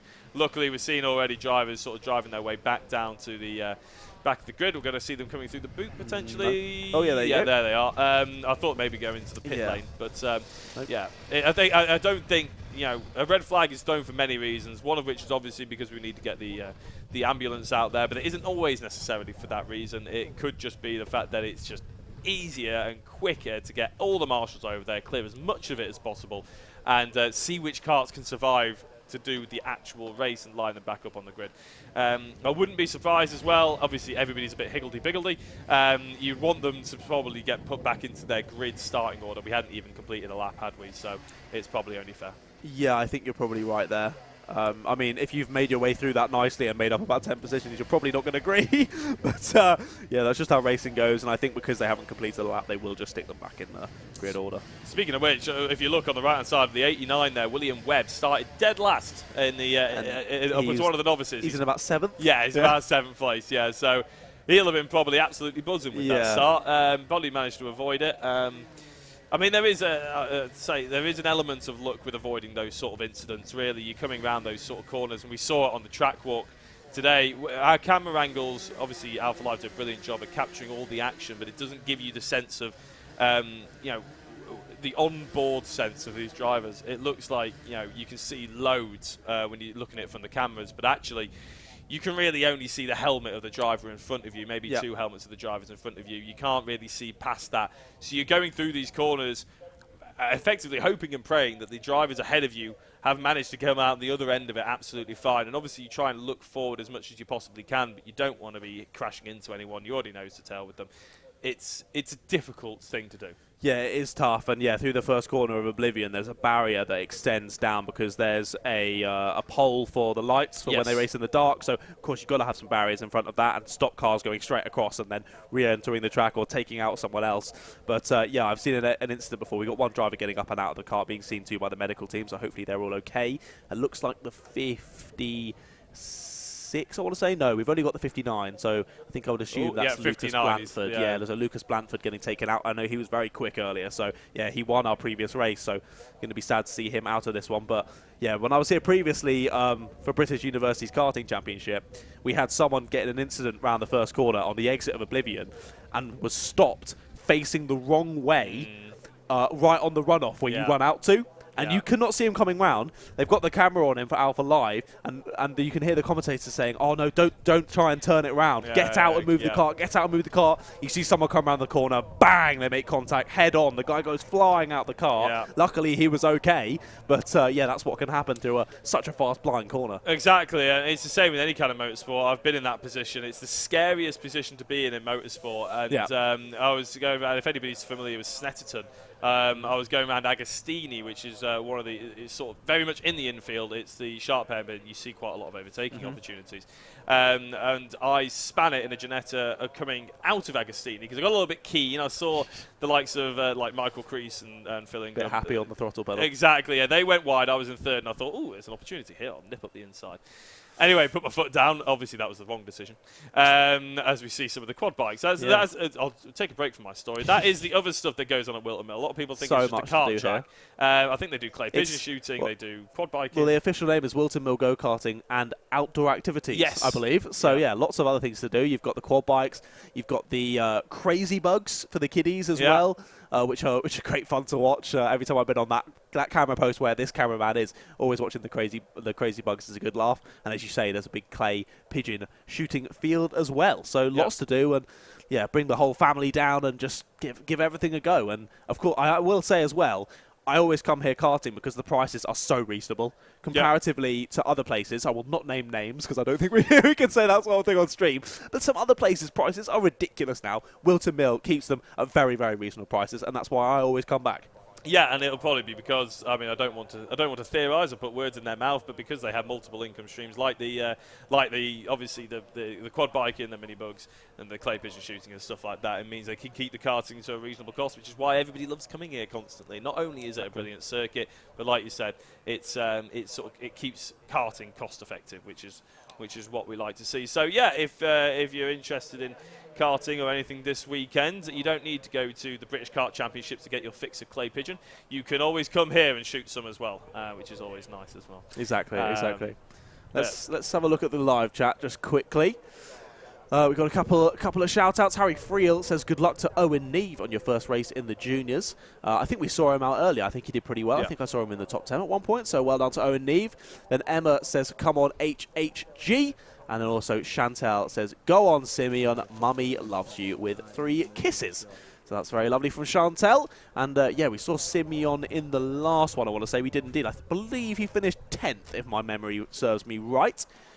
So yeah, well done Simeon on that last race, and we'll be seeing himself and of course all the rest of the drivers from their category out later on after lunch for the final. But of course, you don't want to go anywhere during the lunch break because it's going to be our fantastic paddock show. Well, fantastic if I do say so myself. Oh, absolutely. Yeah, and we'll be honest, we lost track of time. Absolutely no idea how long it is. We have not a clue. It might be 15 minutes, might be 25, might be half an hour, I don't know. But we spoke to a fair few drivers. We were just enjoying it so much. Well, why not?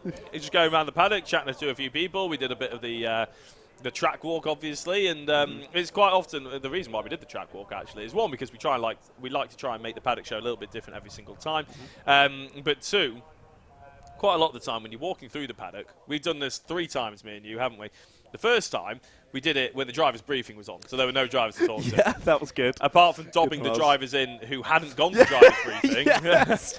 And we stuck them on camera. None of them wanted to talk to us because they realised that and we didn't know that at the time. No. We just thought we were unappealing. That as well. Well, that as well. The second time we did it, we walked through the paddock and realised that most of the drivers are doing a track walk. Yep. So this time we thought, you know what? If you can't beat them, join them. Let's get that out there on the track walk. Let's get some opinions on what's cracking and why they do actually do the track walk to start with. So if you're wondering what on earth the track walk is, well, one, I'll tell you very quickly now, but two, tune in later on and you'll be able to find out. But effectively, before racing gets underway, the track is open to walk round, and practice gets underway, I should say. The track is open to walk round so drivers can go around and see if there's any differences in the track. And I don't know, if there's slippery surfaces or if there's a different kind of runoff zone or anything. In theory, if they were here yesterday, there's not going to be any difference. But obviously, if the it's quite a lot. It's quite a psychological thing. People just do it as a routine, don't they? More than anything these days. And we thought we'd go and have a chat to a few of the people that were doing it. Yeah, it was good. We had a couple of people sprinting away from us down the circuit, but others more happy to chat with us, and others of the younger guys just getting forced by their parents or mechanics, being like, "Yeah, he'll chat with you." Well, to be fair, it is a valuable learning lesson. It definitely is. Learning curve, isn't it? It's a lesson you need to learn if you're going to be in motorsport. And a lot of these drivers will want to be in motorsport, probably primarily as a driver, but they might end up in motorsport generally. You do have to be able to talk to the media. That's exactly. And 80% of it. Back in the sort of like 90s, 2000s, it was only really sort of Formula One that got any sort of media time, like British touring cars as well. Big series like that. But now it's so much more open and accessible, and we have fantastic companies like Alpha Live where we're able to stream sort of lower level motorsport like this and karting and all things like that. That you've got to be getting used to being in front of the camera from a much earlier age. Yeah, exactly. And you've got to be able to plug the right things as well. I mean, you notice when if in the Paddock show, a lot of people will probably notice that one, I ask a few of the same questions. One, because these drivers have probably never really done much of an interview before, so throwing random questions at them is a little bit unfair sometimes because they sort of get a little bit flustered. But two, you quite often say, I gave them the opportunity, anybody you'd like to shout out? And then I sort of talk for the next 20 seconds while they think of people to shout out, because that is so important. I mean, there's a reason. I know everybody gets a bit fed up at Lewis Hamilton whenever he gets an interview and he says, it's something about the race, or something about random things. Yeah. And he goes, well, first of all, I want to thank the fans and the team. And everybody goes, oh, yeah, of course he is. Well, that's because it's one of the most important things to thank. You want to give your sponsors a shout out and your supporters. And I would say a big thank you to the team because, a lot of people will watch us back. And if you are trying to get sponsors as a young driver, as young drivers will be as they grow up, you want to be able to remember and it just be force a habit just to give that sponsor a shout out to start with, because that's what they're paying you for, basically. Exactly. Yeah, they want some time on the stream and time in the media. Obviously, they're backing them because they believe in them and they want them to succeed. But also, they want their brand to be shown off a little bit, which is always good to see. But it's looking like we're almost getting ready to restart. We've got 75 re-emerging from the pits. That's Luca Brooks re-entering. He was involved in that accident. So that was pretty impressive, wasn't it? I think a lot of people could learn that of parking around the Whilton Mill Paddock area, to be honest. Yeah. Very well done, isn't it, with the number 75? Yeah, that was good. But drivers lined back up on the grid. How many have you got? 2, 4, 6, 8, 10. So you've got 20 left in the running order, and I think we're supposed to have 22. So although there are maybe 11 involved in that incident, I think most of them have managed to retake the grid here. Yeah, that is very good, actually, isn't it? And that means that hopefully the karts aren't too damaged. I think we potentially lost Lucas Blanford.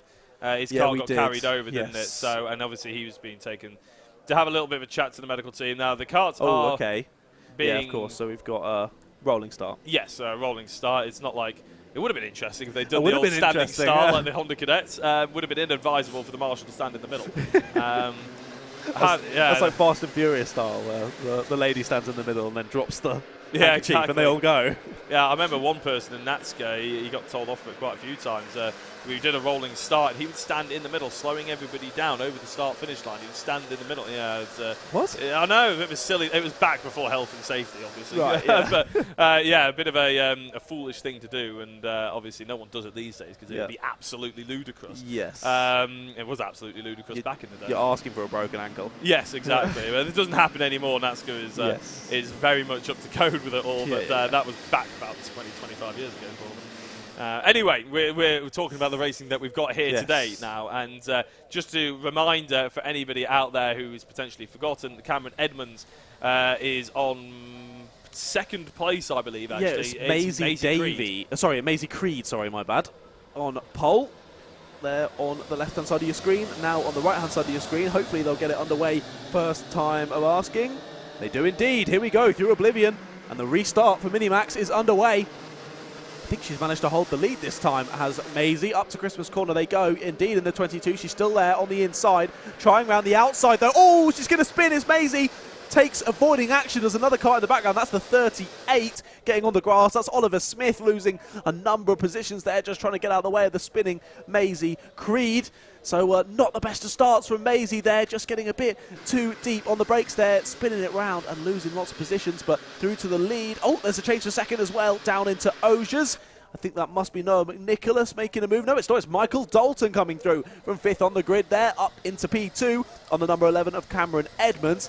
And who do we now have in the lead? It's the number 12 of Ben Horner as they come through to finish what effectively is the first lap of this race. Yeah, Michael Dalton ended up finishing 4th in that first race, but there's a little bit of a title to contend with here because obviously Lucas Blanford not in the race anymore. There's an opportunity for some other drivers. Oliver Smith is one of them that you'd be keeping an eye out, but I don't know. He's all the way down in 17th position, so right now not the driver to be looking for. Salvador, you've mentioned him quite a few times in that first race. He's pretty quick. He's in P6 at the moment in the 110 car. You can see him at the back of this little three-way battle with just behind the 42 of Barlow, and I believe that's the 21 of Hansen, sort of timing tower. It's actually the other way around, but on the screen you can see that they've been overtaking each other. Hansen has got though into 4th place. It doesn't look like Barlow is in any mood to let him go away and put away with it, but that is how they stand for the time being. So split into 2 battles of 3 effectively. Horner leading, Dalton 2nd, Edmonds in 3rd, then 4th Hansen, Barlow 5th, and Salvador in 6th. Indeed, you saw the number 12 tapping his helmet there. Doesn't really need to ask them to work together. He's got a nice little gap out the front at the moment. Then, yeah, Dalton and Edmonds seemingly working together at the moment. And then you've got the 3 just behind as well, as you say, Hansen, Barlow, Salvadori. So let's see how this race continues. Still over 7 minutes to go. It feels like we've been on this race for ages. Obviously, we've had that red flag for quite some time. And that also produces different things to contend with as well. Having the initial adrenaline dump during that first lap, then having to have a red flag, and then having to do it again. Oh. What a move from Dalton. That was late, wasn't it? Into the boot. He goes up into the lead, and through follows Charlie Edmonds. Sorry, Cameron Edmonds. Yeah, I don't know whether that was a little bit of an experience or something from Horner. That's sort of what it reeked of. He was too far to the left-hand side, opened the door, left it wide open for the likes of Edmonds and Dalton just to saunter through, and that's exactly what happened. And now we're going into Christmas Corner. These bleeding positions is Horner. Hansen goes through. Salvadori will probably be next up because I think he's overtaken Barlow going into Christmas Corner, or around the first part of the lap anyway. It's safe to assume it's Christmas Corner. And so, yeah, I don't think Horner's going to be with this front group for very much longer, unfortunately. You never know. He could hold on to the sort of top end of the places. But for the time being, the race lead is being battled out by Dalton and Edmonds. They are indeed. It looked like Edmonds was close enough to go for a move there, so possibly just trying to work together with Dalton, trying to pull out a gap on the rest of this pack. But yeah, as you say, that's Horner now down into 6th place and now at the back of this pack. But that's just the momentum sadly working against him this time around. Very, very close is Edmonds on Dalton. If he's not going to go for a move here, we can pretty much assume that they're going to work together. However, the 21 of Hansen and the 110 of Salvadori now right on their tail as well. So I feel like as they start to dive up the inside, Edmonds might go, oh, okay, right, I probably need to start doing something about this. I was going to say, normally working together with another driver can be an advantageous thing to do, but I'm not entirely sure it's completely advisable at this point in the race because Hansen and Salvadori look quicker than Dalton. And, well, if Edmonds is just sat behind Dalton, then that's a problem for Edmonds, isn't it? It leaves the door open a little bit there. Hansen doesn't bother going for it. In fact, look at that aggressive move towards the inside. Now, that's a little bit of a psychological move, I like to call it. If you were in a car, you'd be saying you're filling the mirrors of the driver in front. You're just filling the peripheral vision of Dalton. If he glanced over his shoulder, he would have seen that. Here comes Hansen, though. Edmonds, he's been given long enough to try and get that race lead. He's not being given any more time, and as he smashes the curb on the left-hand side, there was almost a bit of a crash there with Salvadori, who goes up his inside into Ashby's, and, well, all of a sudden, Edmonds goes from first all the way. Sorry, is it Edmonds? I'm not entirely sure where. No, Edmonds is still in third, actually. Salvadori, that was overtaking on Barlow. I got mixed up, man. All good, mate, all good. There's so much happening on screen, I can barely focus myself. Indeed, Leon Barlow points forward to Salvadori, saying, right, yeah, we were battling a second ago, but let's work together now. They've just started to pull away, have the front three. And to be fair to Horner, hasn't dropped off the back of this battle. Still very much there. Josh Salvadori did set the fastest lap the previous lap of 47.4. All of them so close on pace, all within the sort of high 47s. We might see a move for the lead here. 21 of Victor Hansen goes down the inside, but goes a little bit deep, which means that Michael Dalton can fight back pretty easily there and retake first position. Edmonds was interested in trying to get the little cutback as well, but he couldn't quite get the space he needed. It was well defended there by the 21 of Hansen. Even though he was initially the aggressor, he managed to come back in and save his second position for the time being. But for how much longer, we'll have to wait and see, because Edmonds got a good run into the boot. He didn't go for the move, though. In fact, nobody's going for a move through there just at the time being. 3.5 minutes to go. Plenty of opportunities here. John's trying basically crowbar an inside move up into Christmas or into the boot. No need to panic. That is indeed what's going to have to happen. Looking slightly further back as well, Neve has got his way past Bedford as well. Look at that, it's going to be 2 overtakes into Christmas corner. Up the inside for the lead goes the 21 of Hansen. Oh, that was a big jump over the curb from the 11 of Edmonds, wasn't it? Tried to follow through, did Salvadori, tried to steal that third place, didn't quite happen. Now going to have to defend from the 42 of Barlow once again. So all kind of staying more similar now as we exit there, but a change for the lead. Victor Hansen now out front. Yeah, it was, again, an opportunity for the number 11 of Edmonds to really sort of try and make some kind of move, but it didn't happen. Salvadori getting a little bit loose. I wouldn't be surprised if there's a broken nose cone somewhere in there. Yeah, we'll have to wait for the end to see that. Yeah, we don't like to see it, but Hansen with the race lead ahead of Dalton now. How are they going to deal with this one for the next 2.5 minutes? Is it going to be a 3-3 break again, or are they going to battle their way and make it six karts even for the race lead? Only time will tell, but it has been a very exciting race. Considering we had that red flag, it's really sort of sparked into life after it.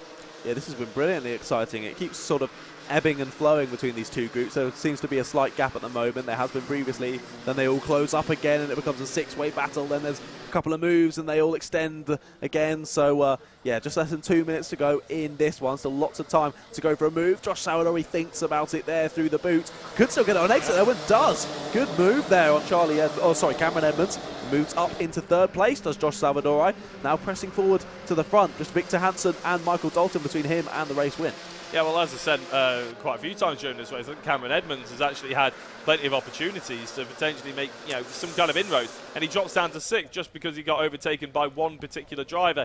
The momentum shifts so quickly in karts racing, sort of you get used to almost that, don't you? Even though it's so demoralising when you're actually in the helmet. And in fact, there we go, another big lunge. All of a sudden, we're seeing 38, the number 38 and the number 60, Oliver Smith and Charlie Neve get involved. This is a bad lap for Cameron Edmonds, isn't it? Indeed it is. Not sure if he has a mechanical fault of some sort. He doesn't. Yeah, he's coming into the pits. Yeah, definitely a mechanical for the 11 of Edmonds. It did seem like his pace just suddenly dropped off, and into the pits he comes. So was on for definitely a podium there at least, and now pulls into the pit. So he's going to be very frustrated with that. But the drivers behind probably going to be quite happy. But here's the move for the lead again. Victor Hansen goes for it down the inside. Can Josh Salvadori do anything about it as well? Tries to follow him through. Going to have to settle for third though. But Victor Hansen and Michael Dalton change at the front once again. Josh Salvadori goes defensive, trying to cover off from Leon Barlow there. But as you say, Horner, Smith and Neve now all very much involved in this leading battle as well. Only 30 seconds to go. Possibly 1 or 2 laps left to go in this one. We'll have to wait and see. The front two just starting to pull away. Hansen gives the point forward of let's work together. Don't think he's going to follow that, but look at that move from the 38. That's Smith getting himself involved now, up into 5th place, I believe that is. And the number 60 of Knees follows him through as well. Nice aggressive move there, wasn't it, by Smith, and gets his reward into 5th place. Now I believe this will be the penultimate lap of the race, which means Hansen only needs to hold on for a small amount longer, but he doesn't even hold on for one more corner longer. And it looks like Dalton nicely up the inside, textbook Christmas corner overtake that. Look down the hill into Ashby's. Hansen's giving it as good as he's taking it, and he's tapping his helmet. He's smacking it ferociously, actually, to try and sort of tell Dalton, don't mess this up. Let's get 1st and 2nd and get into the final. Salvador is right there, and so is everybody else. But I think the 21 of Hansen really just needs to think about defending rather than smacking his helmet, because this is going to be a rather hectic last lap of the race coming through the final corner. And they start the last lap. The board is being held out. It's anybody's guess out of the top 7, really, who could take this race lead. Salvador is looking very interested and gets a nice run out of the second corner, I should say, actually. Is he defending or is he going aggressive? He's actually defending. He's been pushed slightly wide by the 38. Yeah. There's going to be a little bit of contact even further down the order. The top 2 are pulled away thanks to it. The 42 of Barlow has made his way up to 4th. Salvador, oh, and there's an off ahead, and that is Hansen. Hansen will surely slot into 2nd place. Dalton will have this race lead. Indeed he will. It looks like that's done at the front of the field, isn't it? I was going to say how brilliantly Ollie Smith was doing. He moved his way up through the order impeccably. But then, yeah, 2 mistakes on that last lap. He's made a couple of big impacts at the back of a couple of karts. And it looks like he's going to get probably a penalty from that. But they come around the final corner. And Michael Dalton does end up winning the Minimax Heat 3 after a brilliant battle with Victor Hansen there. It could have gone either way. But just a little mistake from Hansen there, getting on the grass. Drops into P2, so well done to Michael Dalton on that race win. And Josh Salvadori just about holding on to 3rd place there. He had to do a lot of defending over those last couple of laps, but held on to it nicely. Able to follow by Leon Barlow, then Oliver Smith, Ben Horner, Charlie Neves, Zach McDonald, Toby Bedford and William Webb were your leading 2 novices, running up the top 10. And it was Jake Schulz, Lucy Wielden, then Noah Nicholas, then Emily Cotty, Luca Brooks, Oliver Meek, Maisie Creed, and then of course Cameron Edmonds did not take to that restart. So was it? No, it wasn't Cameron Edmonds. It was Cameron Edmonds who put into the pits, wasn't it? Yes. It was the driver who won our earlier race, Lucas Blanford, who didn't end up restarting that one. So it isn't going to get any points from that race, frustratingly. So that's probably going to drop him away from that pole position for the final. But here we go. Michael Dalton gets all the all clear. So does Victor Hansen. So does Josh Salvadori. I'm most interested to see the 38 of Oliver Smith, to be honest. The 42. Leon Barlow's going to get a 5-second penalty.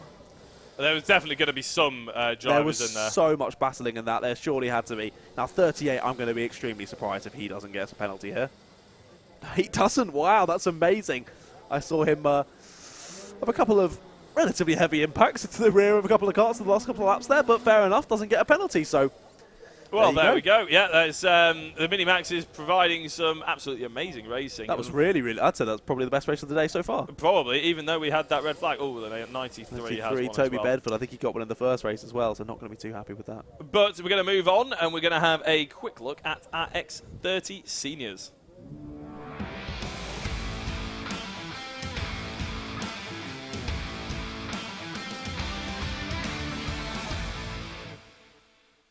So the X30 senior class, this is the penultimate race of heat number 3. We have a senior maxes after this, and then it will be a lunch break.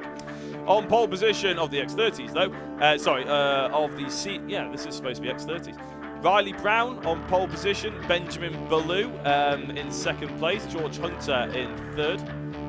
In fact, I think we're, this is, pretty sure this is supposed to be, so we're just getting that up now. So on pole position is Thomas Byrne. There we go. Yeah, there we go. That's what was on my laptop. JP Slater alongside him on 2nd place. Row 2 is Benjamin Watts, Alex Johnston alongside, with row 3 being Lucas Ellingham and Enzo Liu. Row 4, Remy Gilbert and Benjamin Southgate. Row 5, Vishal Patel and Martin Auger. Row 6, Luke Taylor and Jensen Buckingham. Row 7, Harry Torpy and Jordan Brown, with row 8 being Marcus Smith and William Smith. There we go, and well, you had a sneak peek at how the senior max will be lining up in about 10 minutes time, of course. And if you're wondering how the rest of the day is going to pan out, we're hopefully going to have a lunch break, which is called a Marshall's break because it's absolutely nowhere near lunchtime. It's 20 to 2.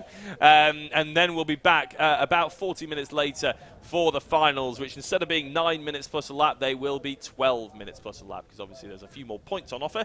You've got to make it a little bit harder to get those as well. So, and then obviously it pretty much, there are no B finals, there's no split grid, so everybody will just have their pure final. So I'll read you out very quickly the timings in case you're tuning in wondering about when things are going to happen. This is all subject to change, but it's roughly the way we're going to look at it. At 20 past 2, the Honda Cadet final. At 22:03 or 2:38, the Junior Max final. At 5 to 3 will be the X30 Juniors. At 3:15 will be the IAME Cadets.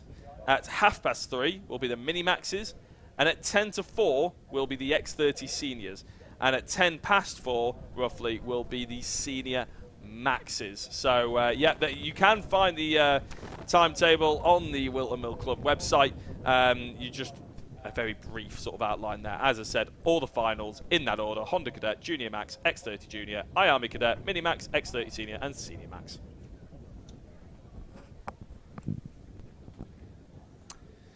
We're just waiting for the karts to go out there on circuit. There is a potential that there might need some just extra barrier repair out there, John, on turn number 1. They obviously got it to a standard where they thought they could finish the Mini Maxes, but you know, now you've got that natural break, you might as well go out there and see if you can do any extras.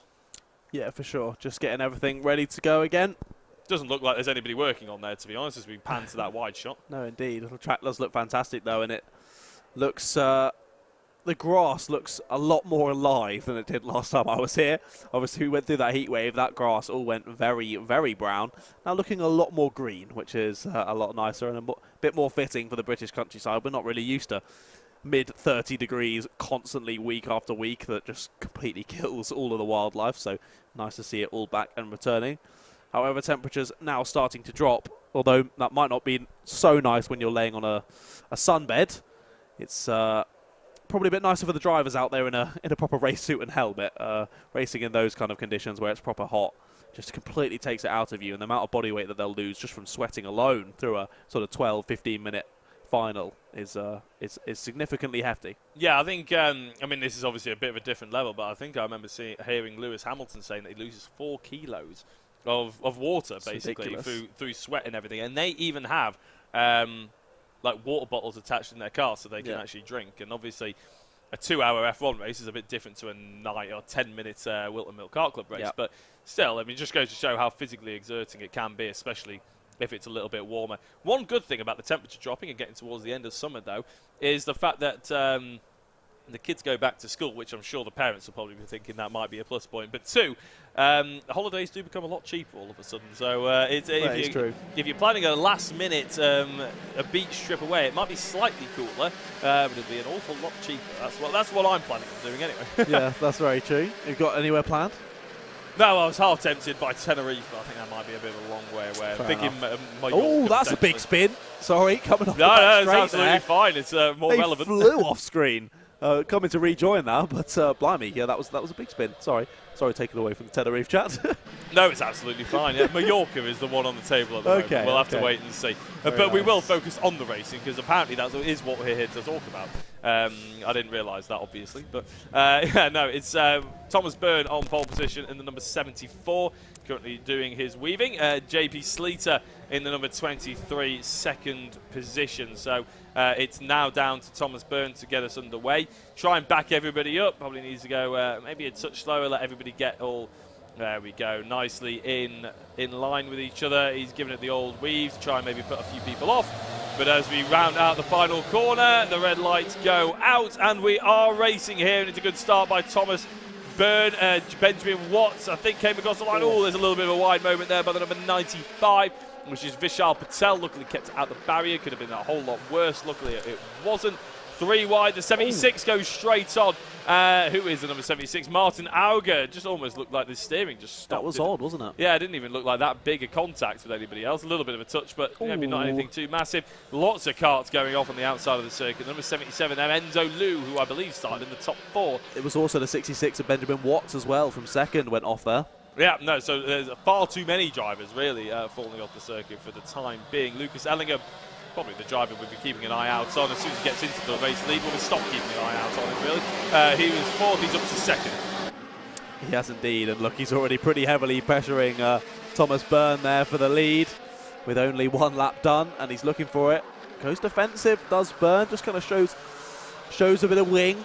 Shows that he's going to defend that line and he wants to hold on to this first place, but I'm not sure how long he's going to be able to keep it for as they continue down into Ashby once again. But yeah, a couple of drivers just getting hung out to dry there. Oh, a little bit of... He came back across the track there, didn't he, the 74. Just a little bit of a tap on the front end of Lucas Ellingham, but nothing...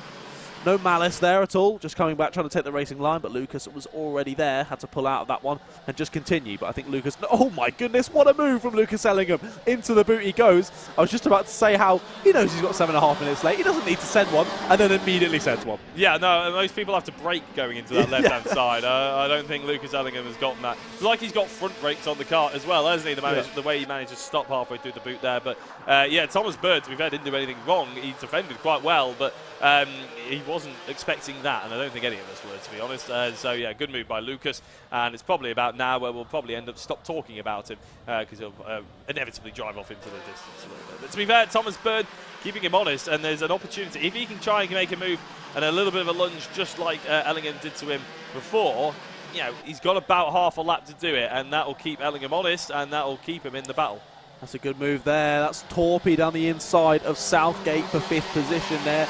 Near the back of this sort of pack. We've got sort of first down to 6th in this gaggle. As you say, we could be seeing Ellingham start to pull away. Hasn't quite yet, though, to be fair. Only 2 tenths between the leading 2 still. Then we've got JP Sleater. Then we've got Alex Johnston, Harry Torpy and Benjamin Southgate. Harry Torpy now with the fastest lap of 45.17. He was the only one really challenging Ellingham last race, but then, of course, had to pull out with a mechanical failure, only sort of 2 or 3 laps from the end. So luckily, he's got his kart back going. He's back involved with this heat, doing very well at the moment, sat in P5 with that fastest lap. Yeah, it's always a bit worrying, though, when you got a mechanical failure in the previous lap, especially when you come in, you give it to your mechanic for about, I don't know, say half hour, an hour or something like that. Come back, oh, did you manage to find out what happened? Did you manage to fix it? No, to be honest, but all of a sudden it's working, and you go out in the race thinking, well, is this going to carry on working, or what's going to happen here? Not saying that's exactly what happened. There may well have been a very obvious issue that they managed to fix, and I'm sure their mechanics are very capable, but it is always a little bit of a worry.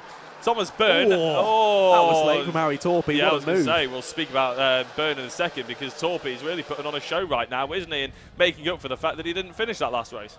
Indeed, indeed.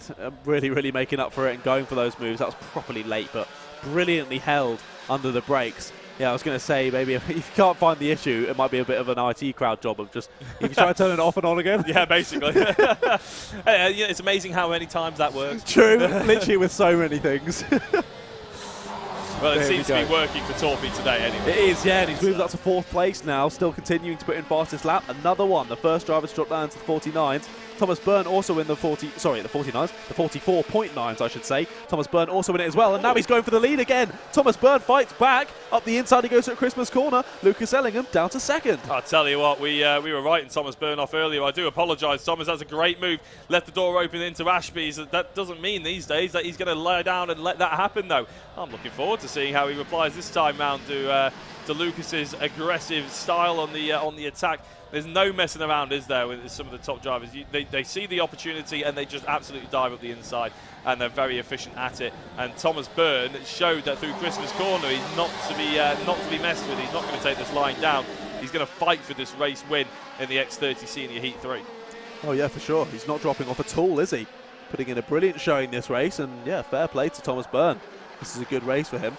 Whereabouts did he finish in our earlier race? That is a very good question. Can't actually see him. Oh, there he's 13th. No, 13th, yeah. So, he didn't finish our last one, so proving himself nicely in this one. Coming back, fighting for sure, and up into 2nd place. Still, was in third. Oh, sorry, was back into the lead for one corner, and then Lucas was like, "No, mate, that's actually my position. I'll be taking that back. Thank you very much." And continues to hold it now, but still staying on the back of them. And don't count out JP Sleater and Harry Torpy, both still on the rear end of these two. But Lucas Ellingham puts in a fastest lap. Oh, scrap that. It goes back to Harry Torpy, a 44.77, but all within about a tenth of a second, these four at the front. So I'm interested to see how this plays out for the last 3.5 minutes of this one. Yeah, we were actually just talking about Thomas Byrne in his previous race.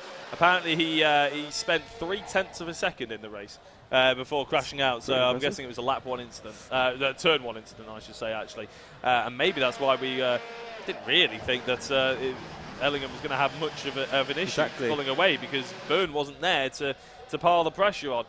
Where did Sleater, well, Sleater finished actually in 3rd place, exactly where he is now, and obviously Torpy, unfortunately, was another one of the drivers that didn't finish. He ended up being the last driver to DNF, which meant he was registered as 10th place, but he did DNF, he was 7 laps down. So again, maybe this is a true representation of the top 4 that we expect to see in the X30. Exactly, yeah. We're focusing on this battle. We can see 2 just in the background of our shot as well, 5th and 6th place. Southgate has just overtaken Johnston for that 5th position. So they're a few seconds off of this lead battle, but still 2.5 minutes to go. If these guys start battling now, there's a chance that Southgate and Johnston could still catch up here. So let's wait and see how this plays out. Torpy's a little bit closer to Sleater than Byrne is to Ellingham at the moment. So I think Torpy's got to be going for a move relatively soon. Oh, he gets all checked up into the boot there, goes into the back of JP Sleater. Just didn't quite realise how early he would brake there, but manages to continue and carry on in 4th place. None of them leaving the black stuff, all keeping it held just for now. But when is Torpy going to go for this move? Yeah, well, that's the big question, isn't it, really? And when is Byrne going to go for it? Because they're just as close as each other, aren't they, at this point? The X30 seniors nicely carving their way through Christmas Corner and elsewhere. It's just about holding on to... oh, there's a change of surface. Change of surface. I'm pretty sure it's not raining. Oh, somebody's radiator went, we've just been hearing. So that is a potential... At least it's water and not oil. Yeah, it'll... But it could still cause a bit of a problem. Don't get me wrong. Oh, he's through. 73 of Torpy is through on JP Sleater. I think he made the move into the boot there. We just missed it on camera, but makes it through. But now has allowed for that gap to open up to Byrne and Ellingham in the lead. So he's going to have to put the pedal to the metal here if he wants to try and chase down that win. Yeah, this is... Sleater, I thought he was going to go for that. That is... probably, I mean, I can understand why he'd want to do it, but it probably wouldn't have been the smartest thing to do if they wanted to catch up to the... to the top 2, and with only a minute to go, you really do need to keep your head, keep nice and calm, think about what's the best decision for the rest of this race, not necessarily for the next corner. And obviously, probably lucky that JP Sleater wasn't quite close enough, because in the long run, it might actually end up being better, because Torpy has got some pace about him. He really has. He's really proved himself this one. Oh dear, we've got a cart pulled off to the side of the road. Can't quite see the number from here. We'll see if anyone begins to drop down the order as they come through the timing beat to start another lap. But Lucas Ellingham, fastest lap of the race now, 44.67. It looks like it might be Alex Johnson as the 174 pulled off as well. Luke Taylor's in the pits. And indeed, I think it is Alex Johnston. Was up there battling for 5th place with Benjamin Southgate. Now out of the race. Looks like it was probably a mechanical if Benjamin Southgate stayed in the same position. So pulling off the circuit is Alex Johnston. Again, being cursed by the karting gods, but he's going to have another final later on this afternoon to have another go. Yeah, and that's what they're going to have to focus on now. I saw a green flag being waved around Ashby's, which tends to mean there was a yellow flag being waved previously, but I can't quite see. I think that was for the parked Alex Johnston. Yes, it will have been, won't it? As we're going on to the final lap of the race, Lucas Ellingham starts it. He's got an 8/10 gap, so Thomas Byrne's attack has really sort of unfortunately faded away slightly, but it was a damn good effort, I have to say. Yeah, fair play. JP Slater is probably the closest driver to be making any kind of move around this top 4 battle. Exactly, yeah. Lucas Ellingham was being pressured through a lot of this race, but has pulled out the lead when it matters on that last lap. Now about 9/10 in the lead. Can more relax at the end of this one. And yeah, we thought, well, I certainly thought at the start of his first heat that at the end he got to slow down to save the tyres. Cannot do that here. No. He's not created quite the sizable gap that he had in the last one. And Torpy didn't quite, he got past JP Sleater, didn't quite have the waft to catch back up to Bernard Ellingham. But Ellingham comes across the line to win heat number 3. I think he's on for 3 wins from the weekend so far, and he's going to hopefully do the same in the final later on. It was Byrne in second, a very impressive performance from him. Saw him bring the fight to Ellingham early on in the race, and it was Torpy with some great pace as well, up into 3rd place. Sleater in 4th, then it was Benjamin Southgate in 5th, Jordan Brown in 6th, Remy Gilbert in 7th, Jensen Buckingham moved his way through to 8th. It was a good little race from him. And William Smith in 9th. Benjamin Watts 10th. Enzo Liu in 11th. Then it was Martin Auger in 12th. And then 3 non-finishers were Alex Johnson, Luke Taylor and Vishal Patel. Yeah, a good race there by the X30 seniors, putting on a nice little show. And as I said, Thomas Byrne showing us what he can do, considering he didn't actually manage to get through any part of the first race that we had broadcasted here today. Looking forward to seeing how he lines up in the final. It probably means the fact that if he DNF'd in the Heat 2, he won't have the best starting position for the final, which means he'll be very entertaining to watch as they carve their way through. Now, we're not expecting any kind of dramas here. A lot of the top 4 were absolutely fine, nice and clean. That's the majority of the racing that we saw. We didn't see much going backwards, but we're going to shoot to the stinger for the final race of heat number 3 and the final race of, well, I was going to say the morning then, but pre-lunch, shall we say. It's the senior maxes.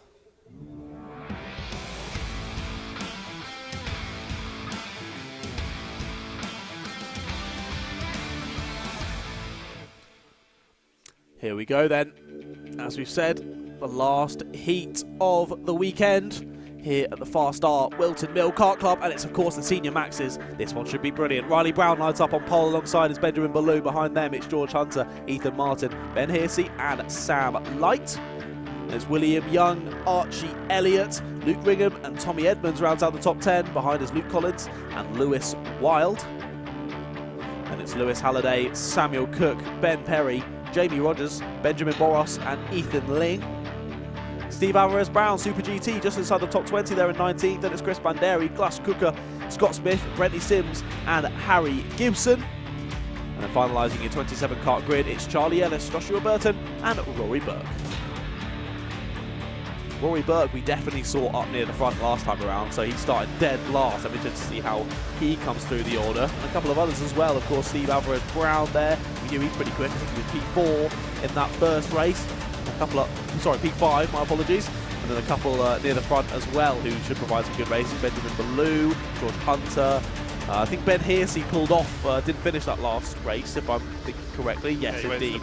Pulled into the pits, didn't he? So starting up near the front for this one and hoping to redeem himself a little bit. Yeah, because I remember that, because I made an absolutely brilliant pun. You did, yes. Which obviously just shot the viewership which right up. Be on the highlight reel of round 8 of the Whilton Mill Kart Club. Absolutely. Sure. I mean, why wouldn't it be?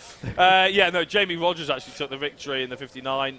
Benjamin Boros was 2nd in 86. Lewis Halliday was 3rd in 56. Yeah, if you remember, this is basically the X30 seniors, basically the battle of the something sixes. If you see something that ends with a 6, you're probably going to be in for a good show. Right, as we start the, we are false starting. I was suspicious of that one, to be honest. No, that wasn't the best. We've got a TX number, and I can't seem to find Jamie Rogers, so I'm going to assume that it's him on our timing. Yeah, he kept jumping up and down on the previous race as well. That was it, of course, wasn't it? Yes. So he's got a slightly broken transponder, thank you for the right word, yep. So hopefully the guys in the timing can get that TX changed to Jamie Rogers, but you can assume that it is him. But yeah, if you do want to keep up with the live timing, you can go to live.alphatiming.co.uk/WMKC.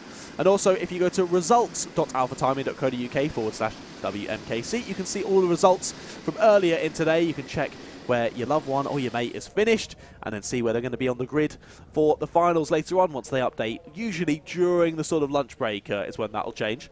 So let's wait and see for that. But of course, as we mentioned a couple of times, don't go anywhere during the lunch break, because then you'll miss our fantastic Paddock show where we talk to lots of drivers. So maybe you'll see your loved one or your mate involved in that as well. And we had a little chat with a lot of drivers, and we had some great conversations. But let's see how this one gets underway. Yep, let's crack on then as the 37, that's just about squeezed over, isn't it? The 53 then of Riley Brown holds on to the race lead for the time being, as everybody else seems to have carved their way through nice and cleanly, shall we say.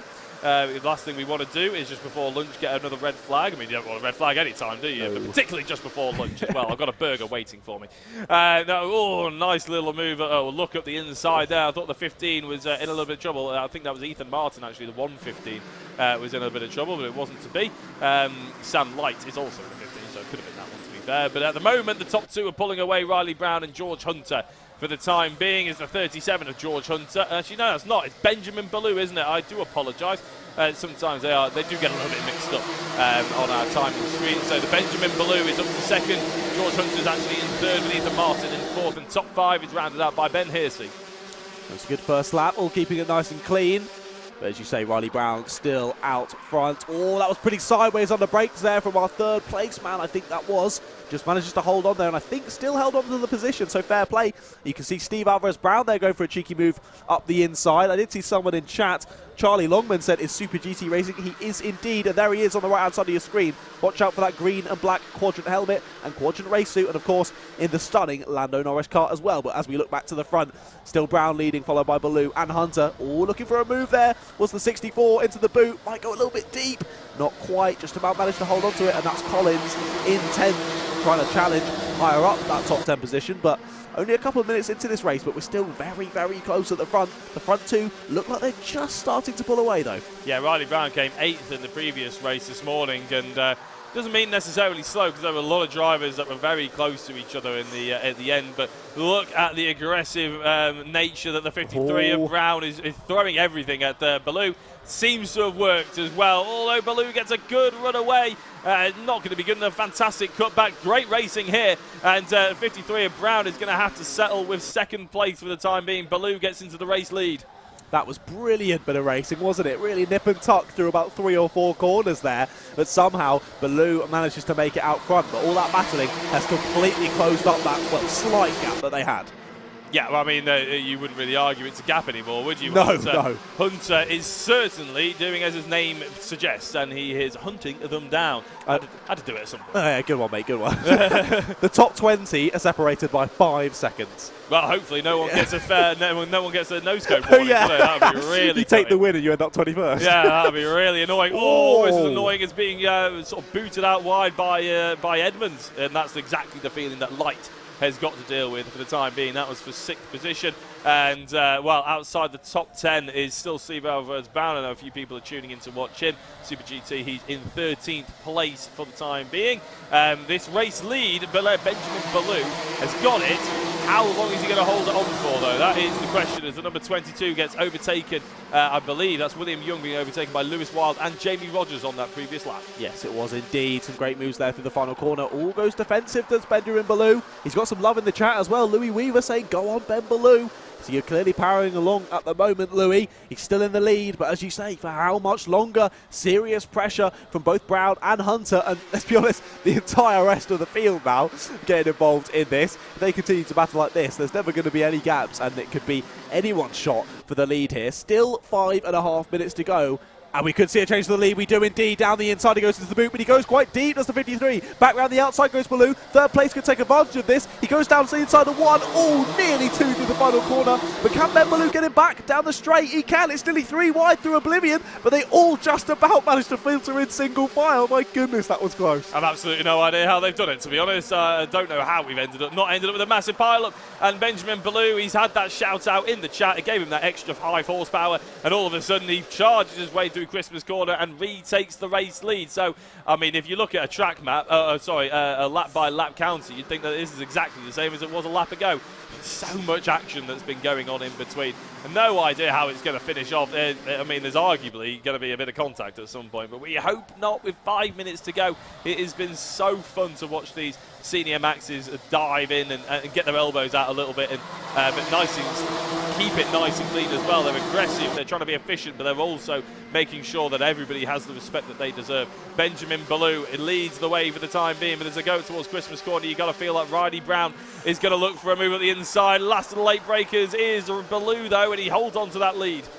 We do see Edmonds go down the inside of Hearsay, though, there for 4th place. Tried to follow him through, did Light, didn't quite happen. Oh, that's a late move down at Ashby as the 59 of Rogers going down the inside of Light, I do believe. So Light goes for a position, doesn't quite get it, ends up losing it. Back down the inside for the lead, goes to 53. Brown retakes it on Baloo. They are going to go side by side, though. Just about manages to cut him off. 3rd place looks for it down the inside. Benjamin Galoo gets all crossed up into the boot. And another move down the inside. That's Rogers, I think, continuing his way through. I think he's now up to 5th place. Let's wait and see as they come across the line.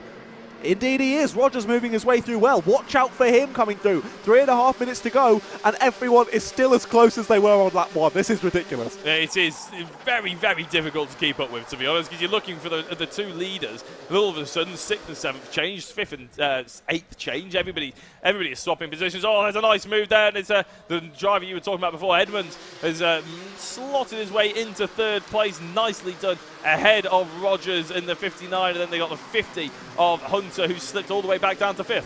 Yeah, Rogers followed him through nicely as well. Really making his way through the field nicely, and there he goes down the inside of the boot as well, up into 3rd place now for Rogers. What a race it's been for him so far, just making his move stick calmly and precisely, and it's done. Less than 3 minutes to go now in this one, but if this is heat number 3, what's the final going to be like?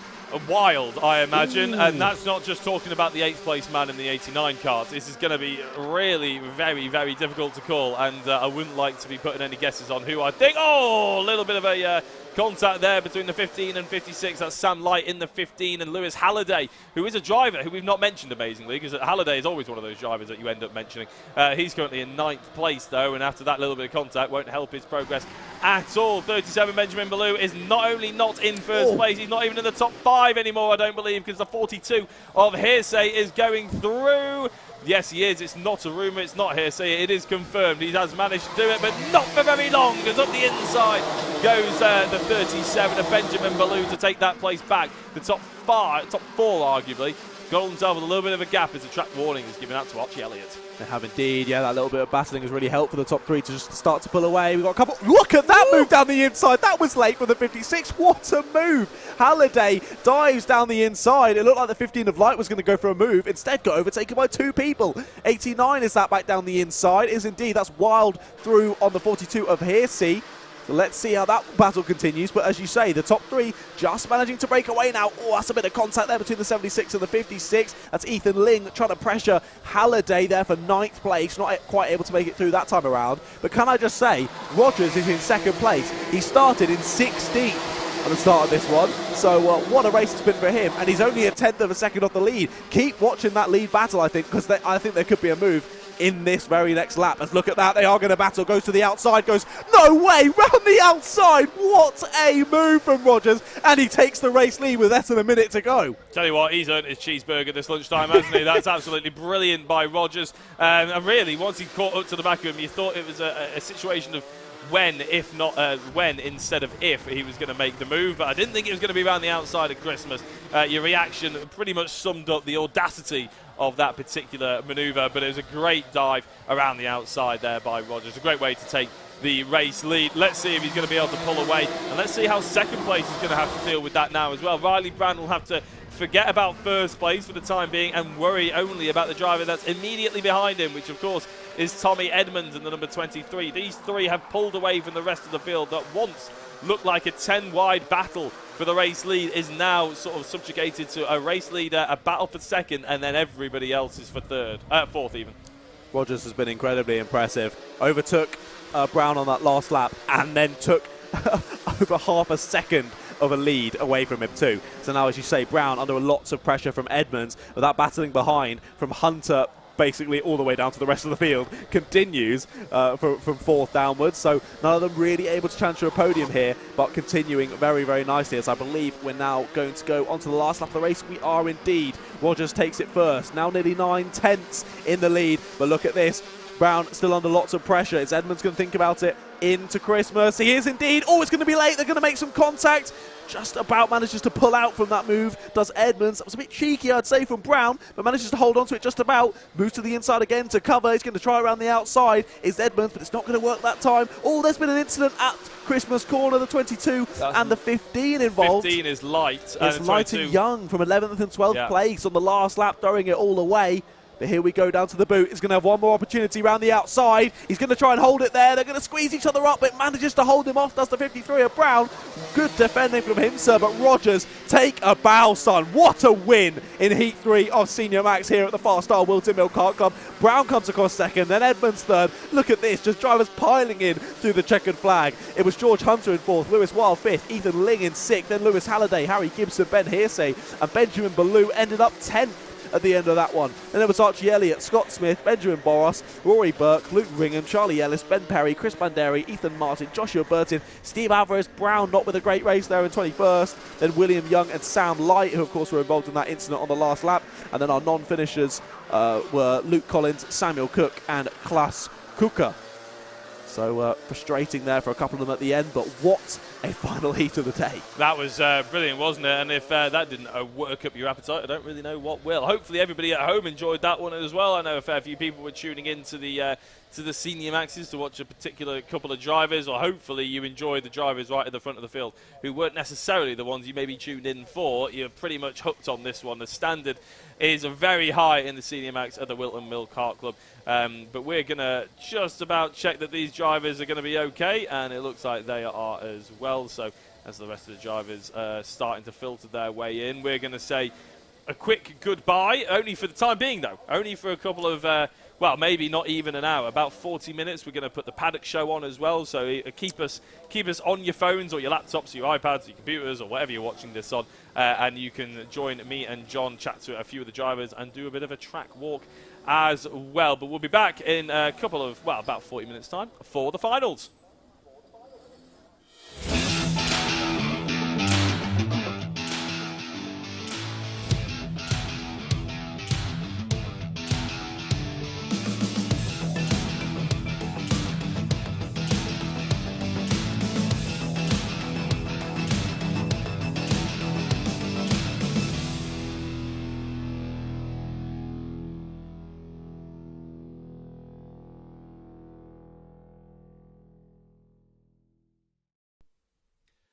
Welcome, one and all, to Whilton Mill for round 8 of the Whilton Mill Kart Club. My name is Jack Oliphant, and you join me for the Paddock show. And alongside me is my, I was going to say what you wanted me to say, but I won't for the camera, John Ratcliffe, my delightful commentator, shall we say. Thank you, mate. Yeah, we'll keep it as delightful. Yeah, thank you for having me. I'm really excited to be back here again at Whilton Mill. What a fantastic circuit, and hopefully another brilliant day of racing. Indeed, yeah. You might be able to tell that we're actually slightly different for the opening couple of shots here. We're on the circuit, and that's because we are allowed, because it's before racing. You guys are seeing this at lunchtime, but this is actually pre-recorded. Yes. And a lot of drivers actually walk the track, don't they? Indeed, yeah. It's always a good thing to do in the morning. Just get yourself back involved. Even if you've done the track a lot of times, it doesn't hurt doing a track walk. It's always going to be slightly different conditions, slightly different temperatures and things like that. And just, yeah, re-get used to the environment again. Yeah, exactly. It's a really useful bit of routine that the drivers tend to go through each and every day, even if they raced it yesterday. Now, we can see sort of down towards the first corner here, really, and, well, the first couple of corners. And you can sort of see, you can't really get a grasp of it when there's cameras, John, can you? No. But it's very, flat, that left-hand curb. A lot of drivers like to ride that, and you keep to the left-hand side, don't you, quite a lot? Exactly, yeah. You can take it flat, but you don't quite realise when you're watching from the cameras quite how tight it is. And especially with these cars, the amount of speed they're taking through there, the G-forces upon their bodies going through this corner is incredible. So it's a really testament to the drivers and their exercise regimes. Yeah, and what I like, actually, is the shot we've got now is actually a lad and dad, actually the dad talking the driver through how to take this corner, essentially, or how he thinks probably best to take this corner, at least. I'm sure he's correct, of course. Yeah, obviously. Dad's always correct. Dad's always correct. They always know how to drive, don't they? But it is very interesting to see this sort of dynamic, and it sort of takes you back, if you're a driver who's a little bit older, it takes you back a little bit, doesn't it, to getting taught how to do this. No, for sure. Yeah, sadly, I never had that at my young age, but I've had to learn it myself and probably learnt it all wrong. But I'm sure that's not true, John, don't you worry. What we're going to do, though, is there are a couple of drivers who are sort of meandering through the infield. See if we can pounce on them. Yes, we'll... Because we always kind of have to, don't they? They're always terrified to speak to us. Every time we swear we're nice, we promise we're nice. And the thing is, whenever they do speak to us, we like to give them a shout-out on the stream as well, don't we? So it's really advantageous for them to do so. But I can understand if you're 11 years old and two ugly blokes come over and start shoving a microphone in your face. Well, one. You, obviously. Yeah, of course, mate. Thank you very much. But no, we're going to try and intercept Let's these... intercept some people. These people. Come walking down this back straight, of course, coming off of Auger's. taking it flat. You've got to take all that curb on the inside there, flat all the way down to the boot, and then your biggest kind of heavy braking zone really of the track, I'd say. Yeah, and just before we intercept these guys, we're just going to turn the camera around very quickly, and this is the view towards the boot. So we'll be talking about the boot obviously quite a lot. That is a very popular overtaking manoeuvre, isn't it? You see the pits in the background, and again, you sort of get that scale. The cameras don't really do it justice when we're covering the actual racing about sort of how aggressive you're going to be attacking this corner and how narrow the track potentially is. It truly is, really aggressive, and as you say, they're already avoiding us. Yeah, they're already trying to get on the grass and get away from us. You want to have a quick chat? Go on then, yeah, see, he's up for it. Go on. First of all, name and kart that you're driving in today. Ollie Cook, Junior X30, crop promotion. Fantastic, very well done already. What's the story of yesterday? Because obviously there was Heat 1 yesterday, we're just covering the Sunday. Yeah, I got up to like 15th for the start, and then 2 other drivers trying to get my inside at Christmas, and I got driven over. My whole chassis was bent for the rest of the race, so yeah, it just wasn't very good. So we picked someone very good to have a chat to here. How's the chassis today? How's the car hopefully going to feel today, do you reckon? Well, I think it's been straightened now. I think everything's straight, so hopefully it'll feel better than yesterday. You've got a little bit of practice, haven't you, before we get into Heat 1? Is that just a case of trying to feel how the kart is, or do you reckon there's going to be any sort of major changes that you're going to have to do? Don't think we're going to have to change much. Hopefully it'll just be all right. You never know, karting really. That is exactly it. Championship-wise, how's it been going for you? Is this a sort of a guest round that you've been turning up to, or is this something that you've been really dedicated to this year? It's only like my 5th round, I think, so it's not really something I'm going for, but hopefully in a couple of years we'll be up there. I'm sure you will. Thank you very much for coming and having a chat to us. Oh, actually, one last question. I completely forgot that we were even on a track walk. What is it for you? What is the sort of the reason for going on a track walk before? You've already done 5 rounds here today, this year. Why would you sort of keep coming on the track before racing and seeing what it's like? In case any changes, yeah, like the runoffs are different now, so you never know, they could be different. So. Fair enough. So it's a bit of a routine almost just to get yourself in the mindset. Yeah, pretty much. Fantastic. Well, thank you very much for having a chat to us. There we go, John. A little bit of an insight into a driver's mindset, and by the sounds of it, it didn't really go his way yesterday. No, yeah, that's motorsport, how it can go sometimes. Just get unlucky, even if it wasn't his fault. Great bit of a racing incident, and yeah, it's always a testament to their mechanics to be able to get it all fixed overnight and get him back racing again today. Well, exactly, and I think he did give a shout out to the team, which is always worth doing. And sometimes a lot of younger drivers do tend to forget now. John, I'm going to send you on a little bit of a run here because there's a potential interception. Right, let's have a try and see if we can intercept. Excuse me, guys. Any chance anyone is up for a little chat? Come on, Will. Let's have a little chat. So what's your full name, mate, and which class are you? William Webb Minimax. So how are you feeling ahead of today's racing? Of course, you're on a track walk now, just getting yourself ready. What's the kind of goals for today? Well, it's because I'm a novice, so just lap time and just trying to get as much overtaking as I can, really. Yeah, nice. So you're a novice. So is this one of your first rounds of the championship, or have you been here all season? Yeah. Well, I didn't do 1 and 2, but I did everything else. And how's it been going so far? It's been all right. Still at the back. Just need to, as I said, just keep pushing, keep overtaking. And how did your Heat 1 go yesterday? Well, I matched my PB, which is all right, but just again, as I said, I just couldn't overtake anybody. So just getting as much experience in the car as you can and just slowly working your way up the field. Yeah. Nice. Well, best of luck to today, mate, and thank you for having a chat with us. Thank you. Cheers, mate. So there you go. It's always brilliant to see lots of novices as well. I was noticing that off of the results from last round as well. The amount of novices involved is fantastic to see. Yeah, and they're probably mixing it up with the sort of mid-pack as well of the qualified drivers, which goes to show there's quite a lot of talent batting about here at the Whilton Mill Kart Club. Obviously, last round, though, we had an influx of drivers. Now, it's worth noting that if we haven't mentioned it already on the broadcast or you missed it, that was because there was British Kart Champs people warming up, basically. Yes, yeah, exactly. I was here last weekend with Mr. Anthony Jordan, the lovely Anthony Jordan, doing the commentary for that. It was brilliant, fantastic racing. But yes, as you say, a lot of them were here for round 7 last month, just getting themselves ready and yeah, in the right mindset and the right experience for this track. So it was great to see, but they're not going to be here again today, which hopefully we'll see a few more names that we haven't seen too much up the pecking order again. Yeah, it gives some people time to shine, doesn't it? Now, have a quick glance around, because look at it, we've got a bit of a lesson going on here. And I think I need to get involved. I was just wondering if I could have a chat to you, actually, get a mechanic's or a dad's perspective. What coach? Yeah.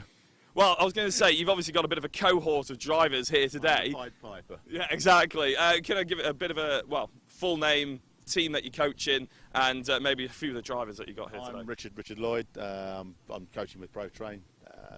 They're all cadets who are getting increasingly fast and showing some competitiveness, which is good.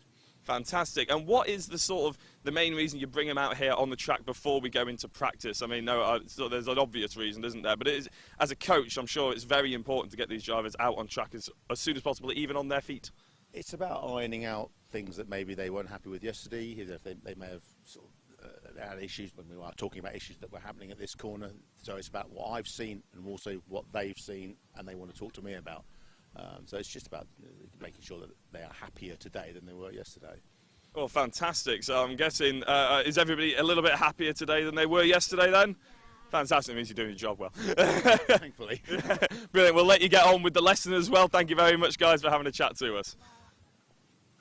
Brilliant. A coach at the, I mean, they didn't have coaches back when I was karting, to be honest. Well, they did, but I was never actually coached. But it's nice to see them. It was like the Pied Piper. It really was, yeah. All the kids following him behind, but all listening closely. Of course, at that age, to have the maturity to actually sit back and listen and realise, I should probably listen to this guy, it's going to help me. Yeah. It's impressive as well. I mean, they were super young. It's always brilliant to see karters out there that young and just, yeah, getting more experience, as our novice previous said, just getting more experience, learning more every round and coming back stronger. Exactly. Now, we're going to try and take a little bit of a detour. Squeeze through this gate. Yeah, off the track. The gate was open before. We were aiming for it. Let's hope it's still open. Come on, John. Aha. Work your magic. Fantastic. As long as the cameraman doesn't trip over, we should be all good to go. Here we go. And we are finally in the paddock of this paddock show. I mean, it's... It was more of the track walk show to begin with, wasn't it? And to be fair, we just wanted to throw it in, give a little bit something extra, didn't we? Yeah, for sure. It's nice to do something slightly different.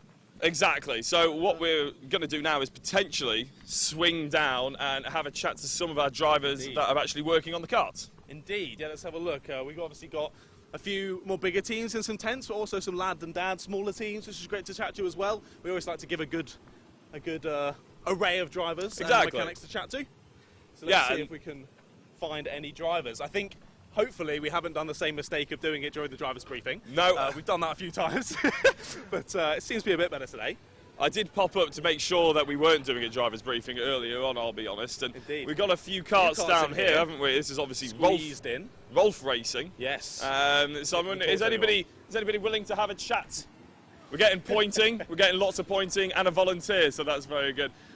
Obviously you're racing for Rolf Racing. What's your full name and which class are you racing in today? Mitchell Mulvey, Junior Rotax. Junior Rotax, and what number are you? 155. 155, right. First of all, how did yesterday though? Your kart looks pretty spick and span, I'll be honest, looking pretty clean. I'm hoping it was a good day. It was a good practice, second and fourth. But then the race, we had a bad start and just had good pace, but finished 12th. Finished 12th. Okay, so was there a racing incident potentially in there, or was it just a case of couldn't quite get through the traffic? Couldn't get through at the beginning. Well, fair enough. Have you been given any tips or anything like that in terms of going into Sunday? You're feeling a little bit more aggressive, a little bit more assertive to get through? Yeah, we're starting at the back in the first race today, so I think just get through straight away. Hopefully top 10 indeed. We'll keep an eye out for you on the broadcast. Thank you very much for coming and having a chat to us. But before we let you go, is there anybody you'd like to give a shout out to? Maybe from the tent, maybe parents or coaches or anything like that you want to give a supportive nod to? Dad, Mum, Jason, Rolf, Billy Watts. Yeah. Fantastic. Very well done. And we'll hopefully keep an eye out on you for the broadcast as well. Good luck for the top 10s. Cheers, guys. So whilst you were on camera there, another guy came up to me and said, go and talk to him, go and talk to him, go and embarrass him. And when I see him, he went, do not come and talk to me. Oh, really? Yeah. I thought you'd lined someone up then. I was getting all excited. No, I was going to, but I felt a little bit bad. And when he said, yeah, don't talk to me, go and talk to the kids, I was like, okay, I'll be a bit respectful. That's a bit of a shame. I was doing one of these sort of things at Silverstone once, and everybody said that, and in the end he was like, oh, I don't want to be chatted to. It's like, well, I'm going to anyway. I'm going to talk to you. Yeah, so it was his you're not birthday. meaner than me, Jack. You're not meaner than me. A bit more assertive. It was his birthday, apparently. I got cake for it. It was worth it. Okay, fair enough. You get some cake, and that's quite nice. Let's have a talk to number 55 driver. Good morning, sir. How are you feeling this morning? Very good, thank you. What is your name, and which class are you racing in? Josh Cook and Junior Rotax. How's it going for you so far this season? Is this first couple of rounds for you? Have you been doing the whole season? We've done rounds 3 to round 8 today. So okay. How's that been going so far? Improvements throughout the year, but it's getting there. We're getting better. That's good, that's good. It's always about just getting more experience in the kart, isn't it? Just getting yourself built up and getting faster every time is always the main goal. How did it go yesterday in Heat 1? Not great. We didn't even. It was a DNS. We had a mechanical issue in practice 3. We weren't able to get it fixed in time, so we ended up having to miss out on P1. Bit frustrating, a bit of less track time for you, but do you reckon that's going to hinder you today, or do you think you can get up to speed nice and quickly? Hoping that we can recover in Heats 2 and 3, and then hopefully have a good place in the final. That should be good, mate. Well, good luck and thank you for speaking with us. Cheers. There you go, mechanicals coming into play. It's always frustrating when you're driving, it's obviously completely out of your control, and just these things happen in motorsport. Exactly. One day we might actually chat to a driver who's got a positive story to tell about race 1. Because I think we've chatted to 4, and so far nobody's given us any kind of Someone had to have won it. I know, at some point we'll run into them, I'm sure. A bit of an enigma and a ghost. But yeah, no, people end up with mechanical issues all the time, racing incidents, of course, and these things just happen, unfortunately. But luckily today it's a brand new day. There was only one race yesterday. Hopefully all those niggles will have been sort of sorted out. Yeah, hopefully, and they can press on with the day. They've got a couple of heats and a final ahead of them, so yeah, again, hopefully they can take that on. Now just watch your back, sir. You've got a couple of people behind you, and I think I'm going to try and talk to this driver. Good morning, sir. What is your name? Which class do you race in? Oliver Meek, and I'm in Minimax. Of course, how could I forget Oliver? Now, I think we saw you down at the first corner at Oblivion getting some nice chat through with your father, telling you through which corner to take, how to take it. You've done your track walk for the morning. How are you feeling for the day? Feeling all right and ready for this weekend. Nice. How did your Heat 1 go yesterday? I know you're very quick, Ollie, so how did it go? Not the way we wanted it to go. It didn't go up the hill it slowed down. Bit of a mechanical failure, was that? Have you got it all fixed for today? Yes, we have. Lovely. So you're ready to attack it? Yeah. Lovely. Well, best of luck, Ollie, and we'll be looking out for you on the stream. Cheers, mate. I think we need to put a shout out to find some drivers who have actually had a positive experience, like I said yesterday. But again, another one. Yeah, another one. Yeah. Whilton Mill claiming a lot of dead carts. Morning, mate. Yeah, for sure. But again, it's sort of we're getting towards a sort of slightly bigger team, shall we say? So we're going to start seeing a little bit of a contrast in the setup potentially. We've got some Alonso carts over here. Well, feel free. Let's go and have a I chat. can't see any drivers, but you might be able to grab a mechanic possibly. Well, it's always interesting to have a slightly different perspective, isn't it? We've already spoken to a coach. Or not, though. That's the. Oh, we found some drivers that are hiding around the other side. I'm going to go and slip round the other side. I hope my microphone carries. I saw the eye roll. Don't run away, lads. Come on. It's good for media attention. You're the only one left. I was going to say left standing. Come on. We're in the seats. I feel like I need the seat. I'm jealous now. Anyway. No, it's fine. Don't worry. Names, classes, and numbers. Sam Cook, senior 66. Zane Khan, 47, junior max. Fantastic. Right. First of all, we'll go left first. How has your day gone yesterday? I'm hoping you're going to say something positive because everybody we've spoken to has had a mechanical failure or has been hit off. I was so close to my first ever win, and then I absolutely messed up. I'm going to ask now to slightly embarrass you as well, but how did you mess it up? It was the Battenberg flag, and I just forgot to put my foot down. So yeah, just my fault.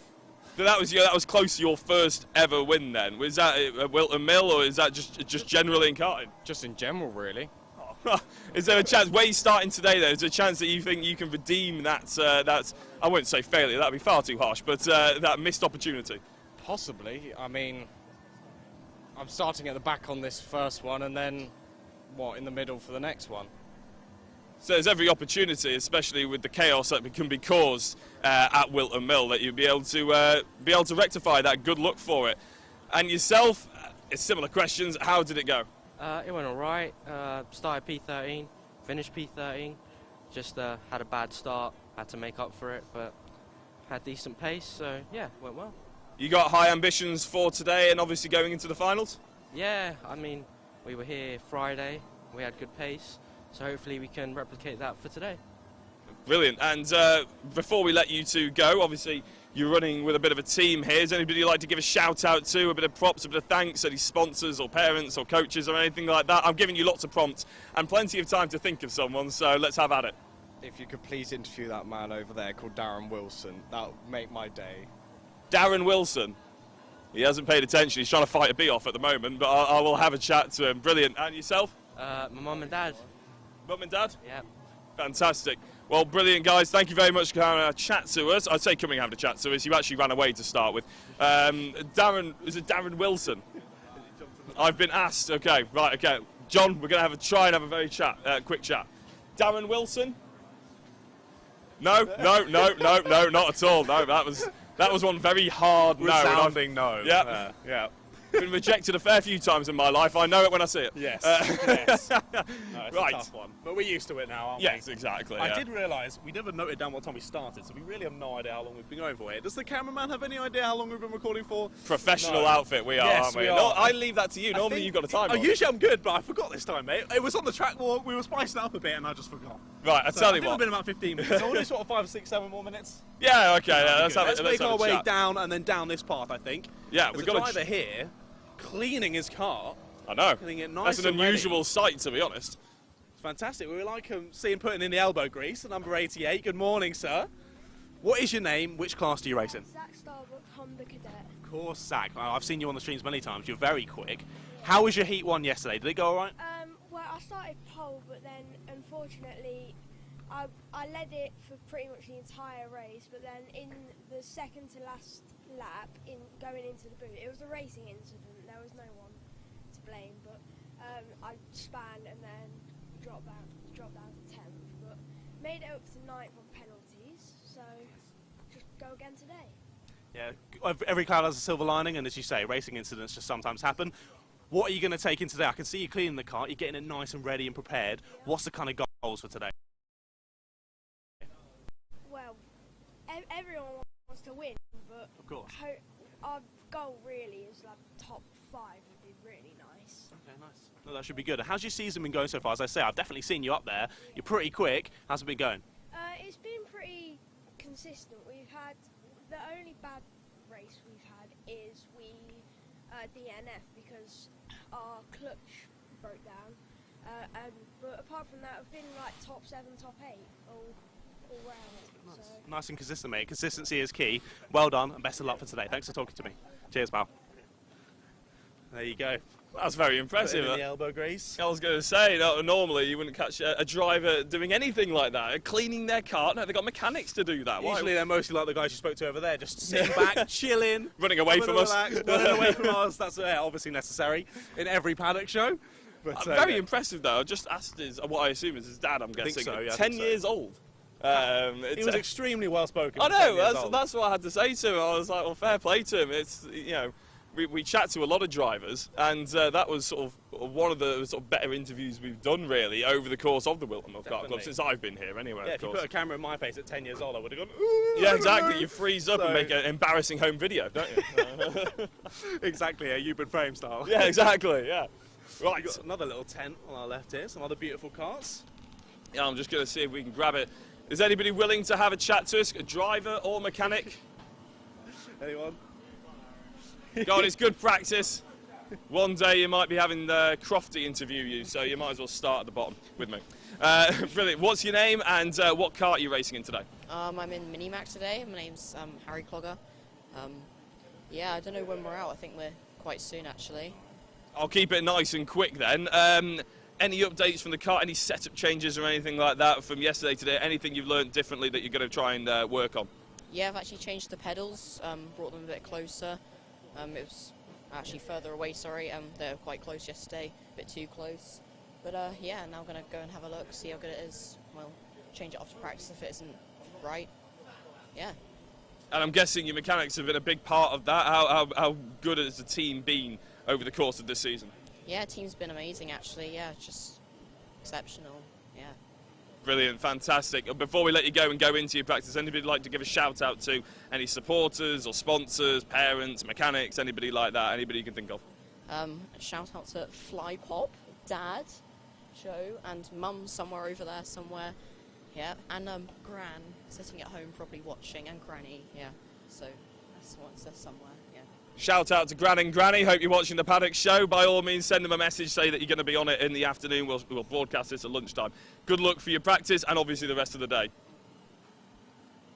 I love how the grandparents get involved as well. It's always brilliant, isn't it? We see loads in the live chat. It's always fantastic to see all the support coming in for the drivers from their friends and family. It's always brilliant. Yeah, exactly. I think it's probably, I'm going to estimate that it's roughly that time that we finish this off, John. I think, yeah, in just a couple of minutes. Let's get ourselves away from the generator before we finish this off. And we'll get down nearer the front of the paddock. But yeah, I think it's probably been about 20 or 25 minutes. So now we had a good few chats with some drivers. I think that was a really good paddock show. Oh, for sure. And obviously we did a little bit of the track walk as well, which is a little bit of an insight that we haven't necessarily done before. Exactly. And obviously it was a little bit dewy on the ground this morning, but hopefully there'll be a bit more grip out there on circuit when the drivers get out there. Yeah, exactly. We don't want them obviously going onto the grass at all if they can avoid it. So we've pre-recorded this before the actual morning events, but hopefully you'll join us in a couple of minutes' time, realistically, for the finals here at Whilton Mill Kart Club, round 8. We'll see you in a minute.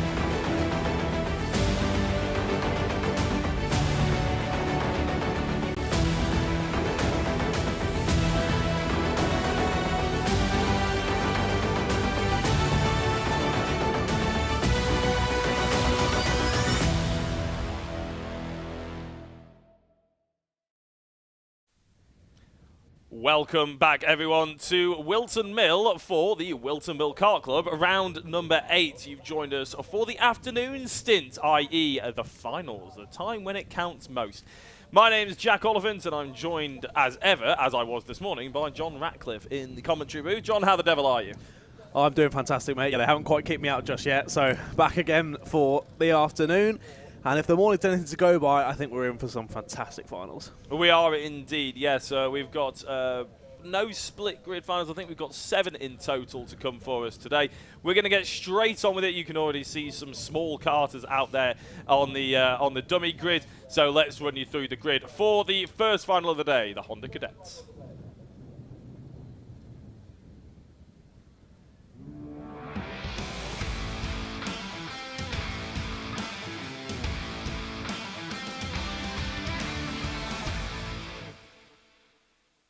So the Honda Cadet Finals, the last time we'll be seeing them, unfortunately, and they'll be obviously doing their traditional standing start.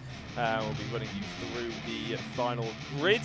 They are just making their way out on circuit, and here we go. Obviously, based on a point system, Emerson McAndrew-Uren takes pole position ahead of Jaden Mead. Row 2, Zach Starbuck and Alfie Mew alongside him. Row 3, Teddy Cooper and Kian Bernard. Row 4, Zach Champney and Sergio Wirtz. In row 5, Travis Rose and Ellis Pullen Memon. Row 6, Arjun Paul and Sebastian Clark. Row 7, Will Archer and Sebastian Dew. And row 8, Benjamin Lawn and Samir Paul. Row 9, Lewis Gilbert and Adamir Sheikh even. And that is all we have. So just the 18 drivers, 4 novices in total. And as I said before, John, you have a point system that dictates how you qualify for the final, mate. Indeed, yeah, depending on how well they've done in the 3 heats. Of course, 1 yesterday and the 2 that we've seen on screen today. Gives them a certain number of points for each one. Those then tally up to produce the grid order for these finals. So, of course, earlier we were seeing some more random grids, so we were maybe saying, oh, there's a guy down in sort of 15th, we're going to be seeing him coming up the order. This is more likely going to be in the order that they should be in on pace. However, depending on if they've had a mechanical failure, or had a bit of an incident, there could still be a couple of people out of order, so still just definitely going to be a very interesting race. Yeah, it's. I was going to say, it doesn't necessarily always mean that we're in the correct order. It just means that some drivers have had a bit unlucky, or maybe a little bit of fortune come their way. But as all the marshals just go down, making sure that all the karts are ready and raring to go, make sure everything's safe. We will get the finals here for round 8 underway in a couple of moments' time. A couple of drivers to be keeping an eye out on. I would say Zach Starbuck. Not necessarily had the finishes that he'd probably warrant. He'd probably feel like he's a little unlucky not to be on the front row of the grid. He's certainly a driver that is fully capable of winning this particular race. And as the 5-second board gets raised, we're about to get the green lights, and the lights are out, and away we go with a little hop, skip, and a jump away for the Honda Cadets. It looks like a good start by Emerson McAndrew-Uren, and I'm not entirely sure. Is that Jaden Mead still in second place? I think so. A decent start from the front of the grid. A couple of overtakes going on through the first corner. Look how defensive our P4 man is going. 26 goes down the inside there. Jaden Mead looking to pressure Emerson McAndrew, but no move just yet as they filter their way down to Ashby, continuing just to defend this. Oh, that was a bit of a punt there into Ashby. It's going to force the driver of that white kart wide, loses 3 or 4 positions. That's the 23 of Alfie Mew. Started up there in sort of 4th, 5th position. The 79 takes to the grass, almost takes off there. Does Teddy Cooper, manages to keep on the black stuff and continues for the rest of the lap. So a couple bits of chopping and changing at the front here, but Emerson McAndrew already with a nice lead. Yeah, no, it's the 79 of Teddy Cooper making sure that these cars definitely don't have suspension. Yes. And feeling the true force of every single bump that he experienced on the outside of the infield there, unfortunately. But he's managed to keep going, and he's stayed ahead of quite a few drivers, actually, to be fair to him. He's in 6th place, still doing a top job as the number 30. Oh, who's going a little bit wide there as they come back into screen. That's number 23 again, isn't it? So that's a bit unfortunate. It's Alfie Mew. Yeah, so he lost 3 positions on the opening lap. He's lost an awful lot more on the second. Indeed, yeah, not sure about if it's a kart problem or what. A little bit of shake of the head from Alfie, but we'll wait and see if he can recover. Oh, that was sideways out of the corner, kicking up the dust there. We'll see who that was. It was behind the 16. I think it was Arjen Paul. But we'll wait and see who it is. Actually, no, it was Sebastian Clark has overtaken Arjen Paul, but just taken to the grass on the exit of the corner there. We're continuing on for the rest of the lap. Shout out to Kean Bernard as well. 3 places on the first lap, up to 2nd place with the fastest lap of the race currently. But of course, these heats just a bit longer than, this final just a bit longer than the heats that we saw earlier. So a lot more time to gain positions, but also a lot more time to lose positions. Here's the 26, pressuring the 65. This is Jaden Mead going through on Kean Bernard. I think just waiting and biding his time, though, realising if he starts to fight, Macandrew Uren is just going to pull away. Yeah, it's that's the thing, isn't it? Macandrew Uren's probably looking over his shoulder every so often and rubbing his hands together, to be honest, because he sees an opportunity for some drivers to hold each other up. It's just whether or not they're feisty enough to actually hold each other up, or whether they've sort of got enough about them to realise that if they work together, they can be able to catch forward just a little touch. We'll have to wait and see. Zach Starbuck hasn't really made the start that I was expecting from him either, and actually his namesake Zach Champney is biting at the bit to try and get past him as well. We're looking at Sergio Wirtz being overtaken now, I believe, is that by Ellis Pullen-Memin. And the number 16, no, it's Travis Rose actually. Travis Rose doing a good job at pushing his way through. Sergio Wirtz actually lost 2 positions. Yeah, you were right. It was both of them, actually. Pullen-Memin got through, and then Rose started to pressure as well. I think, just Sergio Wirtz came back on a little bit too abruptly, lost a bit of momentum, and then was overtaken also by Rose as well. So I'm sure we'll see that update at the end of the lap, unless he's able to get him back through the rest of this lap. But here you go. Okay, they seem to be closing the gap a little bit at the front, I think. Bernard and Mead just sort of assisting each other. Mead pushing him around the lap and just realising that, as I said earlier in the heat, 8 wheels is faster than 4. You also said that it was Slipstream City, didn't you, in these Honda Cadets? And maybe that's something that we're seeing a little bit as well, as Jaden Mead hunkers up, gets that slipstream, is able to push Kean Bernard, and maybe that's why they're getting an extra couple of mile an hour quicker than Emerson McAndrew. In fact, on that previous lap, Jaden was a full 10th quicker than Emerson McAndrew Uren. Now, who was that a mechanical flag for? Lewis Gilbert, who's unfortunately at the back of the field. It was indeed, yeah, being shown for the 2nd time, so hopefully he's come into the pits this time around. Doesn't seem to have broke the timing beam, so I think now has come into the pits as Lewis. Also want to quickly mention that Abdurrahman Sheikh didn't actually end up starting this race, so only 17 of the 18 supposed runners in this one. There's still lots of drivers to battle out, and as we've said previously, having this many drivers, despite the fact that British Kart Champs on, is absolutely fantastic. And we're going to see a good battle here. Look at this. Barnard and Mead already on the rear end of Macandrew Uren. Macandrew Uren not able to fight his way through the air quite as quickly as the 2 behind. Of course, being by yourself, as we've said, it's a lot harder than having help from behind. But let's have a watch how this goes. Still 7.5 minutes to go, and of course, the momentum that's necessary in these karts, if you start battling, the 3 behind are going to catch up. Starbuck, Champney and Cooper are going to be hoping that these 3 start battling. But let's just wait and see how this one plays out.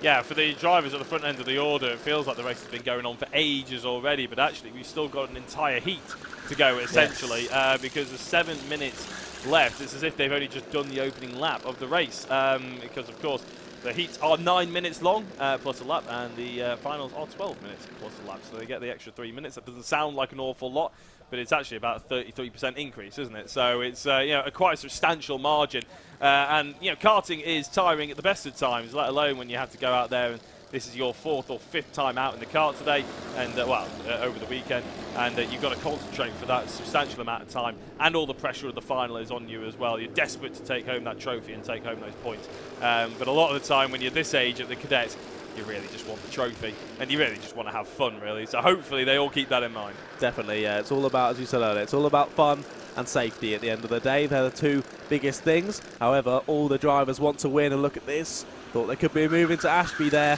Bernard is right all over the rear end of Macandrew Uren now, just biding his time. Little check over the left shoulder just to see where Mead is in relation. I think he's realised now he can probably go for a move and not really be challenged by Mead here. He needs to make sure he gets close enough so he can make sure he loses the least amount of time possible while making that overtake. I think we've had a change for 5th position. I think Teddy Cooper has potentially got past Zach Champney. Just looking at the sort of timing screens to see if that is correct. Is that number 61? Ahead of the 79, it is. So Teddy Cooper didn't overtake Champney actually, but they're very, very close to each other. Looking like that move is inevitable, or at least an opportunity is inevitable for that change for 5th position. The change for first, I wouldn't say is inevitable. Macandrew Uren is about half a kart's length in front or half a kart length too far in front for Bernard really to make any kind of massive lunge. It would be very ambitious, potentially a little bit silly for him to do it at the time, but they are pulling away from Mead, like you said, which is at the end of the day, or at this point of the race, I should say, actually, probably what's most important. Exactly. And all this is going to boil down is just to tactics. Yeah. See how they decide to play this race out. Because, Starbuck, Champney and Cooper aren't going for any moves, just working together. You can see the leaders just ahead of them. Just as I say that, it did look like Teddy Cooper was going for a move on Champney into the last corner. Has that changed? Couldn't quite pick it up through that camera angle, so we'll check as they come across the line. They did indeed. Cooper through on Champney, so a change for 5th position. Again, that's just going to hold them up. They do need to work together if they want any shots at the top 3 positions here. It's looking like McAndrew Uren and Bernard just starting to drop Mead now. So Mead now having to fight by himself, and we could see him drop back into the clutches of 4th, 5th and 6th.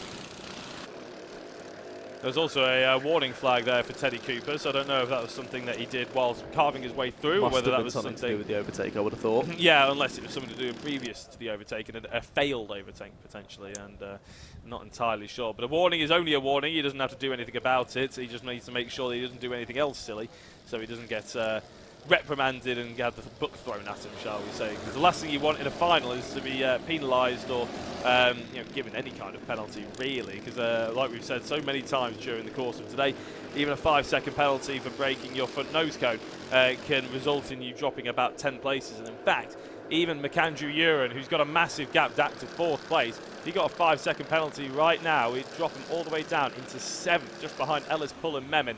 So yeah, vital that they keep it clean. Going through into Ashby's. Apologies, Bernard is again piling an enormous amount of pressure without really looking like he's actually piling that threat on. Yeah, just pushing him along at the moment, isn't he? Working together nicely as Kian Bernard gets another warning. Not sure if that's a repeat of something earlier or whether that is a new one. That is indeed a new one. So now Bernard and Cooper both with a warning, so need to be watching their nose cones, making sure they're keeping any sort of moves clean. But we didn't quite notice why Bernard has got that warning, but we'll continue watching, making sure he doesn't get another one. As we drop back to that 4th place battle, the 79 of Cooper now piling the pressure onto Starbuck. He pulled out in the rear view of our camera shot there. I think probably going to go down the inside at Christmas Corner. We'll check as they come out, but here are the leaders still. Following down into Ashby, look in the background. He has indeed made that move stick, so Teddy Cooper up into 4th place. Arjun Paul with a warning flag as well. Plenty of warnings being thrown around here. I don't know. I mean, normally you get told whether it's a contact warning or a track limit warning, but when it's just a warning, they like to keep us in the dark there a little bit and let us speculate. Which it could be more fun, could also be fairly incorrect though, couldn't we? So yeah, we're not entirely sure what these warnings are for. We're guessing a little bit of maybe an overly aggressive driving or something like that, but we're not entirely sure. 2 minutes to go then, and the top 2, we've spoken about them quite a lot, pretty much glued nose to tail. Cooper ahead of Starbuck now. He hasn't moved forward as quickly as I was potentially suggesting that he would, but he's still in there with a fight for about the top 5 positions. Some good championship points getting taken by him. But the 79 of Cooper, Teddy Cooper, after maybe starting slightly out of position, is showing that he's got a good pace here. Yeah, he's pushed up through the field nicely, hasn't he? And now, as you say, leading Starbuck through the pack. And you can see Jaden Mead ahead now as well. As I said earlier, looking like he might just not have the pace to keep the leaders, start dropping back towards this 4th, 5th and 6th place karts. And it's looking like that's happening now. About 1.2 seconds between Mead and Cooper. And another 2 seconds forward from Mead to Bernard in the lead. So Bernard, I think, is doing a great job here, just pushing McAndrew Uren along and waiting for the time to pounce. About a minute and a half to go left in this one as McAndrew Uren sets up another fastest lap of the race. 52.92 behind him. Bernard, a 52.99. So both just keeping the same pace, pushing each other along. And we'll just watch to see how this plays out. Look how much Teddy Cooper and Zach Starbuck have closed in on Jaden Mead. How many times do I have to say it? 8 wheels faster than 4. And that's showing its head once again as they push up. Only 50 seconds to go. I think Teddy Cooper and Starbuck will maybe only have one opportunity to try and steal away this podium and 4th place respectively from Jaden Mead. Well, the previous lap there was a difference of about 0.4 of a second between Mead and Cooper. Cooper was a 53.1, Mead was a 53.5. So there is a 0.4, but visually it looks a lot bigger. It looks a lot quicker than that, doesn't it? And I think Teddy Cooper's now he's gotten the rhythm maybe Mead is starting to fall off the rhythm and starting to get worried about what's behind him. He's starting to struggle with 20 seconds left. They do cross the line.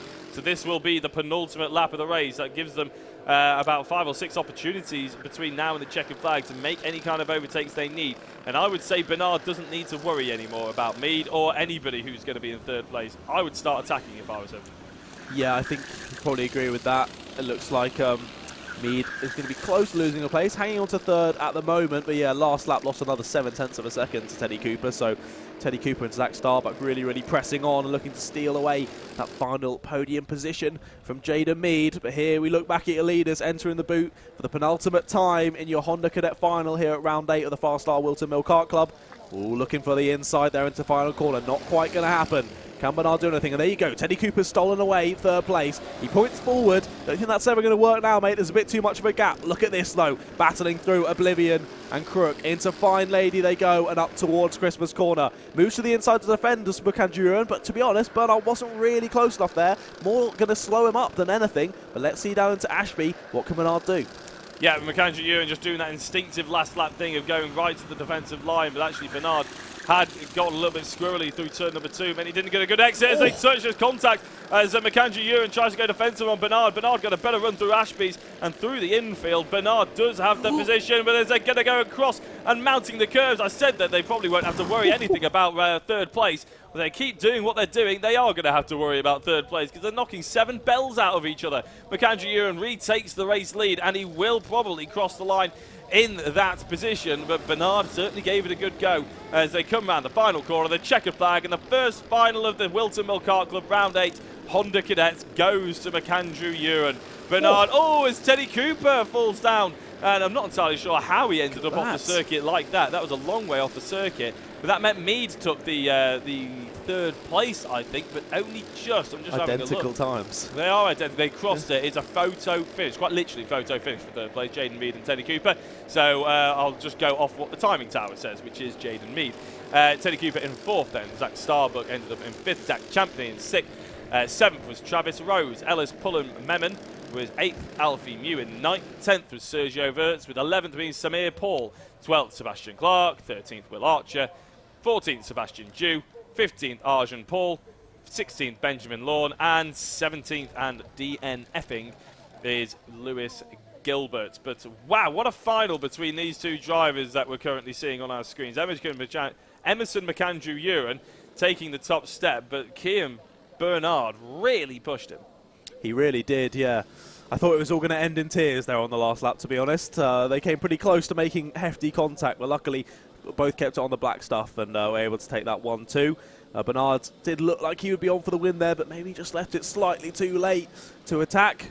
Made a good effort, but just didn't quite cover the inside enough into Osiers, allowed for McAndrew to slip back up the inside and steal the win back. But I don't know what happened at the end there between Mead and Cooper. We suddenly looked back at the start line and Cooper was on the grass, wasn't he? Yeah, absolutely no idea. And to be honest, we might never know, which is a bit of a shame, unfortunately. But we're going to have to move on fairly quickly anyway. So the next final that we got on the agenda is the Junior Max final.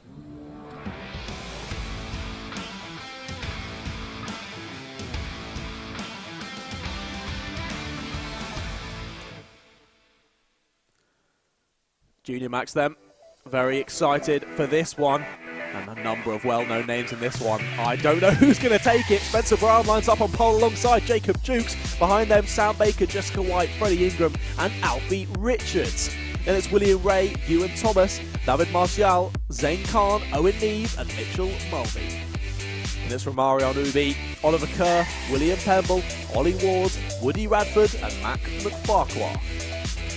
Zaki Hussain and George Baker round out the top 20. Then it's Alfie Bray, Arthur Thacker, Jack Spencer and Bobby Rozier. Interesting to see Bobby that far down, see how he comes through the grid. Then it's Nicholas Ellis, Ross Tyler, Harry Hurst Grover, Stefan Katzpazik, then James Tester and Donald Stratton.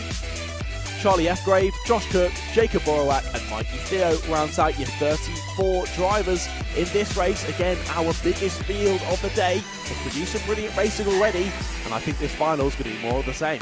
Yeah, no, it's pretty much impossible to follow half the time, isn't it? It was totally impossible. There was so much battling going on. There was indeed, but yeah, I mean, you can see it's the biggest grid we've got today, 34 karts, and appropriate that it's probably the most hectic of the grid. I think any 4 of that top 4 could take this win, or maybe any 5 or 6 of the top 6. Let's see how this one goes. Can they get it underway? First time of asking, no, they cannot.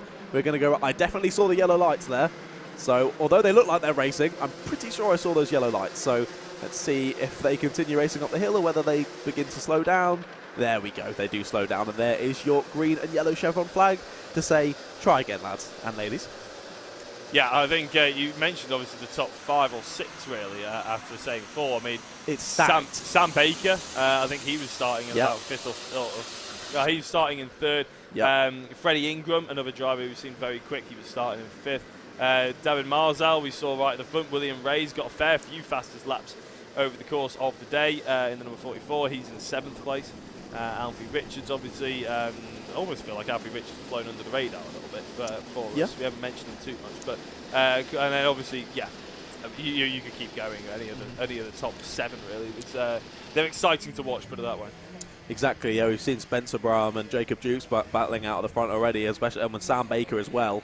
But like you say, Jessica White, I'd say Alfie Richards as well, just calmly putting in good position finishes, getting good points and putting himself in a good stead to get right up there in this final. But as we can see, rounding the final corner here at Whilton Mill, well, the second last corner as they come into the last corner now. All slowing up, just making sure that they don't need a 3rd time of asking. Spencer on the 65 there, then Jacob Dukes in the 34, who's going to take it through the first corner. Here we go again, and we're underway. Through Oblivion they go, and it is Spencer Brown who takes it. Round the outside, tries Sam Baker. Can he do it up towards Christmas Corner? We'll see as they all manage to make it through, keeping it on the black stuff, but no, he gets hung out to dry. Might lose it down to 4th here even. A couple of drivers having a little bit of contact through there, nearly 4 wide through Boxing Day there. A couple of drivers having to just eke out of it and allow for other drivers to pass through, but all keeping it very respectful at the moment. Spencer Brown still at the front, Jacob Dukes behind, and then it's still, I believe, Sam Baker just behind too. No crazy moves. Again, they've got a number of minutes extra in this final, so a lot more opportunities for overtakes. As I say that, he doesn't waste any time, does Sam Baker, up to 2nd place. I think he might lose another by Jacob Dukes, down to 4th and possibly down to 5th. He goes very wide, just misses the wall on the outside and manages to keep 4th place just about. I think that's Jessica White who's now pressuring up the inside towards Christmas Corner they go. Can Jessica White do anything about it? She is, and 2 more people are going to follow it through. So what a terrible second lap for Jacob Dukes. He's going to lose out another position there, just about cuts across, but I think he's now in about 6th place. I don't think Jessica White actually had any choice of whether she was going up the inside there. She just seemed to get loaded and go, well, if you're going to do it, go and do it. Yes. Thank you very much. But she has done a brilliant job, and she's up to 3rd position. That's ahead of Freddie Ingram, who, is getting a bit punted around there, I think, and a bit hung out to dry. He's managed to get over the apex as another driver towards the back end. I can't quite, I think that's the 131 of Zaki Hussein, sending one at the inside into Zebut. And Browham, though, absolutely flying. Sam Baker is also doing pretty decently in 2nd place as well, really. The sort of spark in the fight is actually for arguably 3rd place, although Jessica White might just get a little bit of a breather because the 34 of Jacob Dukes is under a big attack from Freddie Ingram. Indeed, it's all kicking off, but the front 2, Brown and Baker, have already started to build a nice little gap. Of course, we saw White, Dukes, Ingram all fighting out there, and that's, of course, just losing them time constantly. But Brown with a nice little 0.8 of a second gap as we see another move there into Ojas. 44 goes down the inside. It's going to force the driver behind onto the grass. 76 or 70, 76. Nearly 3 wide into the boot there. 76 is just about going to hold on, though. That's Ingram keeping his position. But Gray stole 5th position from him a couple of corners ago as, that does not look healthy. The number 14 trying to make his way back to the bits. I think it's the 114 of Harry Hurst Grover there, just kind of kangaroo juicing all around the shop. Yeah, that's porpoising to the massive extent, isn't it? Yeah, hard to porpoise without actually having any aerodynamics. It's a bit of a shame, that one, but I'm sure he'll probably go back to the pitch, which is never where you want to finish your final after a long weekend like this at the Whilton Mill Kart Club. Anyway, we'll focus a little bit further forward yet again, and we're actually focusing on the number 44, William Ray, at the front end of what is about a 10-car battle. William Ray, I mentioned, has plenty of fastest laps. He's not slow at all. But in amongst all the likes of Zaki Hussein slotting his way up the inside of Freddie Ingram, no one is, they're all pretty quick, aren't they? You can look fairly slow and still be pretty quick in amongst this high caliber of drivers. They're all, as I said, it all stretches down to about 15th position. This train of cars is a good save, I would argue, there by Ewan Thomas, and the number 11 as the 76 of Freddie Ingram again gets hung out to dry. Yeah, that was a heart in the mouth moment, wasn't it? Just hit the back wheel on the grass and nearly lost it in a straight line, but managed to keep it together and stays on the back of the pack and continues for another lap of racing. Yeah, Zaki Hussein now at the front of this pack, the 74. As I say that, I think he's about to get overtaken. Oh, gets squeezed out wide onto the curb there. Looks over his shoulder. Not happy with that one. Thomas now getting involved as well. But around the outside, Zaki Hussein's going to hold it. No, he's on the grass. He's going to rejoin. All the drivers just managed to get out of the way. But he's going to lose sort of 4 or 5 positions there. Manages to rejoin though. And 87 might just slip past 2. I think he's now been dropped out of the top 10. Yeah, that's really not what you want to do. He's actually lost 5 positions on that lap alone just by that incident. Alfie Richards has got past Freddie Ingram as well, although Freddie looks like he's under the impression that he thinks that he can get that move back. And into Ashby's, I think he's not failed in his ambitions either. It looks like a good move, and he's gotten himself back up into 6th place. Indeed, a nice little move there. Another cheeky shout out when I go to Mac McFarquhar, nearly in the top 10 now. P11 started P18, so a good couple of opening laps for Mac McFarquhar there. Keep an eye out for him in this big gaggle of karts, because it could all change very quickly, as we saw there with Zaki Hussein. Look at this coming through the shot.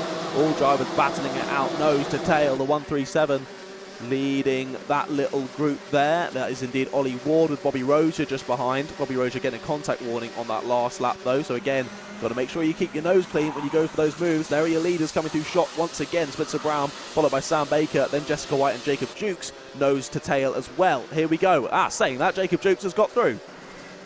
Yes, he has. Yeah, Jacob Jukes, we must have missed that, or must have sort of panned around our camera that we sort of saw. Jessica White just giving the sort of, I was going to say giving the finger, but giving the finger to go forward. Different type of hand signal, shall we say. Yeah, moving forward. Move forward, please. Let's go and try and catch up to the lights in front, because that's mature enough by Jessica White, isn't it? Because if she realises that, okay, maybe Jukes has got the pace over her, but she can use him to go forward, and don't worry about me, I'm not going to fight you as long as you can actually take that responsibility on, and we can catch the front too. If you can't do that within the next 4 or 5 minutes, then I'll have a go at you. Yeah, I think that's fair enough. We're going to see a move down into Ashby. I think that's Richards down the inside of Ingram for 6th place. William Ray as well has managed to break away from that group. Now cleared Freddie Ingram and Alfie Richards by a couple of seconds, and only about 1 to 1.5 seconds off of this battle. And it really is a battle. Looking to the outside into the boot there was Jessica White. Jacob Jukes actually going defensive. So like you were saying, maybe Jessica letting him through to then work together, but then Jacob Jukes actually going defensive. As we say that, we thought Jacob Jukes might be faster. Jessica White's just put in the fastest lap of the race, a 45.71 for Jessica. So clearly she does have the pace, and enough pace to make Jacob Jukes feel like he needs to defend. It's the age-old saying, though, isn't it? It's easier to catch than be caught, and or chase than be caught, I should probably say. You know, with the likes of Jessica White, she may have been slightly slower. As soon as she gets into a bit of slipstream, as soon as she has something to aim for that's reasonably close in front of you, you can see where they're braking. You just have to brake an extra couple of centimetres later every single corner, and all of a sudden you gain probably about a 1/10 of a second. And that can work wonders. Whereas when you're out there and you've got nothing really as reference in front of you, it's harder to pick your braking zone. You sort of automatically, you go a touch safer, which automatically means you're a touch slower. Indeed, indeed. The times at the top are ridiculous. Jacob Jukes just gone fastest lap now, 45.69. Then Jessica White at 45.71, William Ray at 45.70, and Sam Baker and Spencer Brown at 45.74. So the top 6 positions separated by 0.05 of a second on their last lap. So all of them with extreme pace, but being that close on pace means no one's really closing in on anyone else. No, that's the thing. They're all very, very quick. They're all pulling away from the drivers behind. But that means, yeah, you're pretty much at a stalemate now unless it starts to make a mistake. Jessica White has realised that they're not going to catch up. Decides to try and sling it up the inside of the final corner. Saw a gap, went for it, didn't work, slots back in. Thinks, you know what, the Christmas corner's coming up soon, and I fancy myself giving myself a little bit of a present here, maybe sending one on Jacob Jukes. That's exactly what Jessica White has done, and that's exactly what she succeeded to do. Well, I mean, what do you go to Christmas for? For presents, right? Exactly. So, it's a gift almost when the door is open for that long. Exactly, the gift that keeps on giving. And Jessica White moves herself in to the podium position. Another move there down to Ashby in the mid-pack. But like you were saying, these sort of 5 or 6 at the front, just pressing on a sort of 10th or 2 faster than the rest of the field per lap, just pushing forward. But look at this, the battling between Jacob Jukes and Jessica White has allowed for William Ray to get involved now there. Look at him in the back of our shot. I don't think he's going to wait around too long to send a move here, so let's wait and see. Christmas corner, it could be on. Maybe even before that. I thought he was going to try it at Oblivion there. Thinks better of it and sticks his nose in there, immediately sticks it back out again. But carries on to Christmas corner. Not this time around, but I think a move is on the cards pretty soon. Just over 3 minutes to go. Yeah, I probably would have categorised that as the most stupid move you could see today. I can understand now catching and going for it, but yeah, maybe not that. Yeah, exactly. That would have been it's slightly foolish. Shall we say. Yes. Fool of a toque. But of course, William Ray is no fool and did not go for it, and now continues to sit in 5th with an opportunity to go for that 3rd place. Yeah, exactly. And I mean, we saw Jessica White overtake Jacob Jukes, and then all of a sudden the camera pans away. We come back, and Jukes is back ahead. So they are very much slowing each other up, which is why the likes of Browham and Baker have pulled away so substantially from them. They're now 3.5 seconds behind the race leaders. Jukes goes defensive with 2.5 minutes left. Jessica White trying her best to not only go aggressive but also hold off William Ray behind, who I mentioned at the build-up to this race is very aggressive, and I'm being proven correct, which is the first time for everything, isn't it? Going through Ashby's, William Ray up the inside, doesn't quite get the best run out the corner, but is able to hold on to the position for the time being. That allows Jacob Jukes just to have maybe half a lap of breathing space. Going into the boot, it may be longer than half a lap, because Jessica White, full sideways over the curb, gets that done and dusted as well. So these two all of a sudden getting their elbows out and showing us what they can do. Exactly, and a switch of position and then a switch back has lost them over half a second on Jacob Jukes. Jacob Jukes will be going, oh, thanks guys, I appreciate that. You're giving me a bit of breathing room now. But look at this. Gap between Spencer Braham and Sam Baker at the front is falling. Be it only maybe a 10th, even maybe just less than a 10th of a second a lap, as we see another move there down into Ashby. That's Ray going back down the inside of White. And every move that happens between those two, Jacob Jukes is getting further and further away in that final podium spot. Yeah, and it's only 1.5 minutes to go, so as soon as they stop squabbling over that specific position, the less time they're going to have to actually react to anything. Ooh, the 1-2-7 not necessarily getting out of the way. You could say that that's a bit of a tester for them. Get it? Do you get that, John? Because his name is James Tester. Anyway, we'll carry on as if that never happened. Browham and Baker get on through. You're still shaking your head at me. Just not replying to that. You're refusing to commentate with me now, yeah? Yeah, so Browham and Baker have gotten through. But one thing I would say is on the previous couple of laps is that Baker, or maybe Browham slowed up a bit and Baker sort of kept on that consistent level. Maybe kept the tyres a little bit better. Yeah, possibly. Yeah, he's just sort of closing in sort of a 10th a lap. But I think he might have left it just a little bit too late to send any sort of attack on Brown. We're going to get 2 more laps here, it seems. And you can see just that visually that gap has really reduced, but has it reduced enough? I'm not too sure. Yeah, two laps to go. And it looks like that battle for 3rd is going to be our hottest one. Or sorry, should I say battle for 4th? Because Jukes is by himself now. There you can see him in the back of the shot. But behind that, Ray and White have now been caught by Richards, Thomas and Ingram. Yeah, the number 34 Kart has certainly let Jessica White and William Ray duke it out between themselves.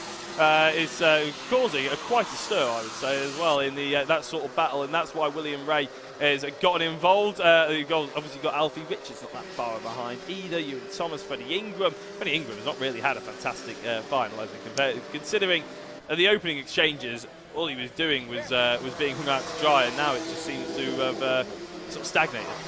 Indeed. You're really testing my patience with these buttons. Oh, we're here for the next an hour or so as well. You better get used to it. Here we go then. Final lap of your Junior Max final here at round 8 at the FastR Whilton Mill Kart Club. Looking like it might stay the same for the front two, unless we see a bit of a mistake from Spencer Brown, but he's been dealing with the pressure fantastically through this final, looking to take another win here at round 8. A little bit of a battle going down here. I think this is sort of middle of the top 10. But here we look back to the leaders as Brown exiting Osiers. Little check over the shoulder. Realises he's got a nice little gap into the final section of the circuit. Should be able to hold on to this one. It's all going to be between sort of White, Ray and Richards and Thomas for how that ends up. Around the final corner comes Spencer Brown, and he is going to win the Junior Max final here at Whilton Mill. Sam Baker not quite enough in the final stages there to steal it away. Ends up second with Jukes in third. And look at that. 4 across the line almost at exactly the same time. That was what, 2/10 of a second separating 4 karts there. So it was Jacob Jukes in 3rd, Jessica White in 4th, and then it was William Ray, Alfie Richards, Ewan Thomas and Freddie Ingram, all split by 2/10 of a second there between 5th and 8th position. But what a finish there to the end of the race. Bobby Rozier and Mac McFarquhar finalising your top 10. A fair play to Mac McFarquhar, coming up through the grid nicely there from 18th to 10th. A good race from him, despite him having a bit of issues earlier in the day. But there is your winner of your Junior Max final, number 65, Spencer Brown. Yeah, and just to keep you up to date with a few of the drivers that unfortunately didn't finish that one, Zane Carr in the number 47 was 5 laps down, Arthur Thacker also DNF 15 laps down, and Stefan Kazmarczyk ended up 15 laps down as well. And as all the drivers get the OK, again, fairly surprising really, because there was plenty of action in that one, but again, they kept it all nice and clean. This rule really does clean up racing. It's quite impressive really. The great drive by Spencer Brown. There wasn't really much doubt in it, was there, by the end of that particular race, but always Sam Baker was there just in case he made a mistake. Yeah, Sam Baker needed sort of 2 or 3 more laps to really get involved, didn't he? Yeah, but which he didn't get, of course, unfortunately for him. But what we do get is another final on the horizon. This time, it's another juniors, but this time for the X30s.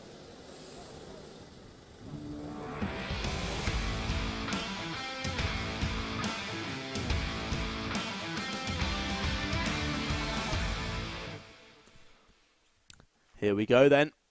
As said, another junior final, this time in the X30s. It's Leo Brown on pole, Henry Gregory alongside, then it's Zach Green, Jaden Gregg, Kian Leon Gamiao and Freddie Lloyd.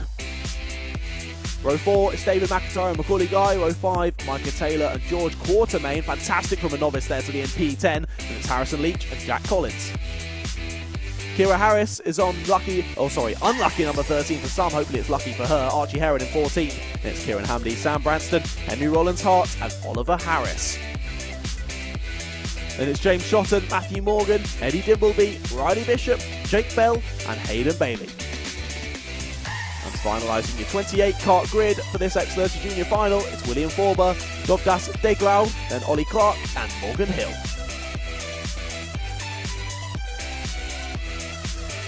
So another stacked grid for this one, 28 drivers in total. I'm excited to see how this one plays out. I'm also hoping that we see number 48, Mika Taylor. If you remember, he made connection with the tyre barriers on the outside of the last corner.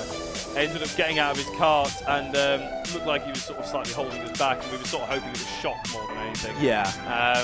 We'll have to wait and see whether he's out there on circuit for this final. Fingers crossed he is. Yeah, we hope so. And it was just a very odd accident, wasn't it? Like getting a bit wide and seeming like the kart was a little bit out of control. So yeah, hopefully he's okay, and hopefully his kart is okay as well after that accident. Yes, no, fingers crossed. I've had a similar experience years ago around that final corner, actually. I hit the curb a little bit too hard and broke a stub axle, and then you end up, obviously, just being unable to control it, and you do end up making contact with that outer wall. But hopefully Mika is all good, and as I said, out there in a couple of minutes' time. The junior Max didn't really have much in the way of offs or dramas or anything like that, so there isn't really any reason why we shouldn't be cracking on sooner rather than later. I do appreciate... Just as you say that, they exit the pits. Well, there we go. And I'll just very quickly say thank you, everybody who's tuned back in for the afternoon.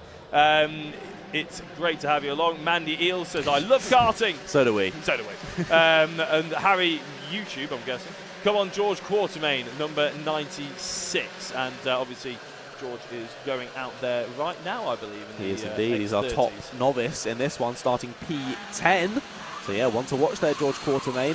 I'm not sure if I've seen him finish in the top 10 yet, but it's just been casually putting in good results in every heat. So shout out to him, done a fantastic job as a novice, and I'm interested to see if he can climb up the order during this one.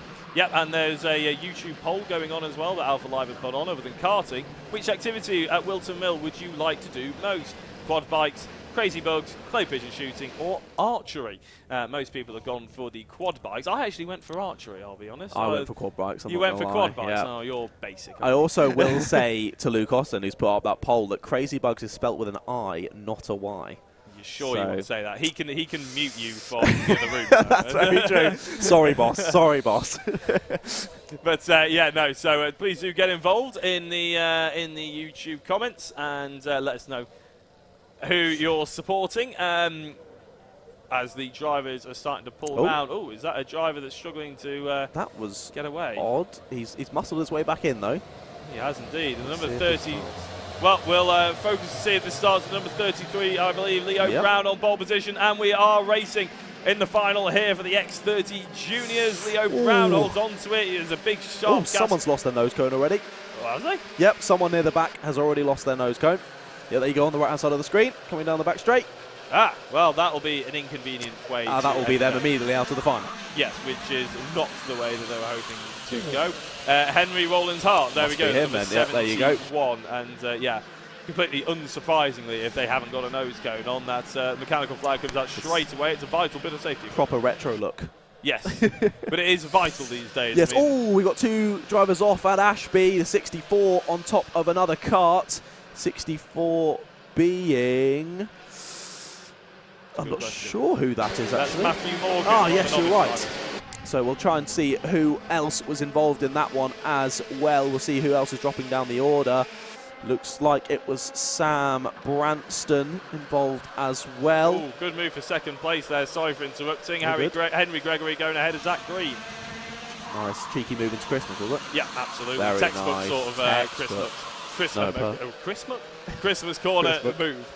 Oh, lovely, lovely. Yeah, I think it was. So yeah, we've got Henry Rollins-Hart out because of that missing bumper, and then it was Matthew Morgan and Sam Branson involved in that crash at Ashby. But both have continued on in the race, just obviously now at the back. Yeah, another move there being made into the boot. That's the number 48 of Mika Taylor, who is out there. Nice to see Mika Taylor out there, and not afraid to throw himself about either to try and make up some kind of moves. But ahead of the number 57, I believe he overtook there, Freddie Lloyd. Is indeed a good little move there. Up into 5th place he goes, does Micah Taylor. So despite having a crash in one of the races, still putting himself in P9 for the start, moving up 4 places already up to P5. So definitely one to watch. But here we go. We look back to your leaders. Leo Brown leading Henry Gregory and Zach Green. 3 very fast drivers here in the X30 junior class. Any of these 3 could take the win here. But again, I think being a final... Oh, here we go. Move down into the boot. 48 of Micah Taylor down the inside again, this time on Jaden Gregg. He has got a point to prove as Micah Taylor after missing out on that really, really good finishing position on the penultimate lap, I'm pretty sure it was. Oh, no, it was as they were coming to the finish, wasn't it? It was the last lap. So, yeah, missed out on some good points there to no fault of his own, just ending up in the barrier on the outside. So, proving a point well already, up into 4th, and really, really pressing on is Micah Taylor. But I was going to say, these 3 at the front, I think probably just going to continue pushing each other along for now anyway. Well, that's it. I mean, we said before the Honda finals that obviously the grids are formed based on a point system. You can actually see the points as they're brought up on our screen as we're reading them out to you. It's based on a point system. Now, that means that normally drivers should be around about the area where they should be, if that makes sense. The quickest should be in the front, second, all that sort of thing. But in the case of Mika Taylor and a fair few other drivers, if you have a poor first, second or third heat, you could be slightly out of position and you've got some hard work to do. That's exactly what Mika Taylor had as an issue for him. But he's come out here and able to push forward and is actually getting back into the position where he probably thinks he deserves to be. Now that's the 59 of Archie Heron getting past Jaden Gregg, who on the previous lap alone had already lost 2 positions, has now lost another one. And he lost one to Micah Taylor on the lap before, so Jaden Gregg not having a good final here. Started in 4th position, now down into 8th. We saw him be very fast in the previous heats though, so I don't think count him out just yet. I think that's just momentum again, showing its head, sadly, against him this time around. We continue to follow the leaders through, and I do think that Micah Taylor and Freddie Lloyd are closing in on these leaders. Yeah, I don't think they're a million miles away, are they, in terms of overall pace? In fact, Freddie Lloyd is about a 10th or 2 quicker than Leo Brown, who's about to be overtaken because Henry Gregory slides his way up into Christmas corner, and look how much this is going to hurt them as they go towards Ashby. You can guarantee by the time they get to the infield, these drivers are going to be 5 for the race lead as Leo Brown goes back up the inside. Gregory has to settle for 2nd place for the time being anyway. Zach Green sits there and wonders where to put his kart, and as I was saying, it's going to be 5 wide. those 4th and 5th place drivers decide to fall over themselves. Mika Taylor and Freddie Lloyd go through. Freddie Lloyd, the typical karter, send an overtake and then point forward. Yeah. As we've seen many times, yeah. Gets ahead into 4th place. But yeah, that battling will have held up the front 3 a bit, but then obviously Lloyd and Taylor started battling, so really effectively it didn't change too much there. The front 3 not changing position on that lap. Actually, they changed twice, but we just didn't see it. Again, changing into Christmas corner. Brown down to 2nd, Gregory back up to the lead, and as you say, going to become a 5-kart battle, I think, very shortly for this one. But also the 3 behind as well: Kian, Leon, Gamiao, Archie Heron and Jaden Gregg just waiting in the wings, licking their lips, saying, "Come on, lads, keep fighting, keep fighting." We like the look of this. Well, that's the thing, in a final, anything can happen, can't it? And the heat, you do score points for the heats. I think if you win, you get 30-odd points. If you can win in a final, though, you end up getting 60-something points. So, well, it's in the 60s anyway. Obviously, depends when you have the fastest lap and things like that. But it is a rather, important to get the finals. And people pile a lot of pressure on the finals. It's also where you get the trophies. If you win 3 heats in a row, you don't get any trophies. If you win a final, you get a big shiny 1st place. But that's why potentially Leo Brown is throwing everything at Henry Gregory. He doesn't want to be the cannon fodder. He doesn't want to be the gap between themselves and, well, 1st place and the rest of the field. He wants to be the driver who has that little bit of a buffer and has that driver in the way so he can try and pull away and take advantage. Exactly, yeah. It's all about tactics. We've still got 6 minutes left to go in this one, so then battling is probably just going to allow more and more drivers to catch up with this move for 2nd place. So 53 of Zach Green goes down the inside. Or was it Freddie Lloyd?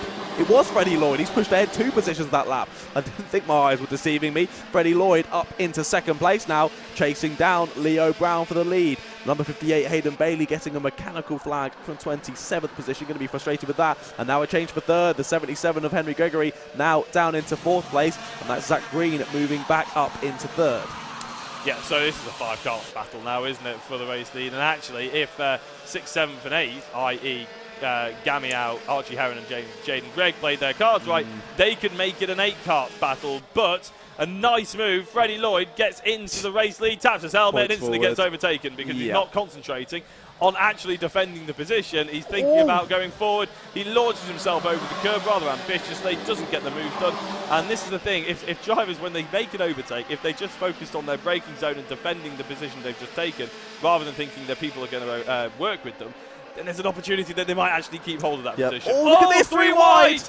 Oh my days, that was, I mean, we both clenched and winced there, didn't we, John? That was nearly a complete disaster, but as it happens, as it stands, it's actually great racing. Yeah, one went to the outside, one went to the inside. I thought it was all going to close up a bit there and it was going to end in tears. But no, all managed to make it through Christmas just okay. But like you were saying, if the 3 behind don't battle, they could catch up with this. Well, they've been battling the whole time. We've been watching this battle. So still a couple of seconds between our front 5 and those 3. Another change there for 2nd. That's the... I can't even see that. It's changing so much. We're going to wait until see when they come across the line and we'll talk you through this top 5. It's Freddie Lloyd now in the lead. Zach Green in 2nd. Leo Brown in 3rd. Henry Gregory 4th. And Micah Taylor there in the background in 5th. Gets a good exit out of oblivion. Probably going to move over here to take a position. Nope. In front is going to defend. Here's Henry Gregory. Just shows a bit of wing there, as we'd say in car racing. Moves over just to show, hey, no, this is my position. You're not overtaking. I'm the one moving forward, not you.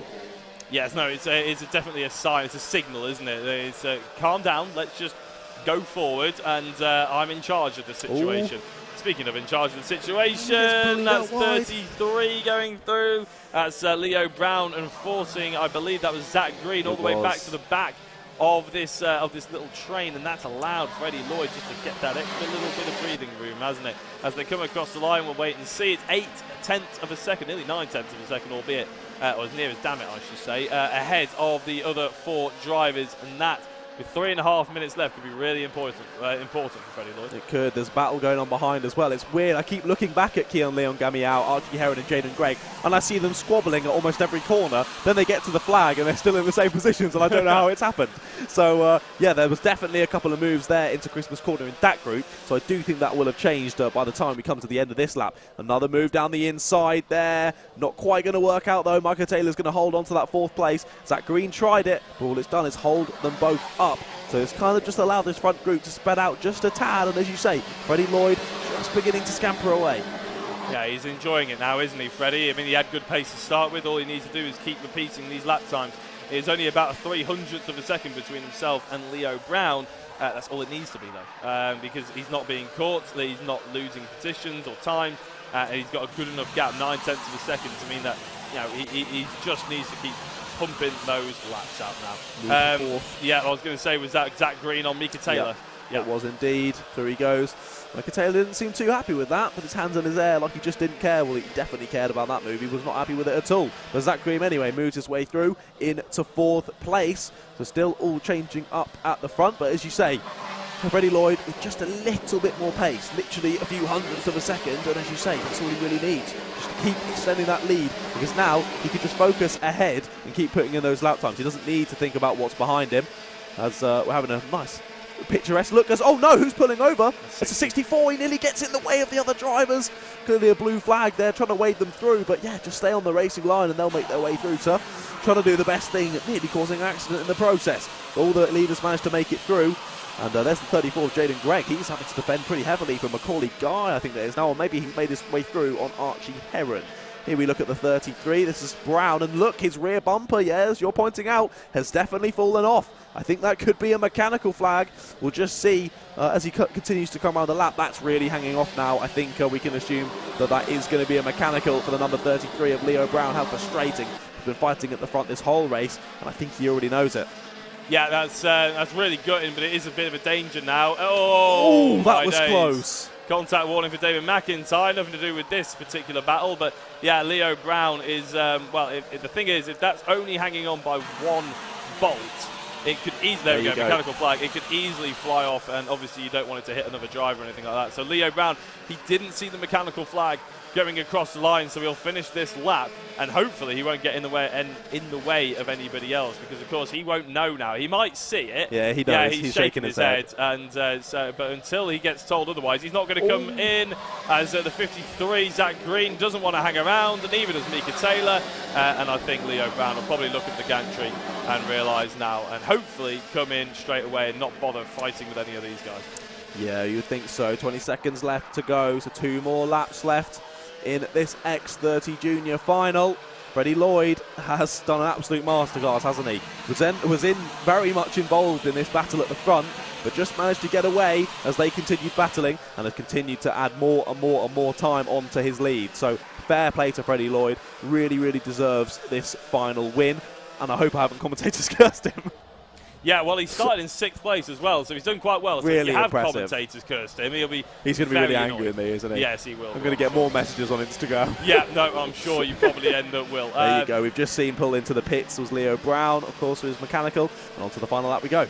Yeah, so Leo Brown doing the right thing there. I was just wondering whether he was just going to try and eke out, pretend he didn't see it and see. He'd just get disqualified anyway, so there's really no point. There's absolutely no point, but I've seen people try it. Yes, that way. oh yeah. Yeah, I've seen people try it. Oh, I didn't know, even though we've just watched it for 3 laps looking over his shoulder.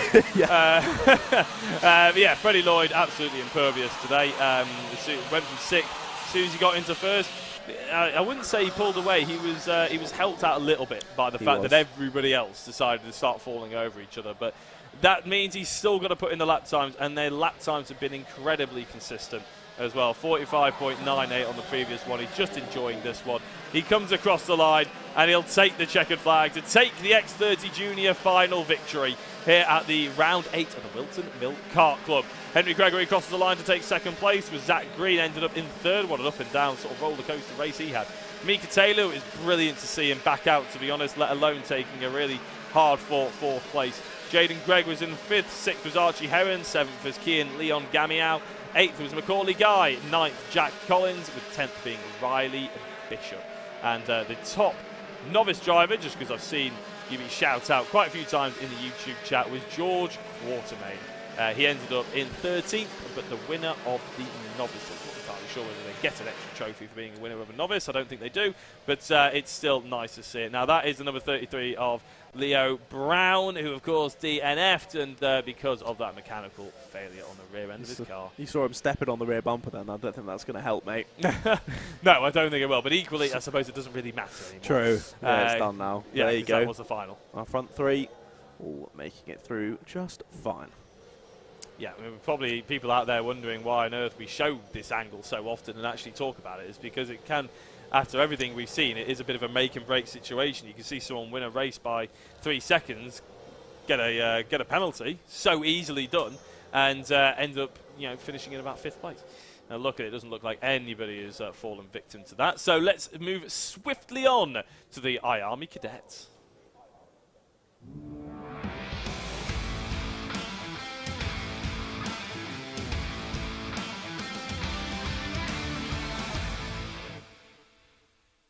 Can't help but use your pen as a drumstick when that little stinger music comes on, can you? Right, the IAME cadets, then we're halfway through the finals, and it will line up like this. Will Green with 108 points will be on pole position, Joseph Smith in 2nd. Row 2 will be Henry Clark, with row 4 will be Levi McGrath, Max Mason, and row 5 will be Ethan Weldon and Cody Lapaturel. Row 6 will be Simeon Stone and Aston Brown. Row 7 is Levi Singera and Amali Davey. Row 8 will be Ethan Lucas and Daniel Vinascus. Row 9 will be Hussein Khan and Mason O'Connor.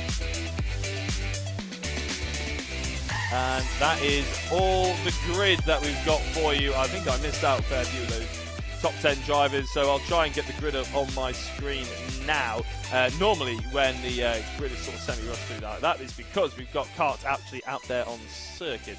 We'll actually wait and see if that is the case. Doesn't look like it. Nope, still in the collecting area. Getting ready to go. It should be very quick there. I think I got to Henry Clark in 3rd place. Austin Gibson's 4th, by the way. Enzo Petterazzi is in 5th. 6th is Finley Hines. Levi McGrath in 7th. Max Mason in 8th. 9th, Josh. Ethan Weldon. And then 10th is Cody Lapaturel. So just in case I missed anybody there who you're watching out for at home, those are the positions of the drivers I accidentally missed. Indeed. It's been great finals so far. Let's hope this continues with another stacked grid here in the IAME Cadets. Another one of our cadet races, but unlike the Hondas, they don't have a good start. They do have a rolling start, just like the juniors and the seniors. But let's see how this goes. If I'm correct in thinking, I'm pretty sure Will Green has won 2, if not 3 of the races this weekend, starting on pole for this one. You could well be right. He has got an awful lot of points, hasn't he? He's been doing pretty well. One thing I will... actually, carry on.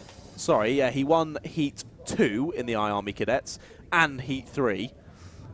But... Oh, he did win? Yeah, he did win. Yeah, so he has won all 3 so far. So maximum points into this final for Will Green. So, of course, if there were bookies, he'd be the bookies' favourite. Yes. I mean, is this Whilton Mill Kart Club? No, not that we encourage any sort of betting.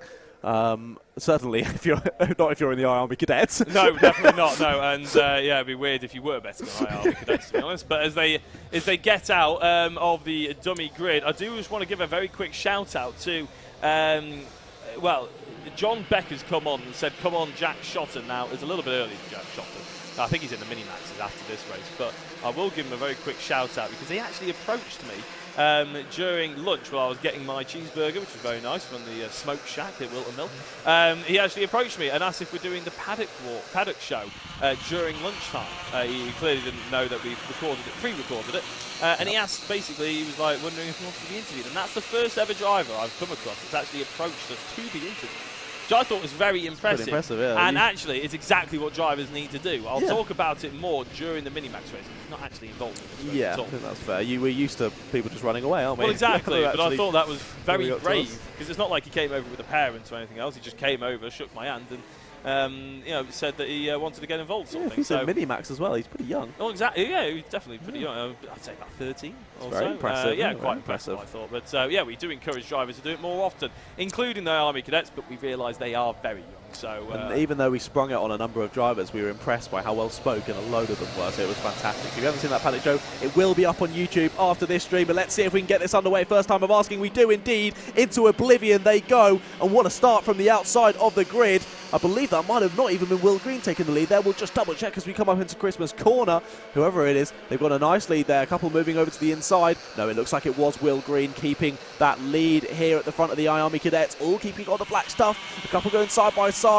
there. Oh, one Kart taken to the grass. He's going to be dropped right to the back of the pack. That's the number 70 of Aston Brown. It was around P11 on the grid, it seems. P12, sorry. Now dropping to the back of the pack after being forced onto the green stuff there. Not very much grip on there. We see Max Mason go down the inside at Osiers. He's been a little bit quiet this weekend, if I'm honest. I'm used to seeing him further up the field. He's moving his way through the field nicely in this final. Of course, 12 minutes, and that's pretty long in these karts, so these guys are going to have to work together. However, Will Green, he was the favourite, and he's already pulling a nice lead at the front. Joseph Smith is in second place with Henry Clark in third, though both of those drivers are not to be messed with. Austin Gibson in fourth, and this is actually the class, the IAME cadets, the class that it's almost the most predictable. I think they've had the heat 2 and 3 pretty much finished exactly the same top 5. So you could argue that this would be fairly easy to predict, but I think these top 4 drivers now are really going to push themselves to the limits, and maybe that'll mean that a few mistakes start to occur and a few opportunities for another driver to get involved. Indeed, yeah, you could start to see mistakes creeping in. All these drivers keeping at a relatively similar distance at the moment. No one really close enough to send any moves. Closest is Max Mason, now on your screen. Just pressuring Finley Hines and pressuring with a little bit of contact there through the boot. However, still sitting behind. He was definitely close enough on that lap at Christmas Corner to go for a move, but decided against it, so I'm not sure. I don't believe they're teammates, Finley Hines and Max Mason, maybe just good friends. And he wants to help pushing him along, because I'm pretty sure I remember it was the same in the last race. Max was pushing Finley along. However, I might eat my words now if he goes for a move. No, he doesn't again. So yeah, I think Finley and Max working together well, trying to catch up with the top 4, but no real changes as of yet. Yeah, well, these sort of races, you quite often find that you have to wait a long time before anything really kicks off, don't you? It's, because we use it so often, the word momentum means such a lot in these karts. As soon as you go for a race move, you could end up being basically hung out to dry and being overtaken by 3 or 4 drivers, and it's so hard to go forward in these classes because everybody's so evenly matched. That it's not worth it until the final lap of the race, and that's when the risks start to come out. That's what you'll tend to see towards the front end of the field, the more experienced drivers and the sort of drivers that have their sort of head sort of involved with the racing more often and is able to absorb that kind of information. Could be wrong, but that's what we're seeing basically now, isn't it? Because we're seeing a lot of karts pull up to the back of other drivers but not actually go for any kind of move. Yeah, exactly. Joseph Smith was a quarter of a second faster than Will Green last night. We've seen Will Green pull out a nice little lead, but that's very much changed now. Smith right on the rear end of Will Green. But again, you did see Will Green point forward, just say, right, mate, don't go for a move yet. Let's work together. Let's get clear of Clark and Gibson before we start battling here. A little check over the shoulder from Green just to see where that 3rd and 4th place kart are. And I will say, Max Mason, we spoke about working with Finley Hines. Doesn't seem to quite be working at the moment. They're lapping sort of 2 or 3 tenths of a second slower than our leading pack. So, yeah, them pushing each other along, not quite working as of yet. So maybe Max wants to go for a move and put himself ahead. But here we look back to the front. Green and Smith continuing to work together. Difficult, isn't it, when you start to work together with someone else, because you want to work with someone who is exactly the same pace as you, or if not slightly faster, to see if you can learn a thing or two and basically be carried along with them. If you start to work with someone who's maybe a 10th or 2 or 3 even slower per lap than you, then all of a sudden you're not really helping anybody, and it depends how many laps you give them to turn that on as well. And that's why you see quite often people working together and then thinking, this isn't working and I'm going to go for a move. And you think, well, why have you done that? Because all you've done is wasted a second. It's like, well, if they'd waited another lap or 2, they would have wasted that second anyway. So, yeah, it's quite important that the timing of your decisions is on point at that in that sort of mindset, especially in the finals. There's a long way to go in the finals. 12 minutes plus a lap. You mentioned it. It's a long time in these particular karts. They're hard work, and these are young kids. They're not exactly conditioned for this. No, exactly. They're doing an incredibly impressive job, and it's all just a big game of tactics when it gets into a final like this. It's just one big game of chess, where you're going to play your next move, when you're going to go for that overtake, when you're going to decide to stick behind and work with the person, and all of that jazz. So it's proving interesting so far. No crazy moves just as of yet, but still just over 7 minutes to go, so plenty of time for that to happen. And to be fair, I was expecting for Green and Smith to be dropping Clark and Gibson, but I do think Clark is actually closing in. He was about a tenth faster than Smith that last lap, however, was still a tenth slower than Green. However, Smith with the fastest lap of the race with a 52.50. However, that's pretty impressive. Smith is a 52.50 fastest, Green's is a 52.52, and Clark's is a 52.52. So all very close near the front here. But the crucial thing is, on that previous lap, Clark was nearly 0.2 of a second quicker than Will Green, about 1/10.5.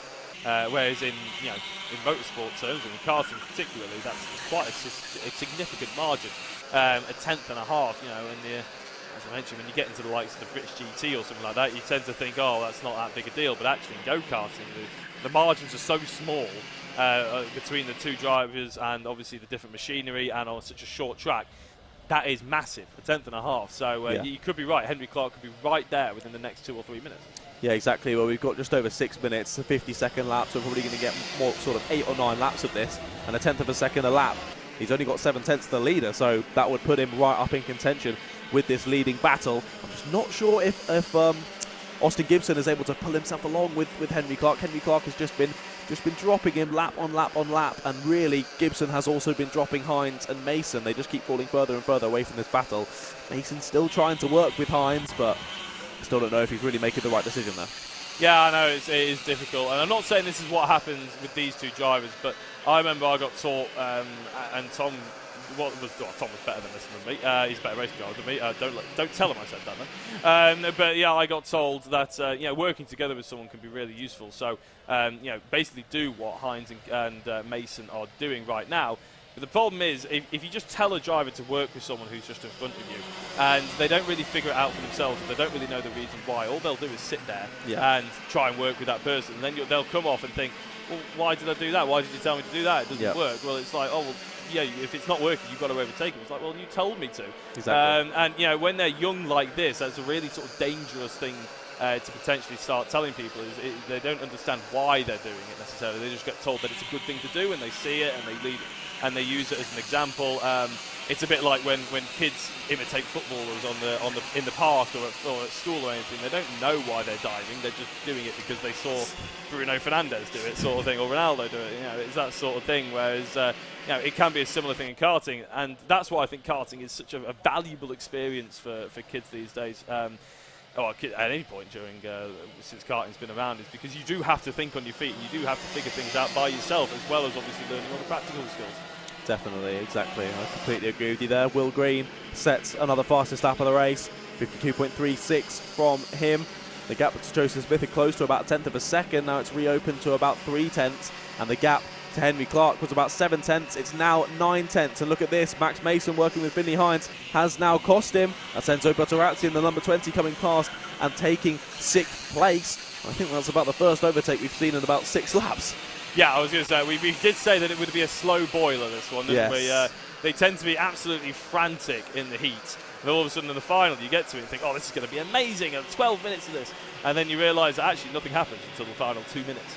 Exactly. Because they are boiling, they're sort of building this crescendo. Here comes Enzo Butterazzi again, looking to take another place, this time on Finley Hines into the boot. He sends it up the inside, makes it stick, jobs are good, and through he goes to 5th place. So Enzo Butterazzi just biding his time, putting in the lap times quicker than Finley Hines and Max Mason. However, we now have the 17 is pulled off of the circuit. That is, of course, Hassan Khan, sorry.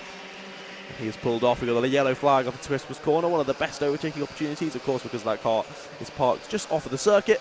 I'm sure one of the marshals will be over in just a minute to pull it, and there he is on the other side of the track. He'll be pulling it off to the side, and we'll be back to green flag and one of the best overtaking opportunities on the circuit. Yeah, that's a bit of a shame, isn't it, that you couldn't just come over to the inside and park the car there, but we don't know whether there was some kind of contact that initiated that potential retirement, and we didn't see it all the way through. Enzo Butterazzi then versus the 57 of Hines versus the 71 of Mason versus now the 68 of McGrath. Nice 4-way battle here, all for the top 5 position. Smith and Green, I say that, are still pretty much glued to each other. The 54 of Green, the 65 of Smith, and then Henry Clark, who after we sort of talking him up quite a lot, hasn't really gained that much. Although on that previous lap was 0.3 of a second difference, wasn't there? Yeah, he he was closing, then he's dropped off a little bit. Now he's just starting to close again. I thought that might be the time where Smith goes for it, because we're seeing kind of training lap times between the front two. So I thought he might go for it there just to put himself in front, just for that, even that mental advantage to be like, right, I'm the one ahead now and I'm going to win this race. But an interesting one, and we see with this pack as well, with Enzo Butterazzi, you saw how quickly Enzo caught this group. Look at this, it might be 3 wide into the boot, not quite. He still managed to close off Max Mason, and Max closes off Levi McGrath. But yeah, Enzo Butterazzi closed in on this group so quickly, but then once he's ahead, hasn't really pulled away in that same pace. Just shows what we were talking about earlier. It's much easier to chase than be chased. Well, especially in a lower powered division such as the IAME cadet. Now I'm sort of curious as to see whether, I wonder, we haven't really seen much of these guys recently, because obviously we're focusing on that battle further behind for 5th position. How much is Smith looking over his shoulder? We're seeing Will Green do it quite a lot, but how well is Smith gauging the gap between himself and Henry Clark behind? Is he gauging it at all? Is he bothering to look at all? Or is he just working on instinct and just thinking, I'm just working to my plan, I'm going to leave this to the last minute before I make any kind of move? Because if he looks over his shoulder, he'll probably think it's not worth making the move yet because they haven't dropped Clark. And that might be why he's deciding it's not worth it yet. Yeah, that gap is starting to open up between Smith and Clark. Over a second now, nearly 1.25 seconds between the leading pair and Henry Clark. Just dropping back slightly, but everyone else seemingly now with a bit of space between them. Enzo Butterazzi has dropped Finley Hines and Max Mason. And Levi McGrath has fallen slightly off of that little battle as well.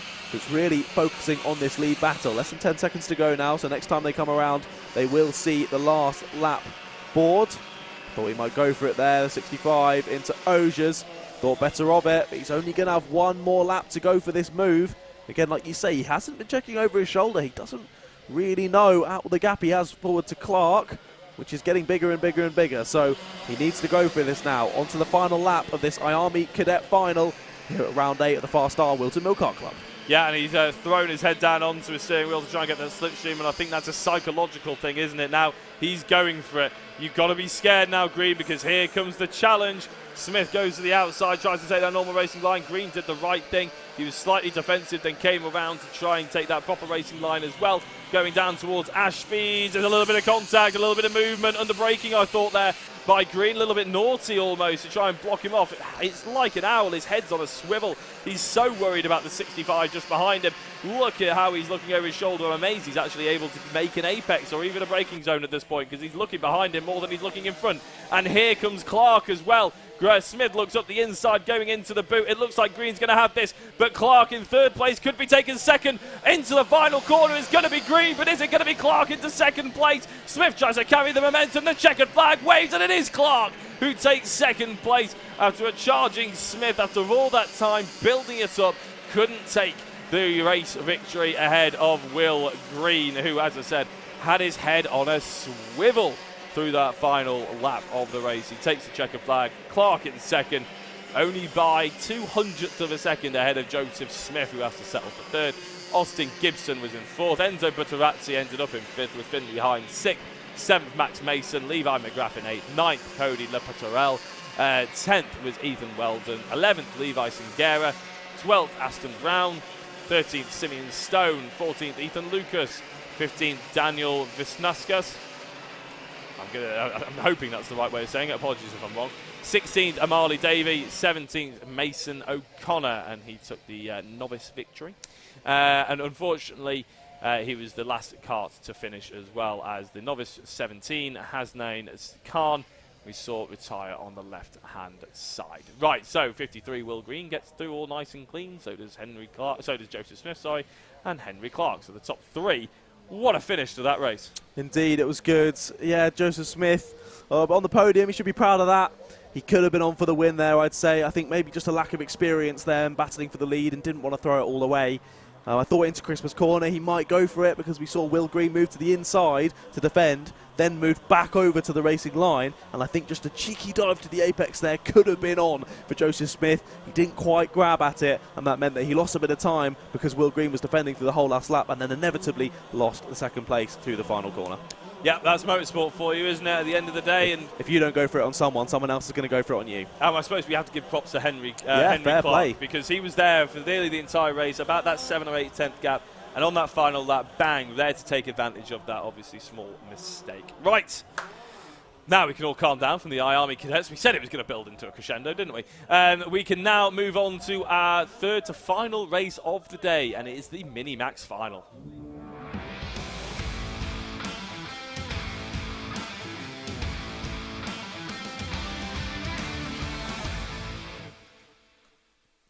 Here we go then, another very exciting final here. This time for the Mini-Max. Michael Dalton lines up on pole, Josh Salvadori alongside. I'm very excited for this battle at the front. Victor Hansen's on P3, then it's Oliver Smith, Lucas Blandford and Charlie Neve. My co-commentator, I think, has just seen the Formula 1 results. Yes! Then Ben Horner's on 7th, Luca Brooks on 8th, Ethan Carney 9th, Leon Barlow 10th, then it's Jake Schulz and Noah McNicholas. 13th, it's Oliver Meek, who we had a great interview in the Paddock Show. If you missed that, it will be up on YouTube very, very soon. Then it's Lucy Wheeldon, Cameron Edmonds, William Webb, Harry Clogger, and Maisie Creed. Then finalising your 22 kart grid, it's Emily Cossey, Zach McDonald, Spencer Allen, and Toby Bedford. And your day has been ruined. No, I don't want to commentate. Somebody can come and replace me now. Absolutely fuming. I can't believe it. I went to check the Newcastle score, opened my phone, and like an idiot went on Twitter. Anyway, just because I know the who wins it, nobody else say anything in the YouTube chat. I don't know what else happened, and we don't want to ruin it for anybody else, obviously, as well. Yeah, we are motorsport commentators, but we and production and everything like that. But we are also fans of various motorsport. Yes. No one likes someone to spoil anything. You will get banned. I will make sure of it. Right, Salvador then in second place, and the number 44 of Dalton on pole position. They come across the line. Will we get racing? Yes, we do. Salvador takes the race lead as well, ahead of Michael Dalton, who will have to deal with having to defend in second place. False start. Oh, dear me. False start. I got so excited. Yeah, I just heard it in my ear from our producer. False start. I was thinking that start was a little bit disjointed. I was kind of surprised when they all went racing. But nope, it is indeed a false start. And Josh Salvadori will have to go back to P2. Yeah, well, to be fair, I was slightly surprised to see him take the race lead in such a commanding fashion. Yes, it was quite a good move. Maybe too much of a good move. Yeah, exactly. And they're being told to slow down now. Yes, yes. Look how disjointed it is. Come on, guys. Let's catch up the back of the pack. At least it gives me time to get over how disappointed I am with myself more than anything. Oh, yeah, it wasn't even like your group chat messed up. I know. You went on Twitter, you silly goose. I know, I've muted that and everything. Anyway, right, let's focus on the motorsport that's in front of us and try and cheer me up. If there is a grid that is going to cheer me up, the Mini-Max final is probably going to be that grid. Let's see how this one goes. Round the final corner, can they get this underway for the second time of asking? So Michael Dalton, of course, is in charge of the pace. Salvadori doesn't get the jump this time, but he is in a good position to attack for the race lead, but it doesn't quite happen. Dalton holds on to it for the time being. Salvadori was a little bit more cautious, but he's not cautious anymore because up the inside of Dalton he goes, and into Christmas corner he takes the race lead. Is that the number 38 of Oliver Smith putting the pressure on Dalton as well? Can't quite see. I think it is.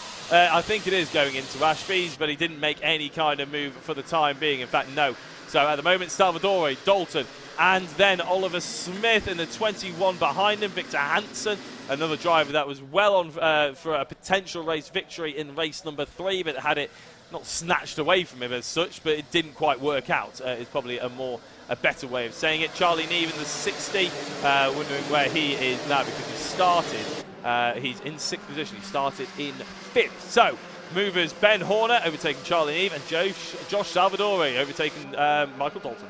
Indeed. It looked like Michael Dalton might go for a move into the boot there. Ended up balking himself a little bit, and I thought that Oliver Smith might take advantage of that into Christmas corner. Not this time around. Down into Ashby we go. Still following line astern in the background, though. Oh, someone's off! Outbraking themselves, dipping their rear left tyre onto the grass and getting it all crossed up. It was the number 34, which was Ethan Carney. Up in P9 he was, and now dropping down the order. Look at that, they were tapping their helmets in unison there, two karts, saying let's all work together, happy families. Let's see if that continues. Round the final corner they come once again. 10.5 minutes left to go in this one. The top 6, line astern. Yeah, it's one of those situations where pretty much anything can happen. As soon as one person starts to put a lunge, you'll start to see this open up probably to 2 banks of 3, and I thought there was going to be an opportunity. In fact, Michael Dalton, who initially moved over to the inside for a defensive manoeuvre, actually thought, you know what, it's a nice bit of green space, not green space, black space in front of me. I'm going to put my kart into it. He takes the race lead ahead of Josh Salvadore after Oliver Smith sort of almost faked him into it. There's, again, a tap of the helmet by Victor Hansen before. And again, I thought there was going to be a bit more of a hold-up for everybody, but actually, Salvadore managed to hold on, and let's see if he goes back on the attack immediately. Yeah, fair play. That was pretty impressive. Yeah, it was Victor Hansen trying to move on Oliver Smith there, and then as he didn't make it come off, he then tapped his helmet to be like, okay, I've messed up that overtake, but please don't overtake me, guys. Dear me. So all the interesting mental game and tactics to this. Look at the waft Salvadore has. Switch back. We want to see the move. There we go. Salvadore's up the inside. Oliver Smith tries to follow him through. Not quite happening. Just a change to the lead. Sorry there, Luke, but we wanted to see the move there into Christmas corner. Another change for third position down the inside. Tries Victor Hansen once again. I don't think it's quite going to work. No, he stays in 4th place there, but I do believe that was Ethan Carney in the pits. It is indeed. Sad for Ethan Carney, the number 34, having to retire early on in this one. But the 6-kart battle has become 7 now. That's Leon Barlow joining the back of the pack. No longer at the back, going down the inside at Christmas. I don't think he's quite going to have a good exit, though. No, has to settle for 7th. There's a track limits warning for Cameron Edmonds and the number 11 cards. That's nothing to do with the top 6 or 7. In fact, no, Cameron Edmonds is all the way down in 11th place, but he does have the fastest lap of the race for the time being. That's because probably these guys keep battling and having a go at each other. I'm not complaining, John, at all, because it is a brilliant spectacle to watch. Victor Hansen with a contact warning. Oh, there's a big lunge up the inside there by Oliver Smith on Michael Dalton. And, well, it's a good move into 2nd place. And, of course, what does he do? He says, let's work together and go for Josh Salvadore, because that's what these guys have been doing for so long so far this race. Oliver Smith making his way through and into 2nd. They've all been working together nicely, haven't they? Yes, Just no, kidding. not lunging at each other at yeah, all. It's a bit of a change of pace from the IAME cadet final list for the mini-maxes. Constant battling. It's fantastic. And this continues. We're going to soon see Luca Brooks and Cameron Edmonds in 8th and 9th getting involved as well. 2 of their personal fastest lap from Horner and Barlow at the back of this pack with identical times of 47.57. But look at this, change for the lead. Oliver Smith down the inside of Josh Salvadore. Michael Dalton tries to follow him through, ends up getting balked and might lose a position himself here down into Ashby. Couple moves to the inside that are going to be. Michael Dalton gets squeezed out wide. He could end up on the grass on exit, not quite, but someone does. Who's that? We'll try and pick out their number as they come through. It starts with a 1. I think it's Horner. It is indeed. Horner's going to drop down to 9th place after that one as the battling continues. Yeah, that's what can happen, though, isn't it? You get slightly out to dry, and all of a sudden you're on the grass, and you're out of the battle. That's why you've got to be so careful and so efficient with what you do. But look how it's opened the gaps up now. Salvadore, Smith, and Dalton. That top 3 battle is no longer a battle. It's now a top 2 battle. In fact, it's because Dalton's not in it at all. Hansen is actually in 3rd place now. Yeah. Did we miss what happened there? Yeah, we've missed Dalton fall down the order there, haven't we? Yeah, he's lost 3 positions on that lap. I'm not 100% sure how. No, we've missed that. We were focusing on the driver going off, and clearly we missed it during the midsection of the lap. But Michael Dalton still very much in it, involved in that pack. But as you say, Smith and Salvadore looking very good at the moment. They've dropped the rest of the pack by about 7 or 8 tenths of a second now. And I think Salvadore is going to be smart enough to work together with Smith here and try and push him along. Because, yeah, he's going to realise, as you can see behind Victor Hansen, saying, let's work together. Let's reel these guys back in, and we're all on for a shot of the win. A racing driver being smart enough to think on their feet. I'm not entirely sure you've watched enough of this karting. We're not all you, mate. We're not all you. No, well, clearly not. No, I mean, I don't want to brag, but no, there's a reason why I talk about it and don't actually do it anymore, unfortunately. Yeah, Salvadore, I think, actually, I'm going to go the opposite way. I think if he sees an opportunity, he strikes me as the kind of driver that he'll just go for it. If it's there, he wants it, and that's why I quite like watching him, to be honest, because he is very exciting. The fight for 3rd place, though, is the fight that's on your screen right now. It's got Hansen, Neve, Barlow, Dalton involved again. Edmonds, Brooks, I think, is still, Edmonds actually right at the edge of this 5-kart battle. So, I mean, this has got everything you were really hoping for in a race for the top 3. We're just hoping that they catch up to the top 2 a little bit. And if Salvadore does what I'm saying, then they will do. Yeah, let's wait and see. Dalton just seemingly not having the pace at the back of this pack. As you said, Edmonds has caught up to him now. Edmonds did the fastest lap of the race on the previous lap, but look at this move for third place. Going down the inside is Charlie Neves, going to squeeze out the 21 of Victor Hansen wide. Can the 42 make anything from it? Not quite. Leon Barlow has to wait a little bit longer, and then that's Michael Dalton losing a position as well. Edmonds up now into 6th place, and again, as I said, he holds the fastest lap of the race of 47.23 for Cameron Edmonds. And there's another change. 21, Victor Hansen back to the front of this queue. All this battling is just helping Smith and Salvadore to extend that race lead out at the front. But again, it's Victor Hansen. Look at that. Dalton's trying to fight back into the boot there. Squeezes back up the inside of the oven. Might squeeze him out onto the grass. That was close between the two, but relegates Edmonds back down to 7th. Yeah, and Dalton doing exactly what he needed to do, and that's just fight back a little bit, isn't it? Because it's not. He had a couple of laps where it really didn't work out for him at all, and then all of a sudden he's fighting for the positions that he wasn't hoping for. He was in the race lead, of course, remember. I think he started on pole position. So the fact that he's fighting for top 5 is not ideal for him at all.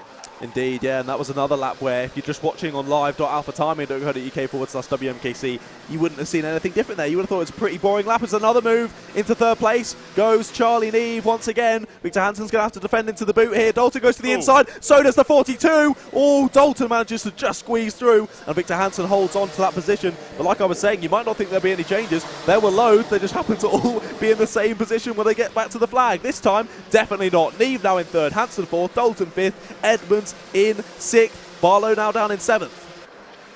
Impossible to call, though. I think is what we're taking away from this one, isn't it? I mean, we could keep listing off the top 5, we could keep listing the order, but at the end of the day, half a lap later, they're going to change. And these two at the front, still keeping a very, very similar pace on each other. Always been about 2 or 3 tenths between Smith and Salvadori, but constantly building out a lead now. Nearly 2.5 seconds between Salvadori and Smith, and Charlie Neve there leading this 3rd place battle, because this 3rd place battle continues to chop and change, whereas the leaders continue to work together and pull away. Still over 3 minutes left to go in this one. Still lots of time for this order to change.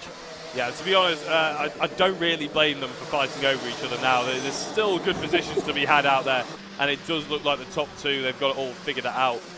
You know, they're away from it. They're not really in a threat to being overtaken by anybody just yet. I mean, it's a 2.28 second gap between Salvadore and Charlie Neve, who's in 3rd place. So realistically, you might as well fight over for what's left.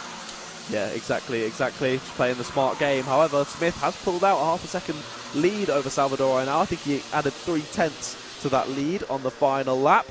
So just see if he can continue to gain more and more of a lead, or whether Salvador will be able to reel him back in, because they've both been extremely quick throughout the day today. So I honestly couldn't call it between the two of them, and realistically, I couldn't call it between the top sort of 7 or 8 right now, really. No, it's as I said before, it's pretty much impossible to call. A braver man than me would attempt it, but I think you're pretty much guaranteed to be wrong, because you just don't have any idea how these karts are going to react. And Dalton trying to defend now from Edmonds, who has had that track limits warning, remember. He's going to have to be slightly more careful than the drivers around him. It's you know, he's under constant. Oh, we got another contact warning. Not entirely sure who, but it doesn't really matter. But yeah, with 2 minutes to go, it's almost opening itself up to you know, the fight for the race lead, the fight for 3rd place, and then the fight for 5th, isn't it? With Dalton leading this one, they've sort of separated slightly. All we need is Neve to try and make, Hansen to try and make a move on Neve, and it'll close right back up, as we're seeing it is already. But that's sort of what we need to spark this sort of intense fight that we've been seeing so often so far in the mini-matches. Exactly, yeah. Michael Dalton, as we said earlier, was just starting to fall off the pace a little bit. He's getting it back together, but it looks like he might lose a position here into Christmas. Oh, no, Edmonds thinks better of it, just follows him through. I can smell burning as well. I don't think that's good. No, I was thinking that as well. I'm hoping it's nothing that's in the building there, right? Is the building on fire? I'm hoping it's something outside. I think we're okay, yeah. Maybe just a barbecue of some sort outside. Maybe one of the teams just having a bit of an early enjoyment of the evening. William Webb gets a mechanical flag. Not too happy with he won't be too happy with that from 12th place. He's doing well, especially as a novice driver there in 12th. But a mechanical flag will see him into the pits. Probably something to do with a bumper like we saw earlier, whether that's the front or the rear. There you go, Victor Hansen continues to point forward, trying to work together here with Michael Dalton, and as you say, Michael Dalton has now caught the back of this, so we're back to almost a 5-kart battle for 3rd place here once again. What I will say, though, is we've been focusing on this for so long, the actual battle for the race lead has somewhat died down. It has. Salvador is 8 tenths or 8.5 tenths of a second down on Oliver Smith at the moment, and that's sort of, well, over the past couple of laps. Oh, Michael Dalton's trying it down the inside. Takes a lot of curb there, and it's going to end up losing a position because of it. Yeah, no, I didn't notice that one. Good shout in, and yeah, that is it's a risk, I suppose, isn't it? That gives the point forward, of course. Yes. Let's work together now. I've overtaken you. 5 seconds to go. I think this is going to be onto the final lap, I would assume. No, we're going to get 2 more laps of this one. They just managed to cross it before the time. But that is confirmed on your timing there. Edmonds up to 5th now. Well, let's watch how this one plays out. But to be fair to Oliver Smith, he's really, really impressed me in this final. Very much got his elbows out and got stuck in with that battle at the start. But once he broke free, he was off and gone. Has just been slowly putting in that pace, slowly eking out that lead, and he very much deserves the win.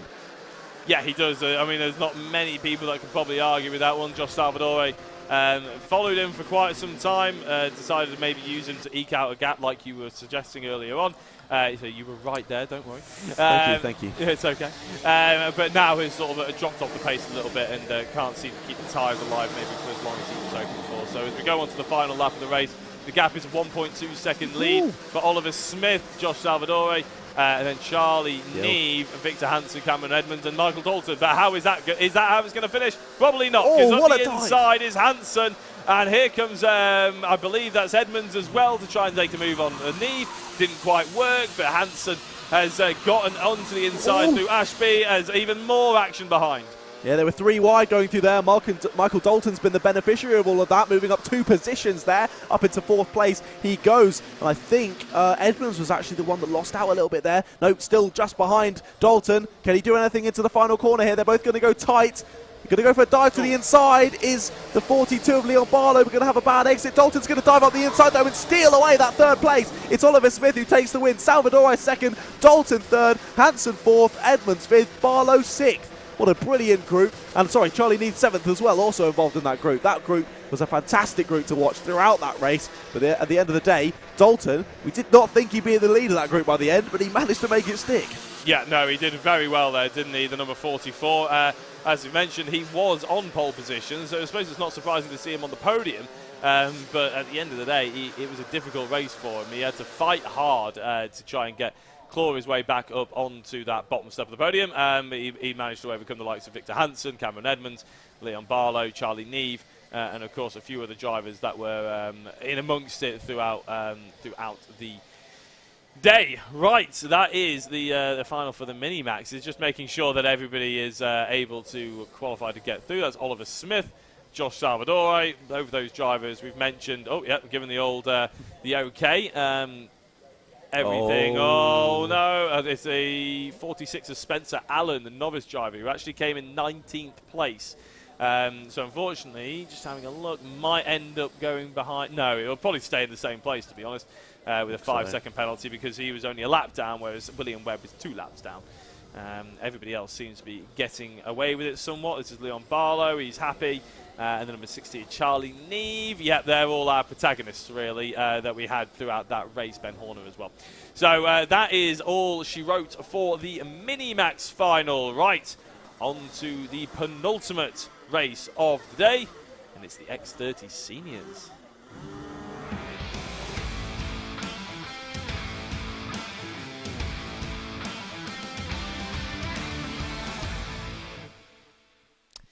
The X30 Seniors, and as I just mentioned, all of 10 seconds ago, is the penultimate race of the day.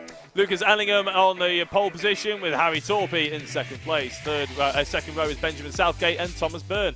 3rd row is Jordan Brown and Alex Johnston. 4th row is Luke Taylor and JP Sleater. Row 5 is Jensen Buckingham and Vishal Patel. Row 6, Remy Gilbert and Martin Auger. Row 7 is William Smith, Marcus Smith alongside. And row 8, Enzo Liu and Benjamin Watts.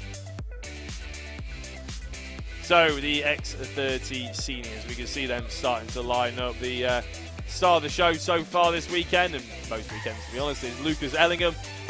He has been right there in the thick of it for the majority taking various victories along the way. He took the Heat 2 victory, he took the Heat 3 victory, and just so I'm not lying, and I've actually done the research, he also took the Heat 1 victory as well. So it's been a good weekend so far for Lucas Ellingham. Was there any doubt that it would be Lucas Ellingham on the pole in the final? I don't think so. Probably not with those sort of results. No, exactly. Coming into the weekend, I think we could have predicted that as well. And just like I was saying earlier, he's leading the championship by such a big margin. It is completely ridiculous. Let me remind you of that coming into round number 8. Of course, I've not updated this with the points for today, but that's just going to get further away because he's got 3 more wins under his belt. Before this round, Lucas Ellingham was on 7.97. Thomas Fleming, closest rival, 6.72. It's 130 points in the lead. He is there, so incredibly impressive. And Thomas Fleming not here this weekend. Harry Torpey in 3rd in the championship. He's the closest rival actually out there. He's the one lining up alongside him. Exactly that, and but one of the drivers that we were keeping an eye out for heat number 3 that impressed us quite a lot, who didn't finish in heat number 1, it was of course Thomas Byrne, who starts in 4th place and actually started to put some fights towards Lucas Ellingham as well. So hopefully the other drivers can see that there is a potential there and start taking that lead as well. Exactly, yeah, we were impressed by Harry Torpey, weren't we, in the last heat, how he was able to keep with and continue to battle with Lucas Ellingham. So let's see if he can do it in the final here. Drivers showing their experience, doing the start properly, and here we go. Lucas Ellingham pulls over immediately to cover off Torpey and takes the lead into the first corner. Bit of battling there for 3rd. Driver gets squeezed out wide on the exit as they make their way up towards Christmas Corner. Look how quickly they make it up to that corner. These karts incredibly fast, and everyone keeping on the black stuff for now. Anyway, 77 having a little half spin there. That's Enzo Liu dropping himself to the back of the pack. Dive to the inside defence there. I think that was the 15 of Benjamin Southgate, trying to hold on to 4th position. He has done there, but he's not done through the left-hander here. Loses the position out to Jordan Brown, I think that was, and going to lose another one there to 23 and possibly the 48 as well. Just about holds off the 48. But it was the 23 of JP Slater who made his way through, and there you go, down the inside goes the 95. That's Vishal Patel making his way through on the 48 of Alex Johnson. Vishal Patel has had a brilliant first lap, gaining a number of positions, even from 9th to 7th place. He's our highest climber, as well as JP Slater, both claiming 2 positions on that last lap. Actually, Benjamin Watts has gone from 15th to 12th. He's up 3. Yeah, good start then by all, I would have to say. All 15 drivers have done themselves proud. Nobody's had a big off, nobody's caused a big crash, which is what we like to see as well. So for the next 11 minutes we should have fairly consistent and clean racing, and that is one way to do it. Really good move there by the number 95, just sending an enormous amount of speed through. That was Vishal Patel on Benjamin Southgate. That was impressive. Benjamin looks like he's going to lose another position, is indeed 48. Dives down the inside. That's Alex Johnston making his way through as well. But yeah, these drivers not being afraid to send the moves, are they, early on in this one? Not at all, yeah. As they go through oblivion now, they're starting to line themselves up yet again for Christmas Corner. But the front 2 or 3 have found themselves into quite a consistent gap. Lucas Ellingham's about half a second ahead of Harry Torpey, who's about half a second ahead of Thomas Byrne, or about even maybe a second ahead of Thomas Byrne, actually. So the fights are ready for 4th and back. Jordan Brown, JP Slater, Vishal Patel, Alex Johnson and Benjamin Southgate.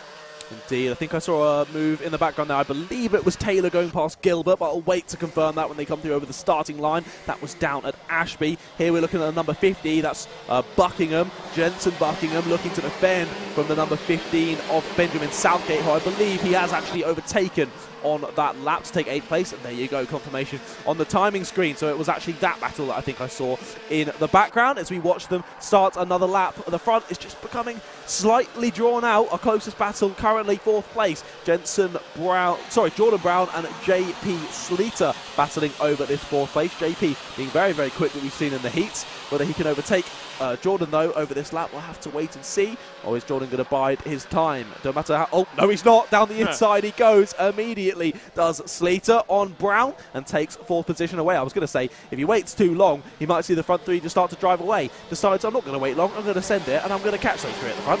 Yeah, no, he's taken it upon himself, hasn't he? Taking the responsibility on, and you never know, he'd probably tap his helmet and say, let's work together. Probably. Like they all do. Yeah, it's a good move by Slater. I think it's probably the correct decision. Look at the gap he's already making up. And actually, Patel already making a move on Brown, who's lost 2 positions in about half a lap now. So, yeah, Brown maybe a bit of a floundering fish, unfortunately, will end up falling down the order. He could come back, could just need to get back into that rhythm not quite got the kart warmed up, not quite got yourself warmed up. These things happen. As we've said, momentum is key. And yeah, you can start having forward momentum, you can start having backward momentum. The 80 losing a couple of spots. I assume Newcastle have just scored. Yeah, it's 1-1. Okay, 1-1. Celebrating over drawing, mate. We were losing for quite a while. And, anyway, yes. Looking back to the racing rather than the football. Vishal Patel is having a great race up to P5 now, as we said, started in P10. So moving his way through the order nicely. Whether he'll be able to get up too much further, though, I'm not too sure. A nice 1.5 second gap now between Byrne in third and Sleater in fourth. And Ellingham just continuing to drive away. Fastest lap of a 44.70. The only driver to get into the 44 so far. Yeah, so we'll give you a quick rundown of the top 10 while things have died down just a touch. Do please interrupt me, John, if there's something worth interrupting. Lucas Ellingham then leads the way. He's leading by about a second. Harry Torpy is in second place. Thomas Byrne in third. JP Slater in fourth. Vishal Patel in fifth. Jordan Brown in sixth. Alex Johnson seventh. Eighth, Jensen Buckingham.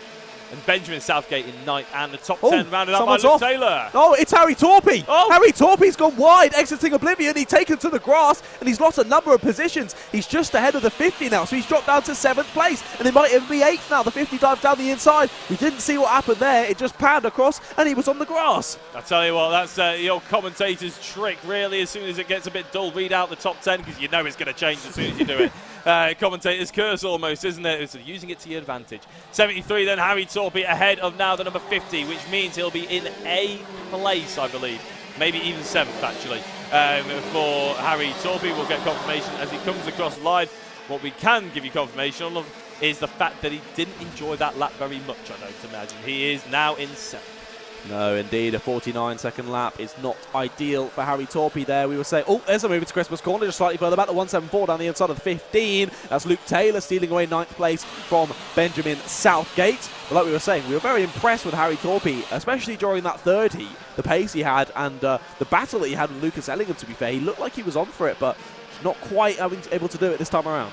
I don't want to throw you under the bus. I think you're thinking of Thomas Byrne, who made the move into Christmas Corner on Lucas Ellingham.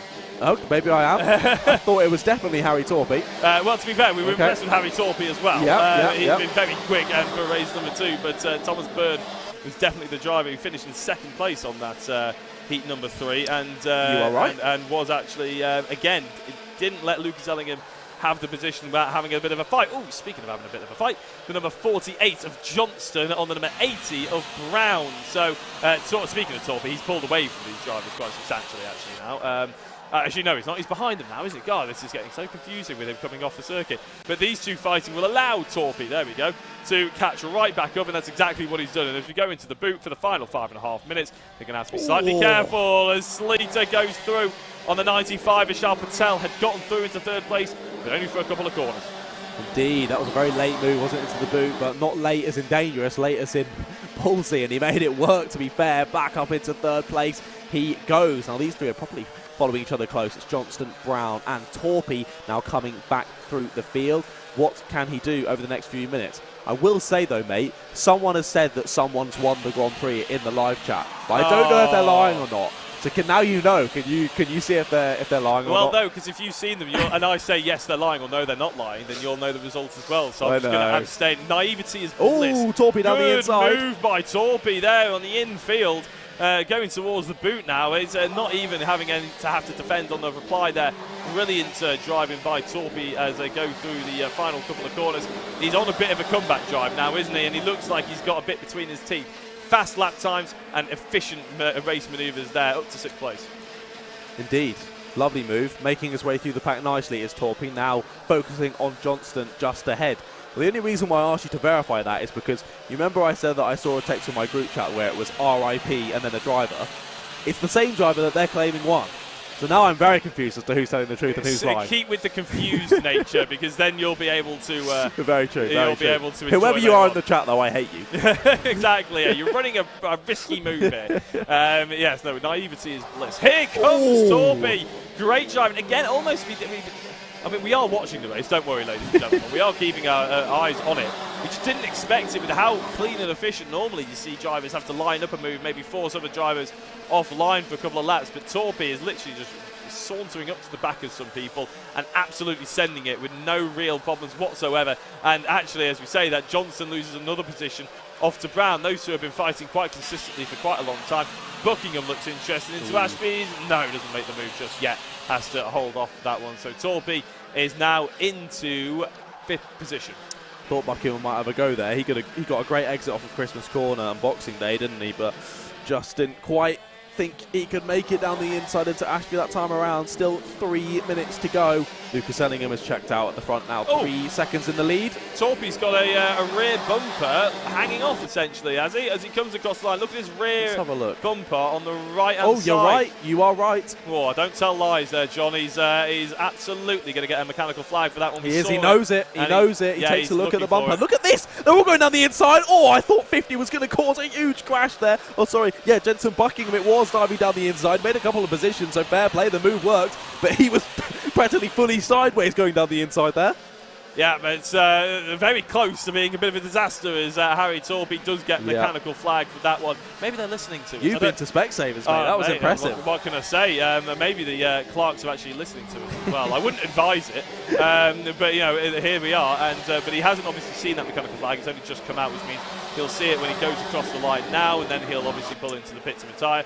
But something tells me he already knew it, because you can hear it when it's bouncing up and down on the curbs. He knew it. He looked over and realised and was like, that's that gone. And he's just allowing the kart through behind. That's very, very kind of Harry Torpy. Very, very respectful racing from him, and we all love to see that. Allows Taylor to get through, not losing him any time, and push on. But there's a battle just ahead. I thought that was Johnston going down the inside of Buckingham. It was, but Buckingham gets him back on the exit.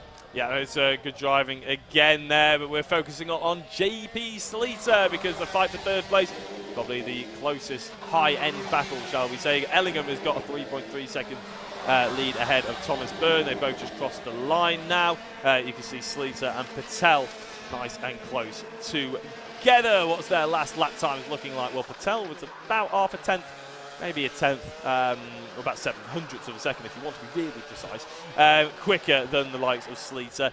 Oh, and there is a very dejected Harry Torpy, isn't it? Final really hasn't gone his way. A gutting end to a very promising day for Torpy there. Frustrating, but a lot of positives to take on to round 9 next month.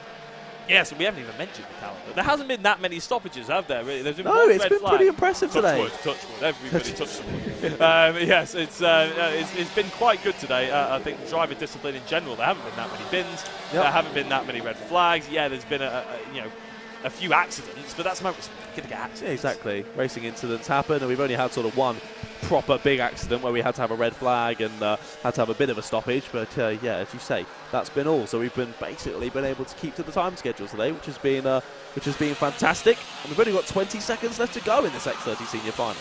Yeah, and my point I was going to make about the whole the fact that we haven't had any red flags or anything. We haven't had to use any of the filler content that we normally have in our head. That's the go-to. We only had that one red flag, which I think I witted on about something to do with racing in cars.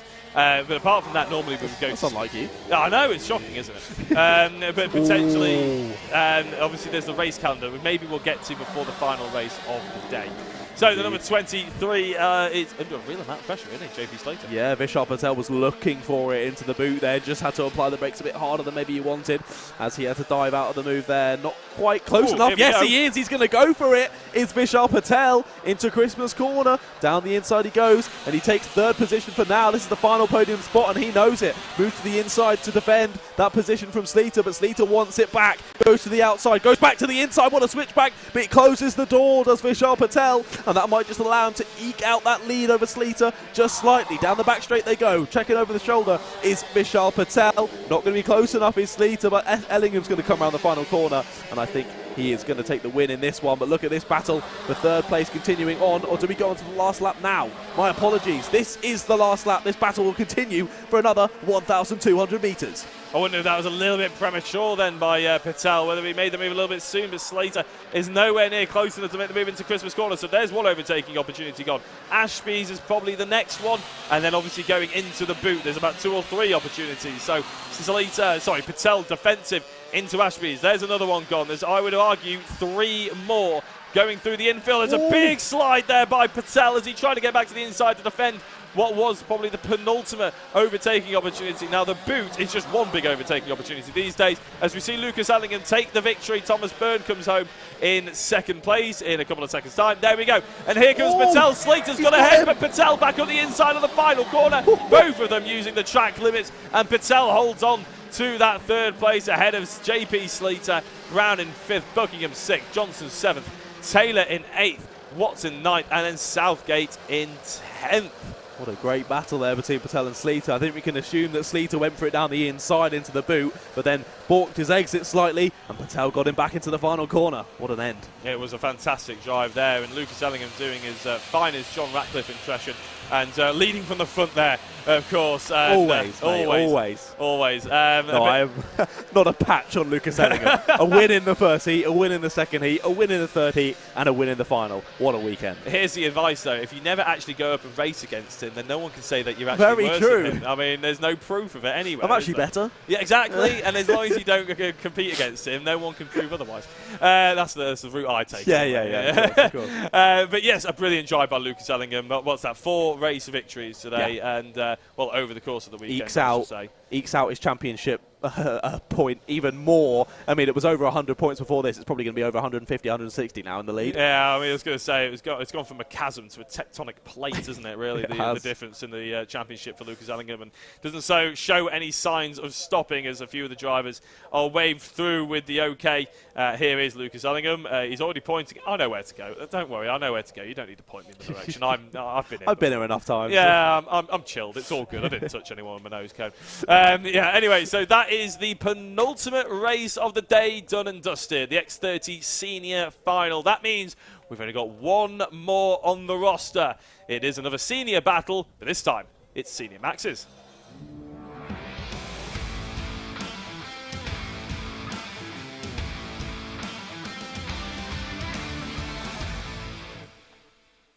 Here we go then. It looks like Senior Maxes are already out on track, so we're going to have to run through this grid pretty quickly. It's Jamie Rogers who's on pole. Alongside him is Ethan Ling, and it's Tommy Edmonds, Harry Gibson, Lewis Halliday, and Benjamin Boros rounding out that top 6. And it's Scott Smith, Benjamin Ballou, George Hunter, Riley Brown, Archie Elliott, and Rory Burke there in P12. Then it's Steve Alvarez Brown, Super GT there in unlucky number 13. Then it's Chris Banderi, Lewis Wild, Samuel Cook, Sam Light, and Ben Hearsey.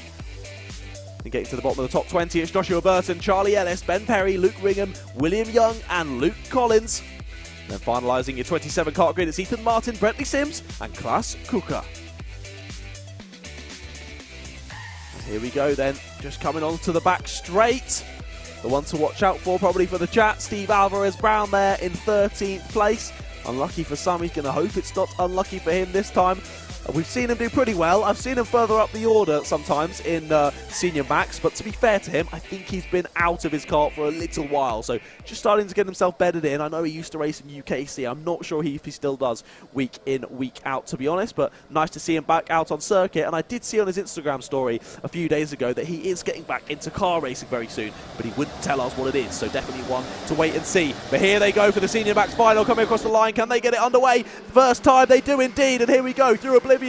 All going to keep it on the black stuff just about. No contact through there. That's always what we like to see. Moving up towards Christmas Corner, and they're flying up there. Looks like a change for a second. Heavily on the brakes there. And that green car on the outside gets squeezed out. I might lose 1, if not 2 positions there. We're going to see what your order is by the end of this. A couple of drivers moving to the inside there, looking for some cheeky overtakes. Down is Ashby, and the 64 gets it all wrong into Ashby, and I think went round there, did the 64. See who that is. It was Luke Collins starting near the back of the pack as well. Now you can see Super GT making a couple of moves there. And squeezed onto the grass on exit there. Might even make contact with a barrier on the outside there. What a move that is. That's the 76, I do believe, of Ethan Ling making a move. He started in P3, got to a couple of positions, and making his way back through well. Yeah, so as they come across the line, it is Rogers in the race lead, followed by Halliday. Lewis Halliday, I don't think we had quite the race we were expecting out of his Heat 3 earlier on. Let's see if he can put it right in terms of his final. The number 86 and the 38. That's Benjamin Boros trying to push Scott Smith on through, maybe encouraging him to go a little bit quicker than he was hoping to. Lewis Halliday is actually up 2 positions. Riley Brown has lost 10 positions off that start, started in 11th place and is crossed the line in 21st position. So, yeah, not ideal for Riley Brown. Charlie Ellis also had a pretty bad time of it as well. He lost 5 positions. He's now 25th. Yeah, not ideal for a couple of those drivers. Steve Alvarez Brown having a good start though, up 3, 12th to 9th. Also up 3 was Ben Perry there from 22nd to 19th. So fair play to those 2 drivers as we start a new lap of this one. But look at that. Rogers already with a nice sizable lead. Nearly 7/10 of a second as we start the 3rd lap of the race. But look back, Edmonds heavily pressuring Halliday now. Might look for it down into Ashby. He does indeed, but a little bit late there. Sticks the nose in. Don't think that's going to work though, and they're going to end up as they entered. They are indeed still Halliday leading Edmonds, but now allowing for Ling, Gibson, Smith, Boros to all get involved. And just behind is Hunter, Brown and Elliott. Up the inside into the boot. Oh, again. Very nearly was number 23 Edmonds. He's throwing a lot at it, and here goes a lovely little cutback, and the old switcheroo works an absolute treat. Edmonds up the inside of Halliday, done and dusted into oblivion. Runs a little bit wide though. Is that going to leave him open going into Christmas corner? Has he been able to hold some momentum? No, and slots. Back up the inside goes Halliday, and the number 76 of Ethan Ling trying to follow on suit as well. This is all allowing Jamie Rogers to fly away. It is indeed. I thought some momentum might happen there, and Edmonds might go down to maybe even 6th or 7th position. Manages to close the door on the 38 of Smith there in 6th position. Just holds him off, but has allowed for Ethan Ling and Halliday. Oh, Ethan Ling's going to dive for the inside there. Takes a lot of curb on the inside there. His floor's not going to like that. Tried to squeeze up the inside on exit, but that slowed them all up and has allowed for this battle, which was originally sort of 2 or 3 karts. Now I think might be more like 10. I think that was a little bit ambitious. To be honest, that was a bit. I was admiring what Ethan Ling tried to do, but I think he just got it a bit wrong. I think he was aiming for the apex and actually managed to overshoot the apex. Nearly to the grass. Well, yeah, he thought the apex was about 5 yards sooner than it actually was. I mean, fairly impressive to get airborne there in that part of the circuit and hold on to the position. 10 for Stoll. Exactly, yeah. I like the ambition, like I said. Lewis Halliday. Oh, that's late. That is late, and that is, again, thinking the apex is about 5 yards sooner than it probably is. What's going to happen here? Well, one thing is for sure is someone's going to try and overtake someone else. It's a good lunge at the inside, even by the number 28. Now, is Halliday going to get held out to dry? Days, 2 by 2. We say hurrah, hurrah in the commentary box as they march on through to oblivion. It's Halliday in 2nd place. Ethan Ling, sorry. It's easy to think that actually that's Rogers in the lead, but it's not. Rogers is away with the fairies as contact is made further down with Ethan Ling and a few other drivers. Indeed, Ethan Ling now dropping down to 4th. I think that's Smith who was overtaking him. That was Gibson trying to go down the inside of Edmonds into Ashby. Oh, that's at the 23. That's Edmonds going wide. And he's off, and he's going to lose probably about 10 or 15 positions there because everyone is so close in this middle battle. And you can see now Steve Alvarez Brown right in the middle of it. But that's allowed Ethan Ling to break away from this battle. And now I think that's Gibson leading this. I think it is. I think he's gone from it is 6th to 4th. I think so. Battle for 4th place, isn't it? Rogers is leading. That's number 11. That is Charlie Ellis. That's a shame for Charlie Ellis, isn't it? But yeah, Rogers leading, Lewis Halliday, Scott Smith, Ethan Ling and Harry Gibson now round out your top 5. And you're right, it is Gibson leading this long train of, well, this probably goes back to about the 12th position, to be honest. Yeah, we've got 9 drivers involved in it from 5th, so I think it's back to 14. Oh, wow. Yeah, so absolutely ridiculous. But I thought I was overestimating as well. No, underestimating somehow. But yeah, when I saw after, look at these moves continuing. Down the inside, that's 54, going to lose 1, if not 2 positions there. I think that's Ellis. No, sorry, Ellis is out, isn't he? I think it was either Burke or, I can't even pick out the drivers. There's so many making moves. It was the 89 who was making a move there. So it was actually Lewis Wild. Oh, a little bit of contact there on the apex going through the final corner. Ethan Ling in 4th, though. So that's the fastest lap of the race, 45.74. And while I catch a bit of a breath, I was so happy when I saw that Senior Rotax was finalising the day here after the Heat 3, because my goodness, it was fantastic, and this is not disappointing. Down the inside, goes 84 into Christmas corner. That was indeed Chris Van Derry on the inside of Benjamin Ballou.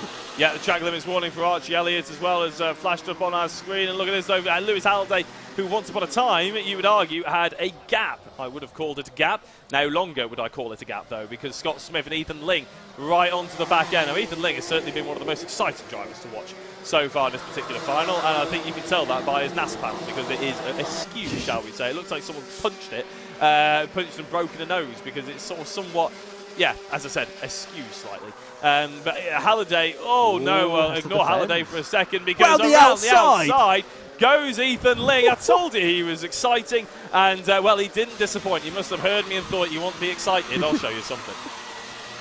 That was fantastic. Yeah, clearly can hear you, and was like, come on then, yeah, I'll give you exciting. But now he's looking for second place as Ethan Ling. And Halliday knows it, moves to the inside to defend. I think they've all realised that Rogers has checked out now. This is a battle for second. And they're not going to go for first. He tries it around the outside again. He's going to hold it on the brakes, goes to the grass, and they're going to make contact both onto the grass on exit. Just about managed to keep it together. But that's allowed for Smith to go past them, and it's going to clear them by a good couple of seconds. I mean, I said he was exciting, but I mean, there's downright foolish as well. Around the outside into the boot. Is I mean, I personally think he had every right to be there. He made it stick, but got squeezed onto the grass. And once you're on the grass, you can't turn in. So then makes contact on exit there, squeezes them both wide, and they lose a bunch of time. I think it's one of those arguments that yes, he was every right to be there. There was a gap there as the number 37. Benjamin Ballou in the pits. Yeah, he had every right to be there because there was a gap there, but that gap was always going to close. Ethan Ling, what a move, son! That was unbelievable. Looked like he was going to get overtaken. Thought, no, none of that. I'm going to go deep and go round the outside of both of you. And there's Steve Alvarez-Brown getting involved. Goes down the inside of the boot as well. He's having a fantastic race. Moving up into 6th place there, I believe. I mean, Ethan Ling, I'll tell you what, I'll stop talking about Ethan Ling. Because he's just going to do his own thing anyway, isn't it? Or his own Ling, I should say, anyway. Lewis Halliday in 4th place and getting a little bit bullied by Super GT. The quadrant driver has tried to go to the inside. It hasn't made it stick. And it looks like the 56 Halliday is holding on to that position for the time being with Steve Alvarez-Brown. Oh, dear me. That was Harry Gibson and Benjamin Boros getting a little bit too feisty towards down into Ashby's. But yeah, Steve Alvarez-Brown, who was somewhat of a disappointing heat 3 and 2. He wasn't really anywhere, to be honest. He was having absolute flyer in the final. Oh, there's a big lunge there, and Alvarez-Brown is out. As I say that, gets hung out to dry and loses 4 positions in 1 corner. Nearly gets sent to the shadow realm, as he would say. Back down to 9th place, and that's it. One little mistake or one little forced out wide, and you drop 4 or 5 positions in this pack. Yeah, no, it's... He is, I'm sure he's enjoying it though, and I'm sure whatever content he's picking up is probably top notch. Surely every driver involved in this is smiling from ear to ear right now. This is fantastic. Yeah, no, it must be very enjoyable to be out there, mustn't it? And apart from Rogers, who's probably quite bored in the race lead, he won't mind as soon as he gets the points on the board. No, Scott Smith also hasn't really done much this race. Ethan Ling has done quite the opposite of be quiet this race. He is in a bit of no man's land now. Lewis Halliday is not in, well, he is in the lead of this sort of battle, but he's not really. I would say Harry Gibson in the number 99 is really the driver who's the front of this train. He's got Benjamin Boros, Lewis Wild, Rory Burke, Steve Alvarez-Brown just behind. Then George Hunter and Tommy Edmonds not that far away. So it's no longer 9 karts, but it is still a hefty 6 or 7.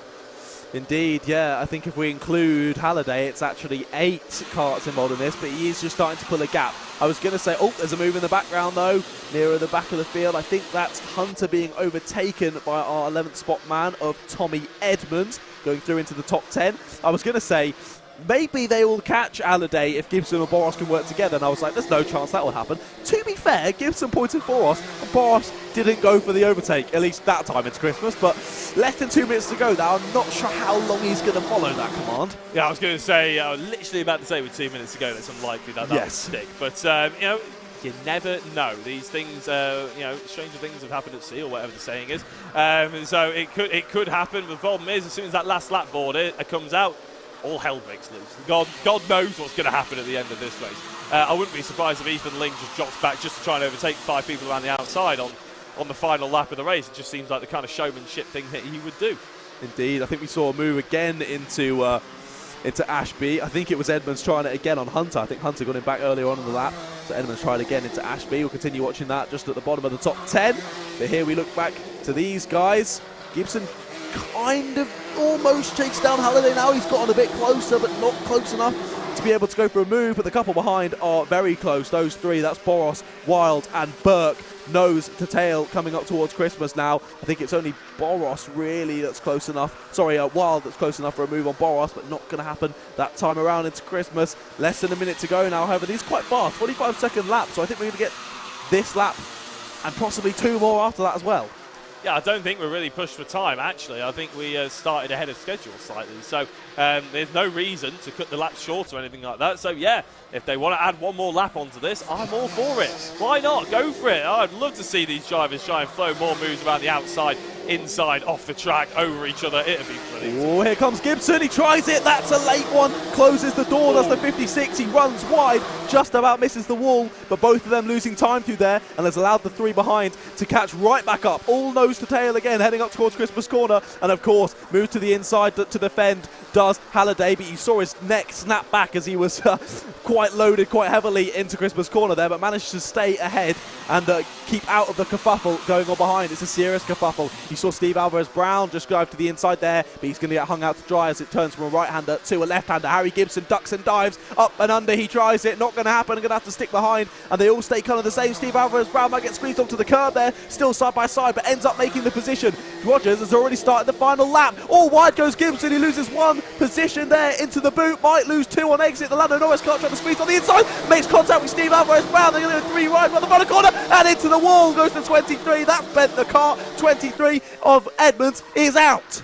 Yeah, no, they're all trying to trail after Halliday. He's got the magic Easter egg. It's Halliday's egg. They're all trying to hunt for it, aren't they? It's a very niche reference in there. If anybody gets it, I'll be very impressed. It's a brilliant drive, though, isn't it, by the 4th place driver, the number 56.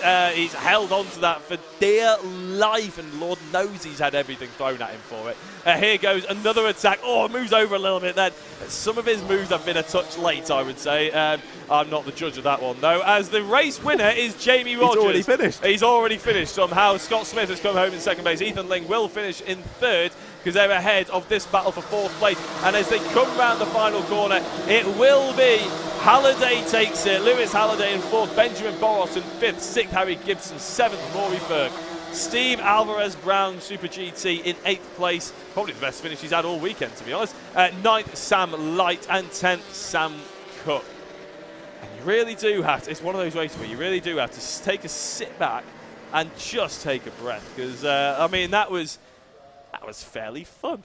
I feel like I've just done like a 30-minute cardio session where I'm knackered. Well, imagine how they're feeling right now. Halliday has been absolutely... Yeah, we've just been watching. Exactly. He's been absolutely yanking the wheel off that thing, hasn't he? And obviously rotating his neck round. I can't imagine there'll be some cricked necks at the end of it. For sure. But like you said, the best compliment we can give to Rogers is that we didn't speak about him. Yes. What a race. Great drive. An easy, in air quotes, win. Yeah, great drive. And Scott Smith as well, to be fair, who got the fastest lap of the race. Got to give him a shout out. We didn't mention him at all either. So, yeah, those 2 drivers that are actually on the screen now, 59 and 38, Rogers and Smith, brilliant drive from them. And to be honest, John, it's been a brilliant drive from everyone. That race particularly summed up everything we've seen here at the Whilton Mill Kart Club today for round day. Is there any closing thoughts from yourself before we close out the stream? It's been some fantastic racing, mate, but yeah, definitely Senior Max, I think, has been the highlight for me today. Heat 3 was fantastic, and I thought, the final could be tasty. It was even tastier than I thought it could be, so absolutely fantastic. What a day of racing here at the Whilton Mill Kart Club. And just as you're getting up the schedule, we've got 3 more rounds to go this year, haven't we? We have indeed. So we're about to sign off for round number 8 here, obviously August bank holiday. But we've got round 9 next month, September 24th and 25th. You can catch it live here on Alpha Live. There's round 10 and 11 on October 23rd and November 27th as well, which I believe is the WM plate from memory as well. So, out of 11 rounds, this has been round number 8. A big thank you to everybody who's tuned in to the YouTube chat, whether you've commented, liked, subscribed, or whether you've just sat there and silently judged us and as commentators. It's been a delight to be your host for the day. Thank you very much to Luke and Alpha Live, and of course yourself, John, for being one of the co-commentators here today. It's been a pleasure to be your other co-commentator. Hopefully we'll see you all next month in September, where I believe we'll have John and I believe DJ's back at the booth actually for that one. So I'll be tuning in just like the rest of you and throwing some comments. Thank you very much for watching. We'll see you next month.